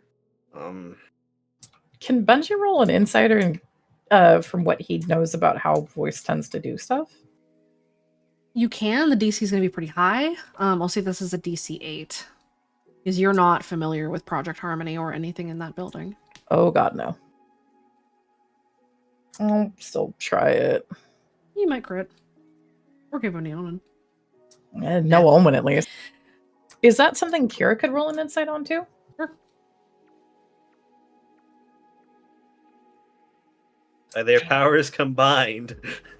No. Alas. I will say that between the two of you, that is unusual behavior. Typically, whenever they're trying to keep something in, it is people, sleepers, lucids, anybody who might try to escape. But last you remember, the only things that were inside of that particular building were creatures, not people. And creatures and animals even don't really care about sonic fences, or the song for that matter. They can perceive parts of the song, but it doesn't affect them. And so keeping monsters inside with sonic fences does not add up. You're missing something. It's weird. It's people. There has to be a person. Does it look like it might be a trap for them if they go back? It's almost too obvious to be a trap. Kara and Budgie are just kind of like elbowing each other and whisper.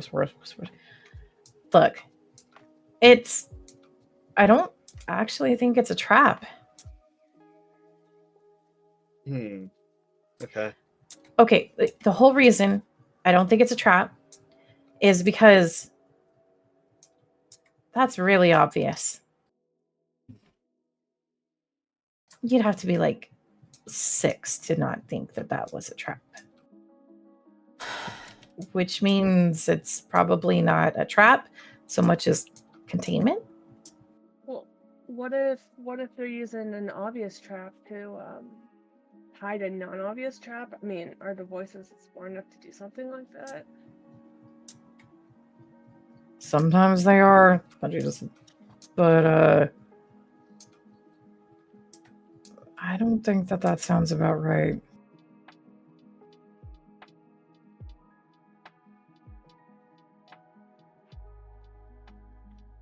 All right. So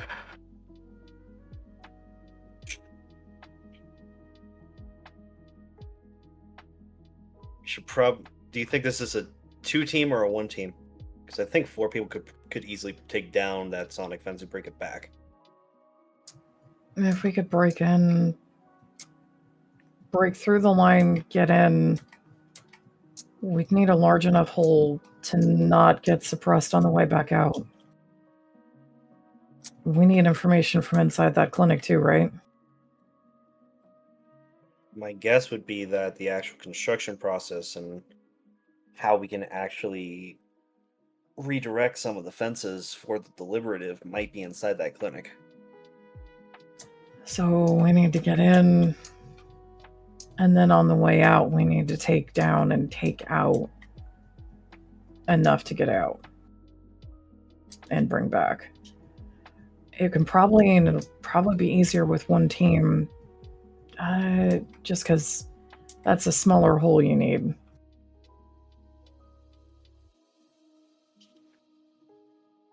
Probably put Jean and Alex on that one. Trying to think who else I should bring along for that mission. Because we'll need Alex's mechanical know-how. Baxter, do you think you can help out with that as well? You were looking at some power supply stuff, right? Yeah, there's also something else that I need from inside. Okay, so Jean, Alex, Baxter, and... I'd like to go just to see if there's any, like, medical books or medical supplies. Sounds good. Jean, Alex, Baxter, and Nell will handle the clinic.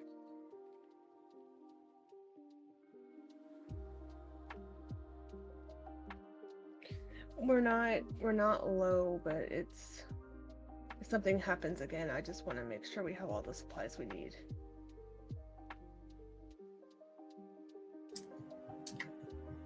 It does kind of seem like they've got the place reactivated, so they might have had to resupply. It was pretty dud, wasn't it? A little bit. I wonder if they're using it for something else now.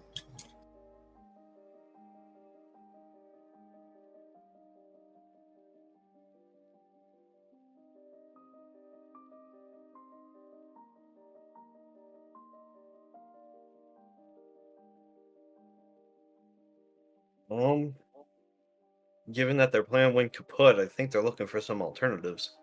So it's very possible. Okay.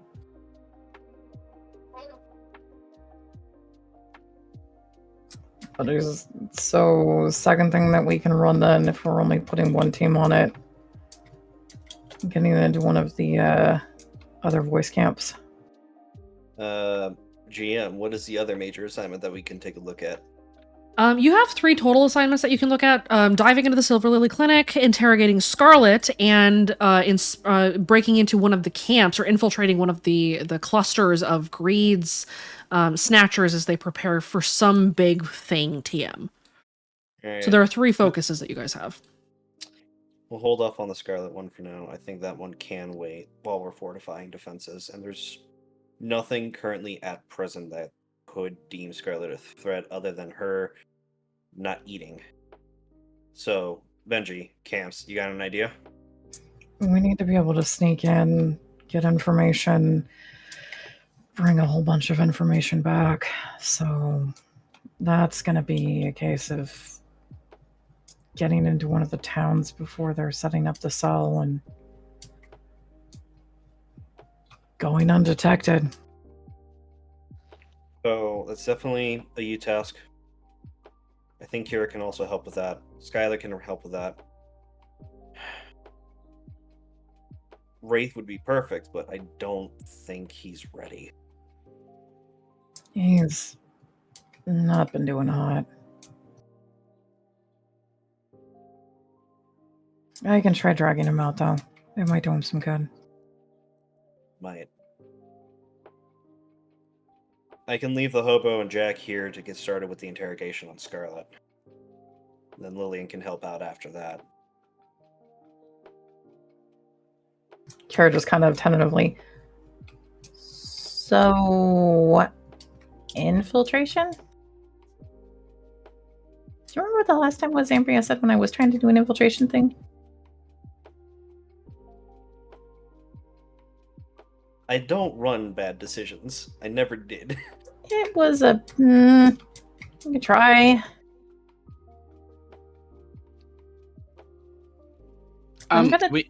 We tried, but my ass alerted people. No, I'm not talking about that, Baxter. If you learned how to use a lockpick, it would be fine. No. I'm using his strength in dismantling stuff to handle on the sonic fences. Yeah, no, I'm not arguing about that.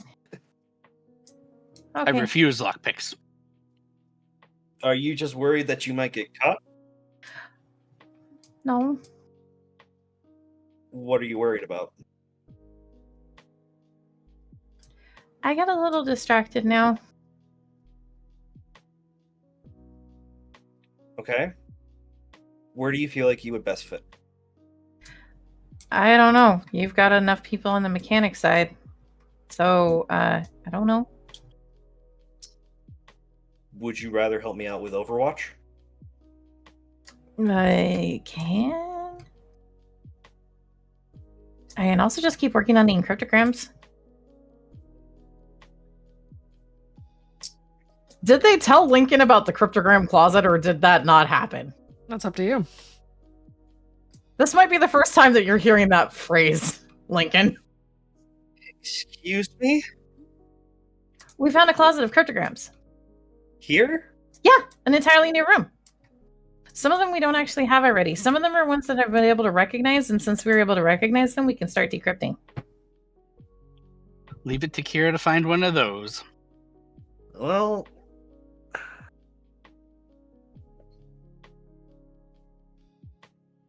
Lincoln is really weighing his options here. Alright, run me through cryptograms again. What is the advantage to cracking them open? It's old tongue.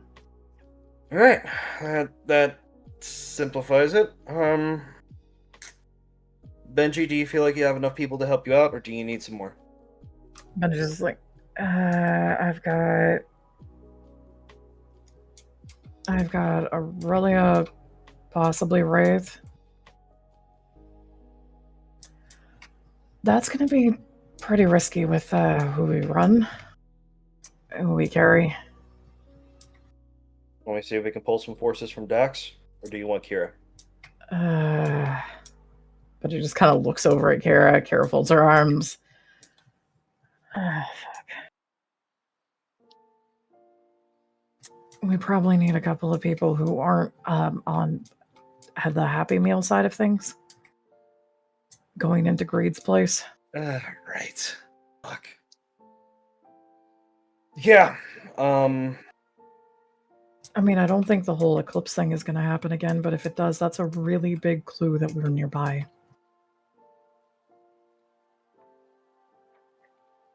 I'm not sneaky, but if you need me to switch, I can switch. You're just as bad. Yeah, I think you're going to be better with the mechanics team, just in case they need some field triage and you can find more medical information out there. Yeah. Also, fuck. Okay. Look, see if Dax has anybody who can help. We'll, if it's just us three on that, we'll take it. It's fine. We can make it work. Again, we'll go ahead and just shoot a text over to Dax.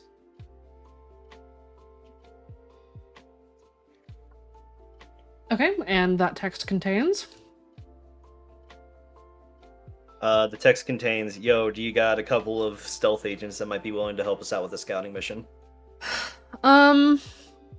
You'll see Dax types for a minute, pauses, types again, pauses, and sends over, yeah, kind of. I've got 3 kids that could probably help out.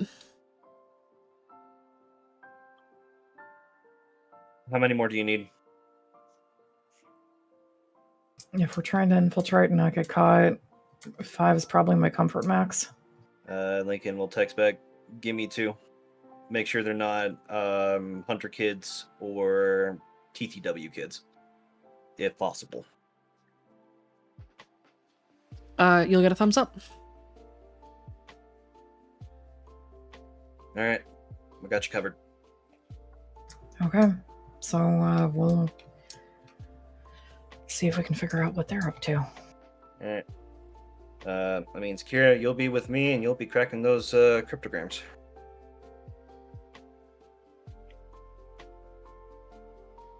Kira just kind of has her arms folded and muttering under her breath occasionally still. I tried to talk to the hunter. Didn't go well. Also, I remembered something. What's up? When I don't remember if I told you. When my family was first coming to Red Acre, my dad was really excited about a celestial event.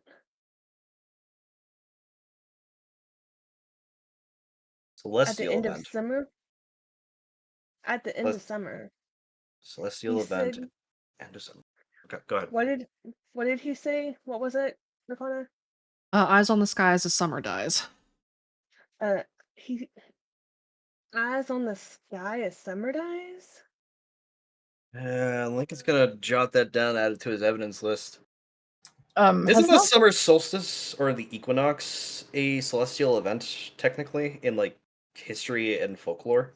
It is, but the summer solstice is not as summer dies. Was he talking about the person? No. Probably not. Has Nell mentioned who her dad was a follower of? She has not. But he's just kind of, I don't know what the hell the voice wants with that. They are big on stuff, though. Not big on it. Lincoln is gonna ship that over to Ambria to see if the Misfits might know anything, and if the Misfits don't know anything, it could probably be forwarded to the club. My dad was a follower of greed. Hmm. Is a follower of greed. Well, your dad wasn't the. Hey, pit boss. Yes. What the fuck does greed do that's so important? What do you mean? A celestial event that greed cares about. Nell, he nods over at Nell. Her dad was super happy to head into Red Acre in time to make it. Yeah, it was when we were first moving to Red Acre. Keep your eyes on the sky when summer dies. Huh. I don't know. The last time we had anything to do with him, the binding, he was trying to coincide his bullshit with some event. You think that was the same event he was talking about? Well, that was 10 years ago. Last time, though, he tried to coincide it with a meteor shower. Could be something like it. Could be something. Well, we got a pretty good goal to look at for when we get into a camp now. Yeah, I suppose so. I'll see what I can find. Yeah, we'll see what we can find too. Play your cards right. Yeah, you too.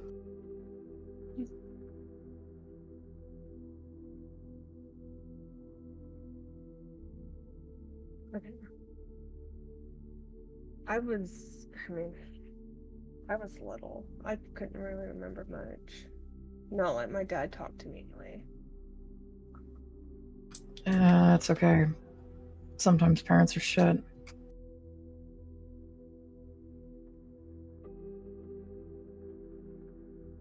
That's why you gotta make a better family.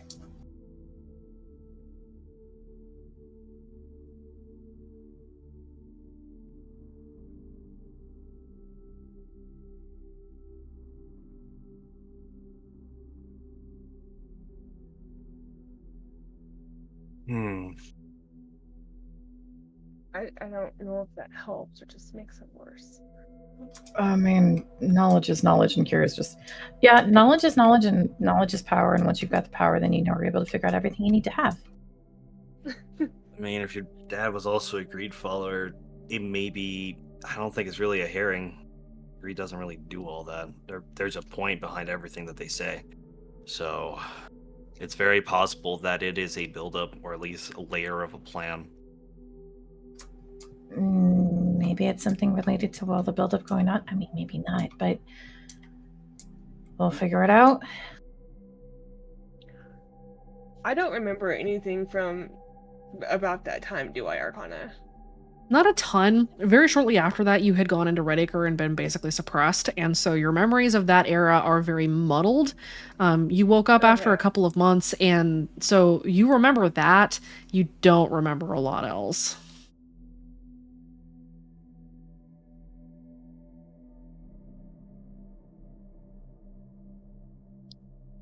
Alright. Other than that, details have been briefed, mission assignments have been set. Does anyone have any questions? No, but did Chance and Benji get a chance to like map out the areas where things especially felt off in terms of the space in Haven? Yeah, one of the main chambers downstairs were actually one of the rooms that you had pegged as like a generator location during your initial inquest. You have noticed that the room itself, kind of based on accounts from when the first attempt to take Haven had gone down, that room had been much bigger than it was when you guys came back, and so you get the sense that there are some walls in there that weren't there before. Benji's gonna pull out and just kind of from one of the maps that they have of Haven, they've marked down the spots. When Chance and I were going around, there's some places that have changed. Like not head shit. I'm talking physically modified. The space feels off. So what, now we're in Hogwarts now? No, I'm talking like hidden rooms. Where'd you see this? And he points at the generator room. That's one of them. There's a couple of them, though. There's rooms that have... You know when you walk in a room and you can kind of get the sense of how big that place is? There's a bunch of places around here that feel too big for how they look.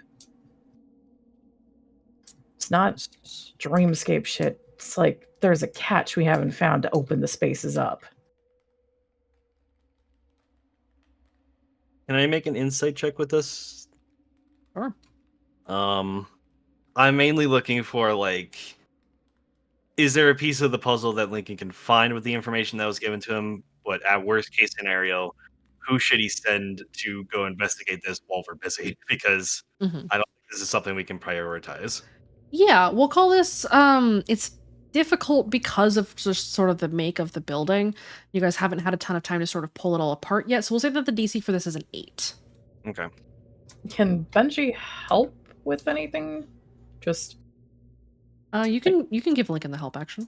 I'll give Lincoln the help action, just because Benji will explain the differences of like the build style, the maze drop, and the fact that the other thing he'll make sure to point out is this place was built for something before the voice pair that's currently in power is using it.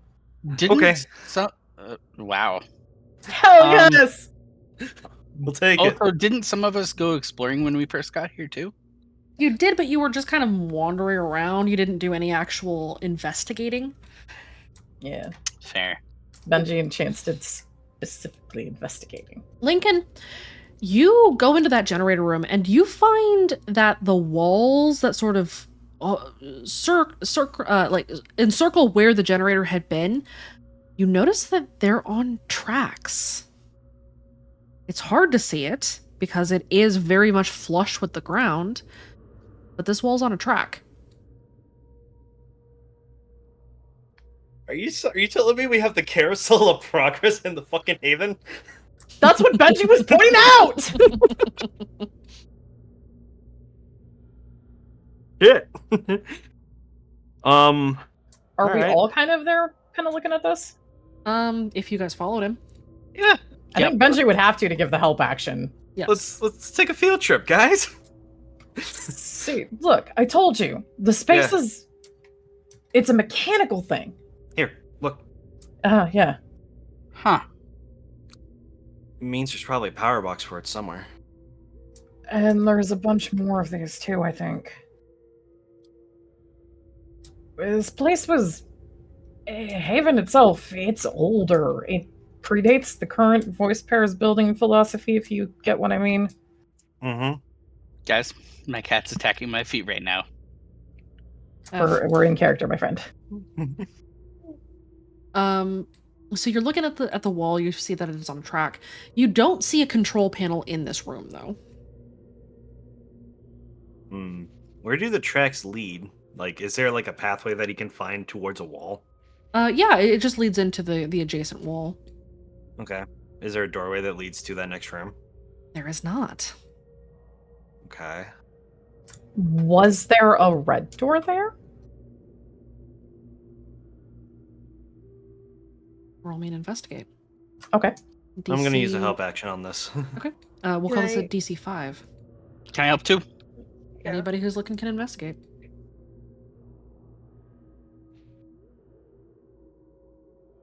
I'll take my 7.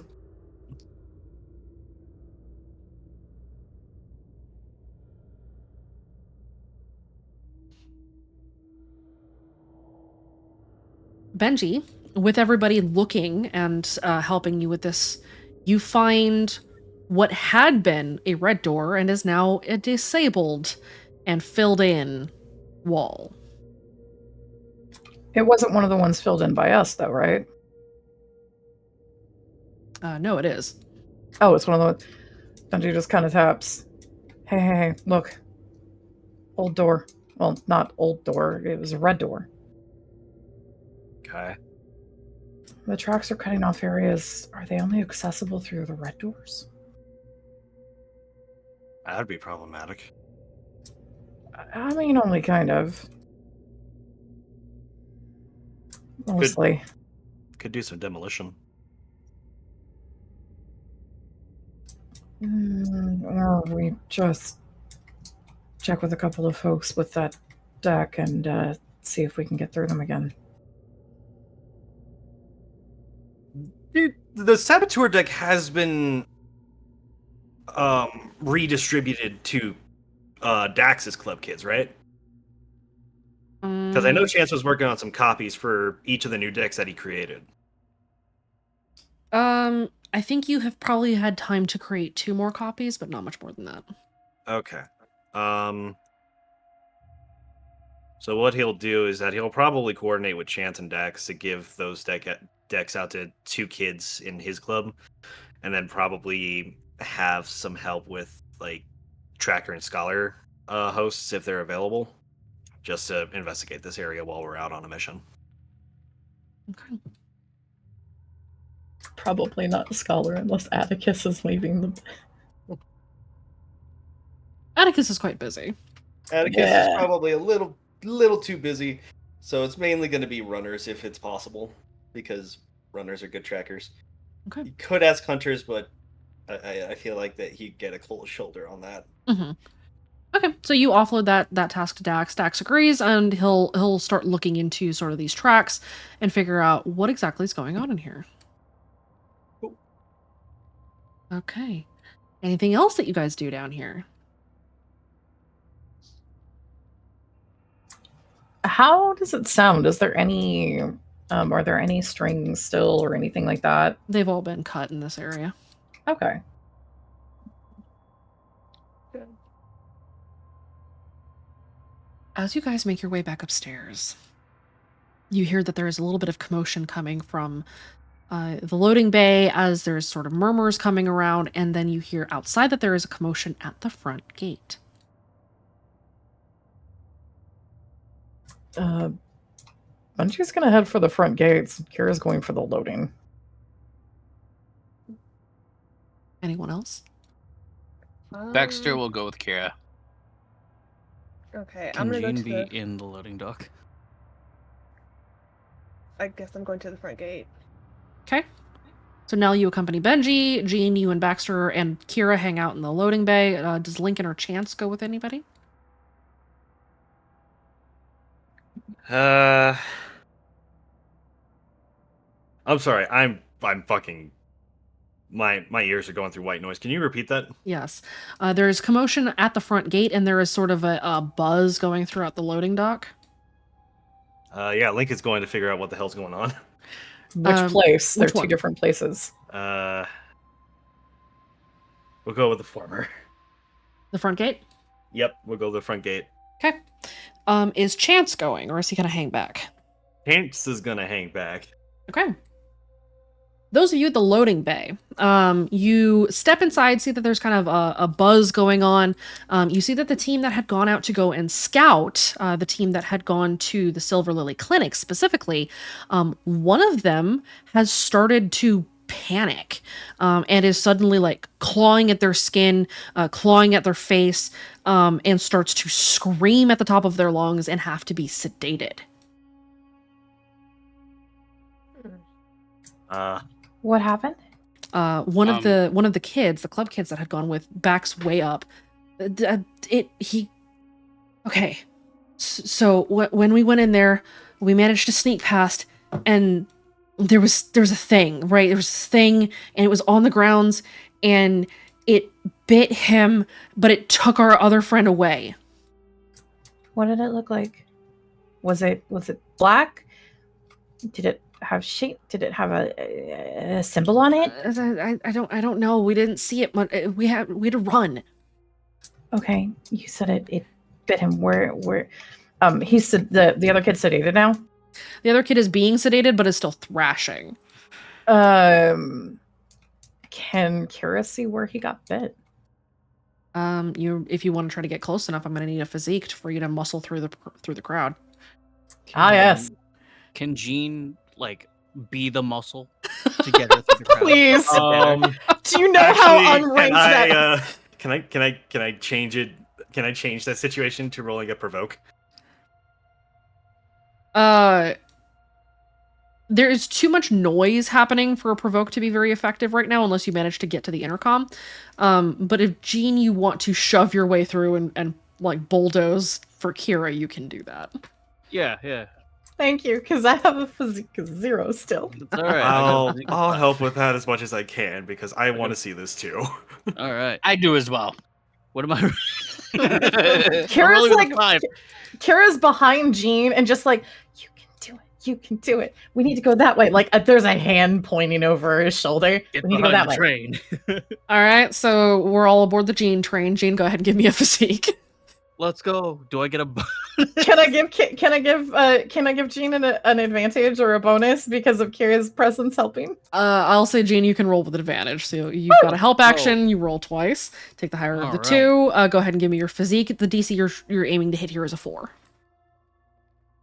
Okay. All right. Okay. Starting Well, off strong. you succeeded with style. Ooh. All right, we got it. Oh, I'm so glad. We got it. Get that 7. Okay, Jean, you kind of shove your way through this crowd with Kira immediately behind you, Baxter directly behind that. And you see that this kid is laying on the ground, convulsing as they have sedated him. You see that there is a nasty bite on his left arm. that looks like a horse bite. Huge teeth, all of them flat, no canines, but the wound is rapidly becoming infected. Hold on, like the weird horse thing that Kara saw in the clinic? Roll me an insight. Okay. Oh no. I'm gonna re-roll that. Okay, what are we rolling with? Can I re-roll with curiosity kill the cat? Yes, you can. Okay. Killed the horse. Ooh. God Oh. damn. Take an 8. It's exactly like that. Oh, there was a weird horse thing that looked like it was a horse and a man, but it was bits and pieces of a man. That's starting to get really rapidly infected. He's gonna need to get in there. That's an old. Those were an old tongue, a weird old tongue thing. Do we quarantine them? I don't know. We didn't ever have to deal with anything like this before. And the only Well- person I know I could ask would be really, really annoying to have to ask. Everybody roll me your luck. Yay! For every character, is it per location? Per character, all of you. Oh, look at that I 35. have never seen that 35. Give Oh, me Benji. my money. Why? Please don't make me call the shots. Please, I can't stand the mental stress today. Hang on, I gotta find itch. There it is. Are there adults in the Uh, wedding? Yes, there are. Okay. We're gonna call the shots and we're gonna make that a neutral. I'll take my headaches. Okay, go ahead and load up that headache. Loading headache. As the kid starts to succumb to the sedatives, he wrenches free for a moment, lunges at a nearby adult, which you see to be Lawrence, who's been trying to hold him back, and tries to take a bite out of Lawrence's arm. Ash slides in, grabs him around the middle, and fucking throws him to the floor. Oh my god! Oh, no pile driver? Does that look like it was less the kid's instinct and more whatever is happening to the kid? Roll me an empathy. Damn. Man, I should have went left. I knew I took the Wait, wrong hold on. turn to Albuquerque. That would be a 4. I rolled it a 3 versus a mine is an empathy is a 2 right now. I apologize. It's hard to say. It looks like this kid is being compelled to do something. If you had to take a guess, Kira, this looks like some kind of old tongue infection. Oh man. Kira just kind of leans in a little bit. I think it's an infection, but like not a virus infection, but Old tongue infection. yeah. Well, would remember that name help? I don't know. I don't know if it's a case of not knowing self and that one was more like the whole, the remembrance of self, and maybe it would be a case where it can, but it would have to be the same, the root based thing, but Okay, the bottom line is we need to get this guy quarantined now before worse happens. yeah, and we need to find the other kid that's missing. Yep. Meanwhile, at the front gate. Yep. Yeah. Benji and Nell are over there at the front gate. Since Lincoln went inside, or did Chance go in, and is Lincoln at the front gates too? Lincoln's at the front gate. Okay. How's the 405 looking? Oh, you know. Lincoln, Nell, and Benji, you guys head outside. Yep. And as you're approaching the front gate, you see that there is a commotion going on. You see that one guy has sort of staggered backwards. He's holding his arm and bleeding freely from a wound. And you see that they have wrestled to the ground another kid. His mouth and the front of him is covered in blood. His eyes are black, corner to corner. Hissing and snarling, clawing at the ground. I must now issue a trigger warning. Mm-hmm. Oh. As this child has been restrained, but not well enough. Oh. He pulls. Trigger warning, trigger warning, trigger warning. Mute now if you cannot handle. He pulls a shard of glass from his pocket and cuts his own throat. Oh. Oh, Damn. damn. I guess there's no way I can deflect that. You cannot do this. Nell would immediately run over to the one that is bleeding and start triage. Okay. We also The three of you, can I get a will roll, please? Yeah. I think this is a real good time for me to use that new Find Thy Voice ability, so I'll burn a fate point. You guys get +2 to your will. Is Benji at disadvantage? Benji is at disadvantage, but you still have a +2 to your will thanks to Lincoln. Hey man, a +2 is a +2. Oh man! Whoa! That, Holy shit! whoa, the crits on the disadvantage. Oh, no! I can't help him with that either. The crits at disadvantage. Oh, that's a bumper. Dichotomy giveth, dichotomy Dichotomy taketh away. taketh away. My noodles. Your noodles. Yeah. Just like my cabbage. Now go ahead and give me your will as well. Also probably at disadvantage. Aw, but I got a 7. Yeah, but you saw somebody kill themselves. You just saw a kid just, nick himself. I also have to ask, we're still in the barrier, yes? You are still in the barrier, yes. Oh, thank God. Okay. Benji and Nell, you're mortified for a moment, just kind of locked in place. Lincoln, you have to shake them out of it, but after a moment, they are able to start moving again, as everybody starts to freak out. Yeah, I'm gonna get them to snap out of it. I'm gonna point Nell to the one that's still barely alive to start triage. Benji and I are gonna take the one that, unfortunately, unalived themselves. Yeah, committed unalive. We saw the eye-to-eye, corner-to-corner black, right? You did. Reaper. Yeah. Do you want you to have roll con? medicine? Go ahead and roll me a medicine if you would, please. Okay, so it's at 4 plus my medical. My field triage kit is 2. I'm gonna burn a fate and go ahead and use Lay on Hands. Okay. To add the additional +2. Okay, go for it. So 4. Oh, I boosted it to a 3, right? Or did I boost it to a 4? My medicine. You boosted from 3 to 4. Okay. It's still at 3 for some reason. That's why my numbers were off. You had at the end of the week, and you probably just didn't do it after you finished your downtime. 4. So 6. That would put me at an 8. Yep. Okay. Because you guys are now at the end of your downtime, so. It's been a nice week. Okay. Man. Yeah. It's been a great week. Oh man. And now this. And now this. Yeah, back to And then there's this asshole.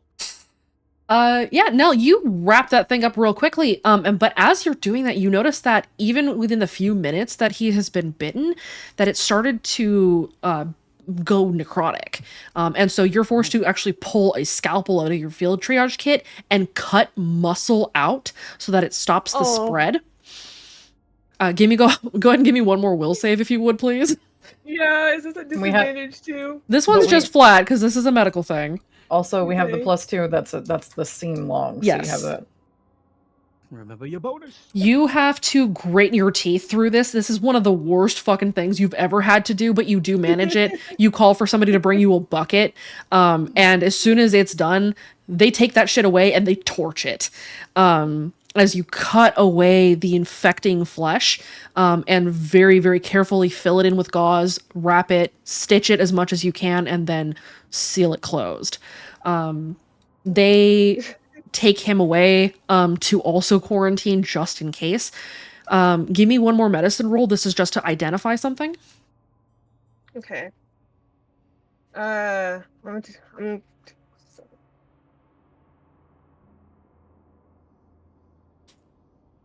With that, you I can boost if I think need to. you caught it before it was able to get much further into the bloodstream, but you get the feeling that that man is going to need to be quarantined for a bit. And you also get the sense that you may want to talk to Kira later about some potential old tongue information that could help you guys with respect to dealing with these mysterious infections.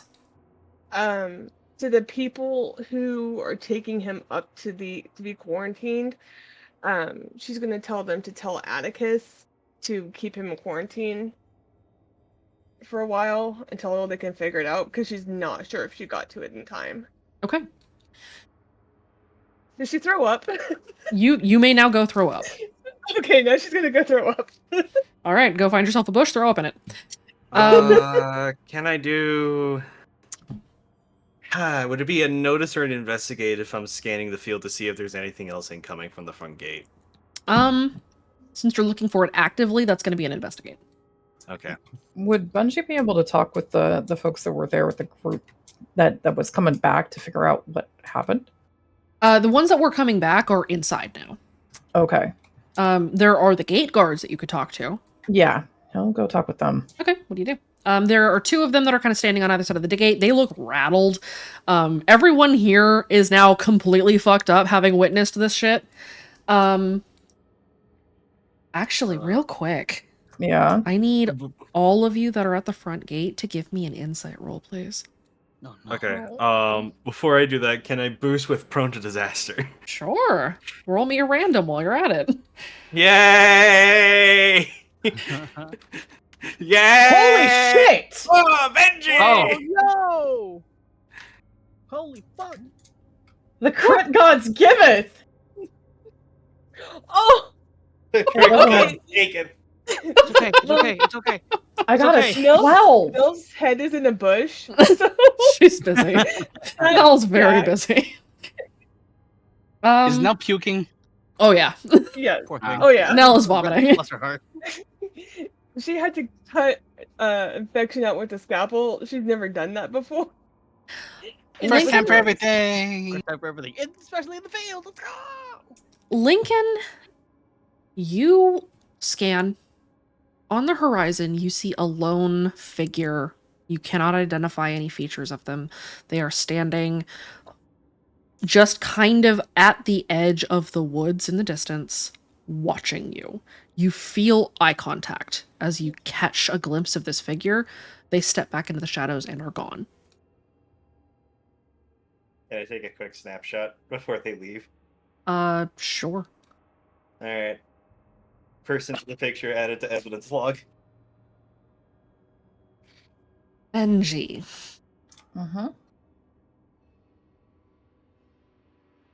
On an intrinsic level, you understand that something happens when you witness death. This was more than just a suicide. This was a suicide bomb. As you feel something start to creep into your mind, as you recognize it, you feel the gambler's presence flood in and shut it down. Oh, fuck. Pit boss. Yeah, we gotta deal with this now. Get inside. Yeah. Everybody in. Huh? In. Now. Says Nell from the bush. Yeah. Lincoln's gonna go just pull Nell out of the bush and help her in. It's like, it's okay, come on, let's go. Benji can piece together that this was an intentional way of trying to slip Rip in. Yes. This was an attack. We just got attacked by Rip. I'm gonna pop over on comms. It's like, did anyone die on the other side? Cares? No. No. But there's an old tongue infection. Like it's an infection. It's the old tongue. I think it's from the horse thingies. It's from the Reaper. Get it quarantined now. Run it. They're sedating them already and getting them over. We were going to put them in quarantine, but no, I'm literally talking that it's an old tongue's infection. I understand that. It was also an attack. I hate that bitch. I can't kill her, but I'm gonna kill her. But he's just like, no, you probably can. What do we need to do, Pit Boss? It's gonna be a long night. We need to look into this. Get the coffee. Okay. Research. Yeah, what do we need? My brother would be a good start. Would you? As with Which my one? sister. Which one? You've got a lot of brothers. The smart ones. The Slinky. Scholar. The Samaritan. Yeah, Slinky, no, I think we're gonna need you guys. Hey, Mom? Yes, my child. Do you think you can help? I believe I can try. Let us see what is to be done. Kira kind of rolls the back of her neck. I don't think I've ever done this before. You sure you don't want to ask Atticus?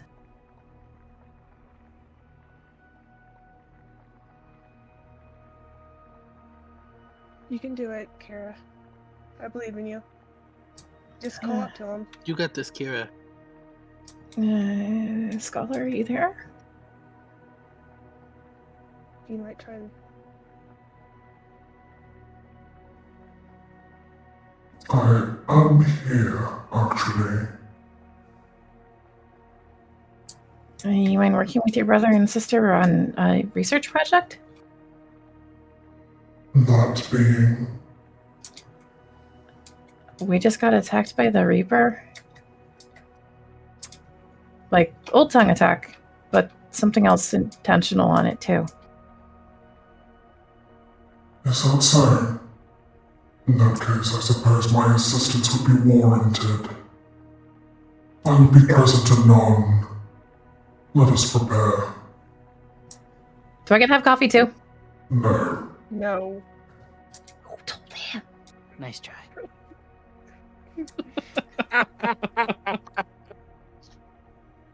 Kira's just looking around. Who told him? Atticus comes down the stairs. Oh. Kira folds her arms. Huh. Right, move the wounded into the quarantine area. We've set off a couple of the officers in the medical sector. Bring the dead downstairs. I'd like to perform an autopsy. Do you want help? I can try not to throw up again. I think this would be best for you to avoid, all things considered, this time. Dealing with the dead is very different from dealing with the living, and unfortunately, we don't have a proper coroner, and this is going to take some time, and, well, my young friend, the smell alone will not be pleasant. You need someone in case anything happens. I'll take William with me, and, Bucket. Send Damien in. We'll be downstairs. You got it. He can hold the bucket. He goes downstairs. You could just hear the ambient silence of just knuckles cracking. Kara just gives Damien a happy wave. Damien gives a happy wave back. Atticus heads off to find a room to use as a suitable autopsy theater. You guys watch as some of the hosts and the other people in the area start moving the bodies, or the body rather. The two infected are taken away, and you feel kind of a sense of dread settle over you as this attack was a failure, but surely it will not be the last. As you now know that there is another danger that awaits you at the Silver Lily Clinic. And I think that's where we'll drop the curtain tonight. That's just great. Can't catch a break. Nope, Welcome never. to the horror story. All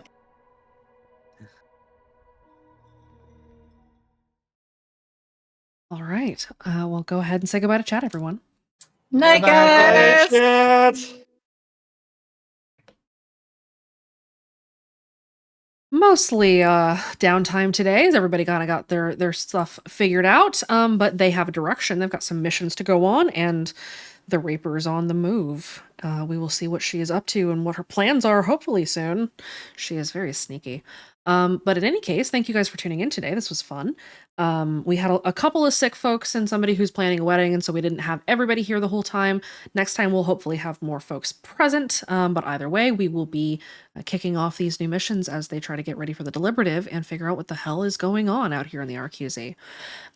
We don't have any scheduled sessions just yet. We will be back with the Misfits for sure on Saturday. I'm going to try to get the next horror show scheduled for as soon as possible, so Team Impact can figure out what the hell is going on with this voice and the sculpture.